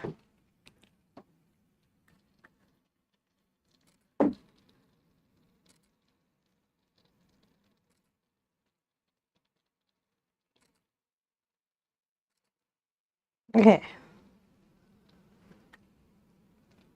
Oh man, here. Look at this shot. This is the money shot. Look how good that looks. We're just gonna eat it straight out of the pan.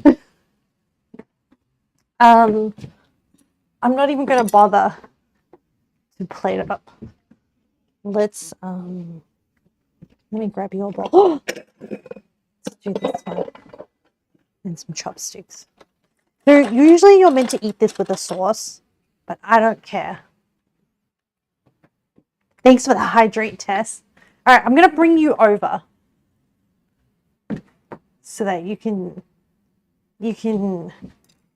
experience alongside. Good job in the bow. Thank you, Tess.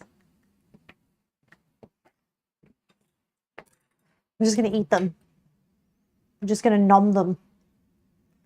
Hopefully, I can't get like a good angle for you. Yeah. Hopefully that works. All right, chat. I'm just gonna grab one. This one. Look at the bottom. This one has a bit of a hole, but there's like soup inside. Let's see Mmm. Mmm. Mm. I should do a cross section. Hold on. I should do a cross section photo.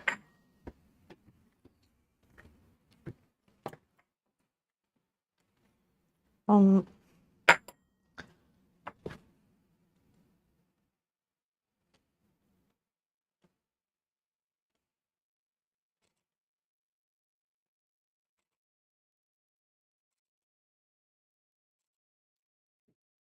Because I always forget to do those. Anyway. Mmm. It's soupy and it's really good. Oh. Mm-hmm.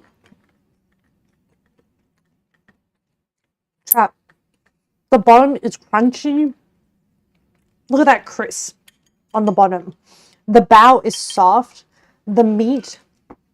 The lamb was a good idea. Guys, I'm a genius. Mmm.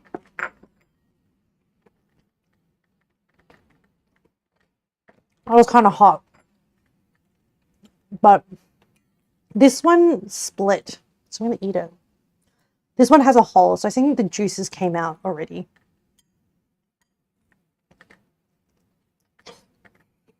Mmm. So I would say these baos are not as soupy. Actually, I wonder what like the sealed one is like. Hold on. Let me try the sealed one. Oh, I have juice. We got the juice action. Mmm. Oh my goodness.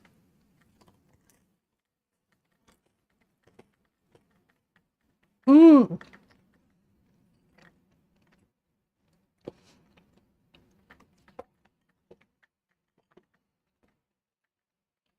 Guys, this is probably one of the best things I've ever made. Mmm. Like crunchy, soft, pillowy dough, really savory, not too salty.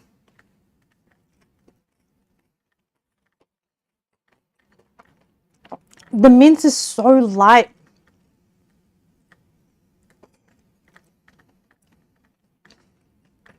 Mmm. You know how I once said, I wish I could just break into people's houses and just cook for them? I would make this. I would just leave a pan of like these baos. Mmm. Holy. Mmm. Mm-hmm. Oh, I want to try one of these other ones that I flipped over.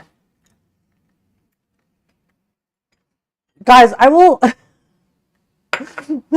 Tess, you have my permission to break in and leave you food.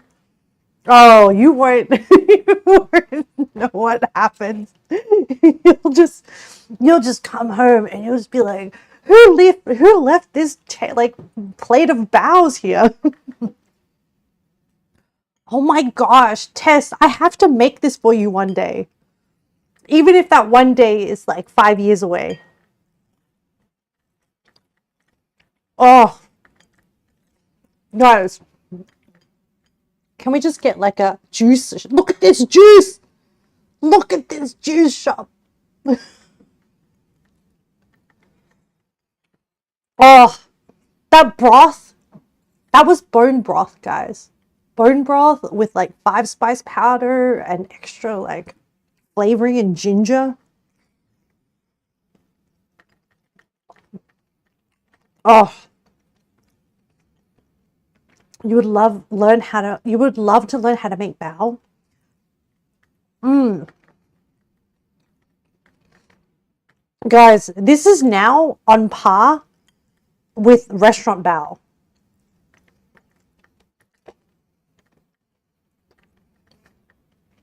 I know I sometimes joke about how good I am at cooking.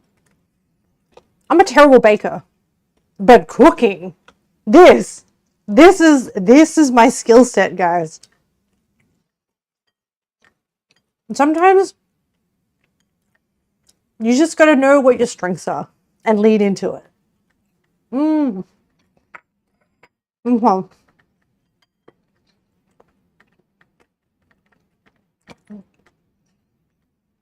I just destroyed 4 bows. Okay. Baking is more actual science and chemistry. Yeah, I know, Templar, and I'm meant to be good at it. I'm a pharmacist, Templar. I have a degree in chemistry. All right, guys. We're not done yet, by the way. We're not done yet. We still have lamb skewers. Look at these babies. Okay. All right, I'm going to take a photo of them in this state as a before and after.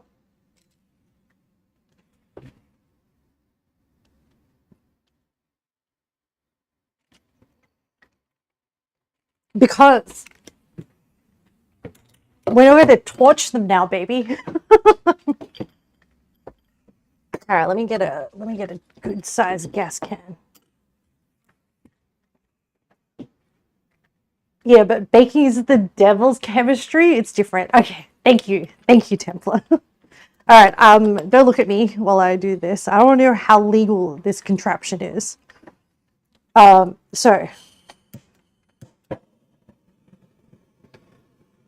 I am torching my lamb.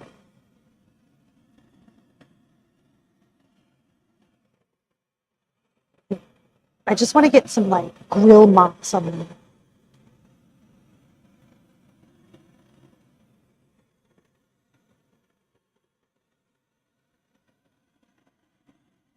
But then I'm going to flip them over and grill the other side.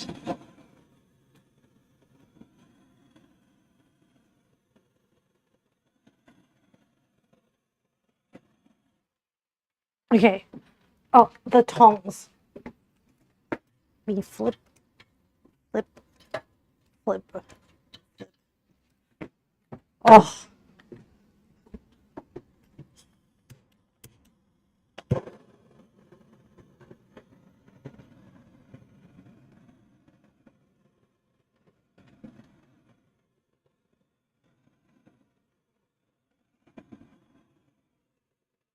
Oh, I can see the little bits of cumin catching the heat. Holy. Oh, okay. And I'm going to make that safe.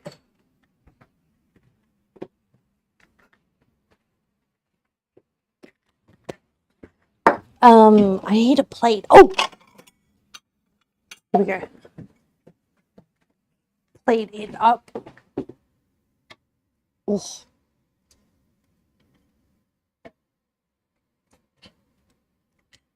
Chat. Look at that. Isn't that beautiful? Okay, I need to hold on. I need to like move this pan. This is hot. Hold on. Gloves. Move this over like that. And then I'm going to lift this up and over. Guys, one of the things that one day, if I ever became like a huge content creator streamer, the event I would do, this is the dream. Hold on, let me move you over so you can get like a shot at this. But my dream would be to like travel and set up pop-up kitchens. like pop-up restaurants? Pop-up restaurants. Yeah. And then like people would just like can come to like the city. I would come to you.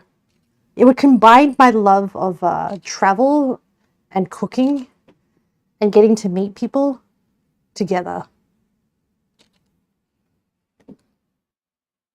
Oh my goodness.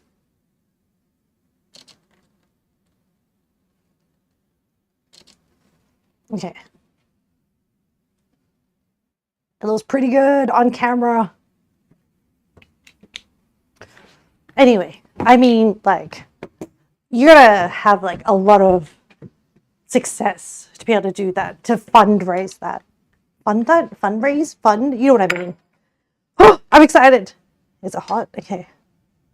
Let me try this one. Ooh. Okay.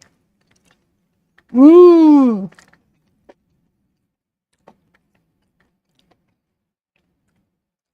Oh my gosh. It's so good. Mmm. That was perfect. Okay. Like 180 degrees for 5 minutes. And then 2.5 minutes on 200 degrees in the air fryer. And then torching it at the end. Mmm. It's like medium chef. You have to try this. It's so good. Oh, I have the Chinese chili powder. So this is like the barbecue powder. Oh, the cumin. Like, it just slaps you in the face with cumin, guys. Hold on. I'm just going to like do a little pile. Guys, I think I'm a genius. I think I'm really a genius. Okay, so pretty much you just like dunk it in the powder. Oh my goodness. Wow. The lamb is still moist and juicy, so it's kind of medium rare. I did that intentionally, and I rested it as well. The outside, you get little crunchy bits of like cumin. The marinade, I didn't oversalt it. It's actually perfect. It's actually just like a little bit of like, oh, you know what I need? I need a beer, but I have no beer in the house. This would go so hard with a beer. Oh my gosh. Mmm. Mmm.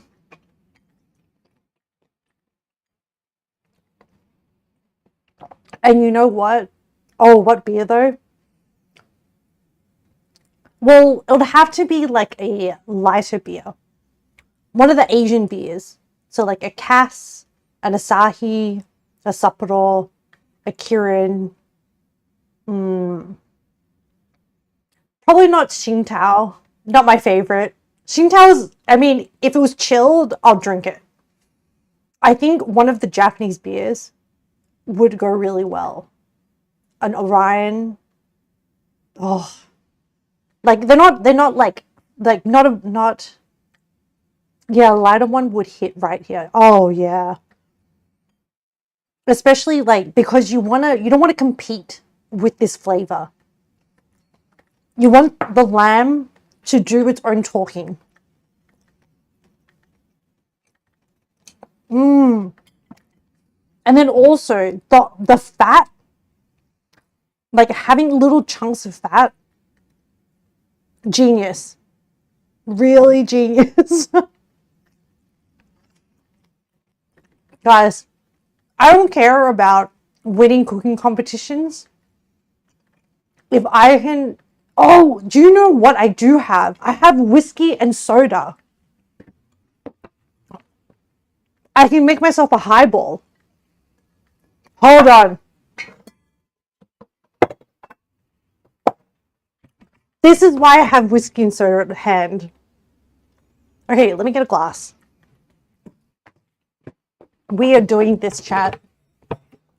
This glass. I don't actually have a lot of glasses. And this is not the right glass for it. But yeah. This is absolutely like It's not the same culture. So my favorite is 1 part to 3. I like mine on like the slightly stronger side, my highball.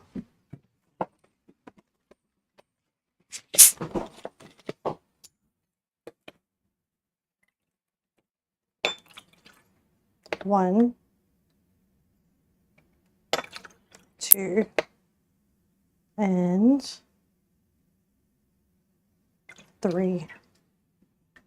I'll just use I'll use the end of my chopstick to like stir it. We're not fancy here, chat. I mean, I do have proper cocktail making facilities, but like, this is not a.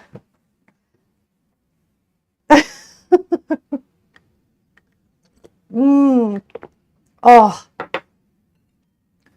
Now just imagine skewer in one hand, Suntory highball in the other, walking down the festive aisles. It's okay. That's why I can cook this and daydream.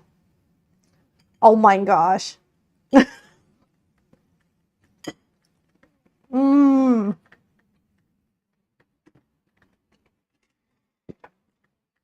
Chat. Life is good. Life is so good. Life, like, this is why I'm happy, chat. This is why I'm happy. I realize I don't need a lot in life.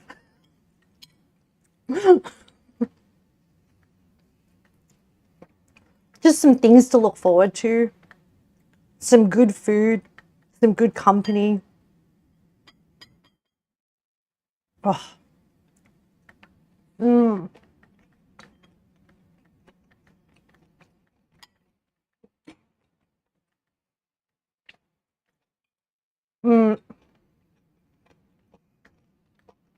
Oh my god. You know, adding the MSG was a good idea.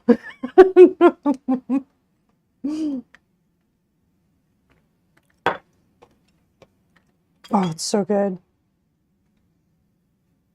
Okay. This is why I love street food.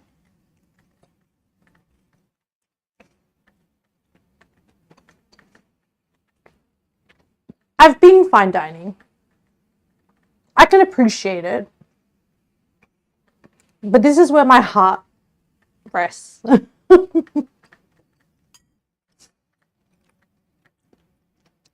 This is like, if I could have like, if I was only allowed one type of food, this is like the stuff.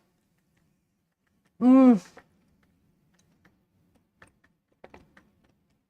love street food so much.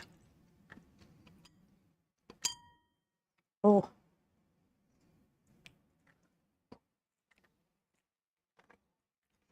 Sorry, chat. This stream is now just me eating lamb and drinking highball.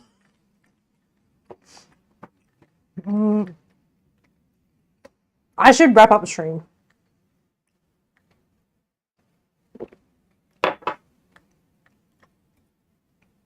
So if anyone wants to invite me over, feel free.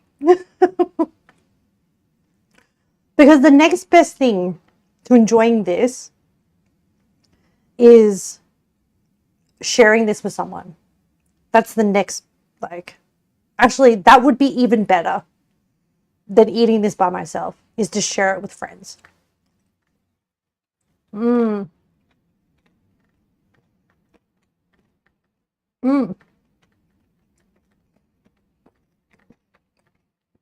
I actually really like the cut of the lamb leg.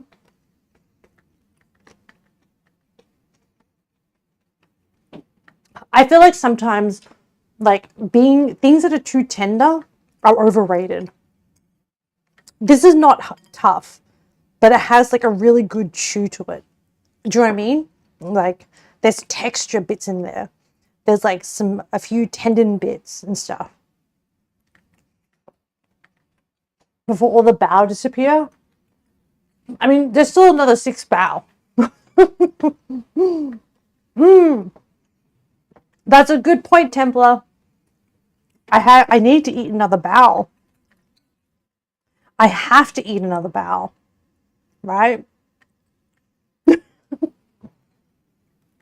Oh, the base has gone soft. Okay.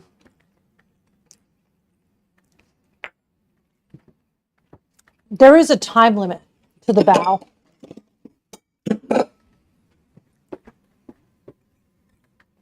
They do get soft after a bit. So I should have taken them out, but that's okay.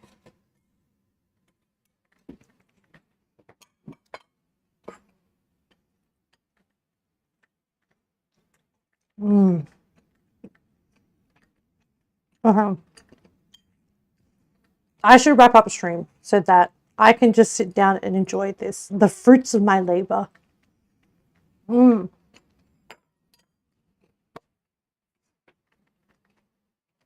Chat, thank you so much for hanging out.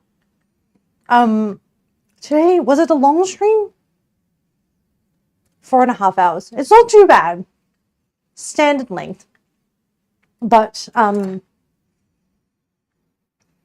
not sad or anything, but sometimes my soul feels melancholy and I just want like chill, jazzy time while cooking and while just being present in the moment.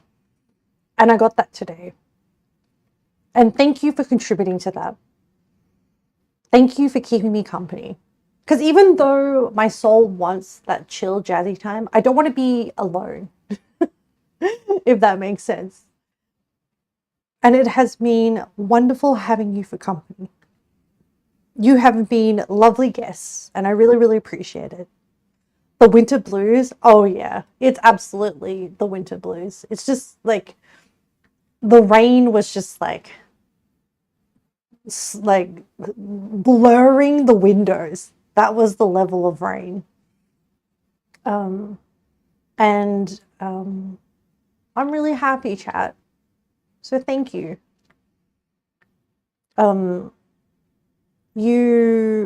I know it's like, you're just like, I'm just here, I'm just lurking. I know, but like, I don't know. No, I do know. There is something about the company that makes this fun. I could make this by myself, but it wouldn't be as fun. I would probably be too lazy to. It's like when you have to cook for yourself and then you just get lazy. That happens to me a lot. So cooking for on stream has been a really good experience. So thank you, chat. I probably won't do a rough retro because I actually want to keep eating. So what I'll probably do is I'll probably just end streaming. I don't even think I have the I don't think I can even be bothered raiding. Actually, is there anyone that like that can easily be that I can just raid and then run? That is on right now? Let me have a look.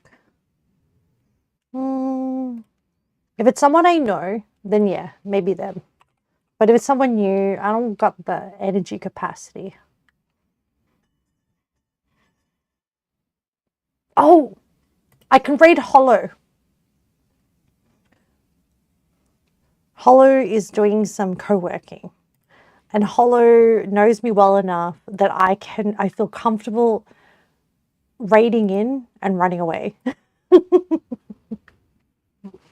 And sometimes Hollow is in deep focus and doesn't even notice the raid. And you know what? This works out for me. I'm okay with this. All right, I'm going to set up a raid to Hollow.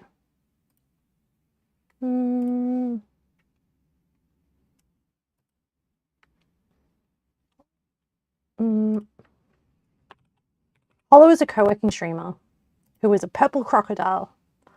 So that's what we're going to do. Chat, thank you for hanging out. I appreciate you. I hope your evenings go well. And I hope if you're starting your day, I hope it's good. Thanks for the stream. Chef, thank you for hanging out and the bao tutorial. Anytime, Chef. Thank you. I'm a genius and my food is delicious, especially today's food. But like, look after yourselves and I'll see you guys soon. I think my next planned stream is Monday for Road to Empress. The weeks have been good to me, chat. The weeks have been good. But yeah. Bye, chat. Bye.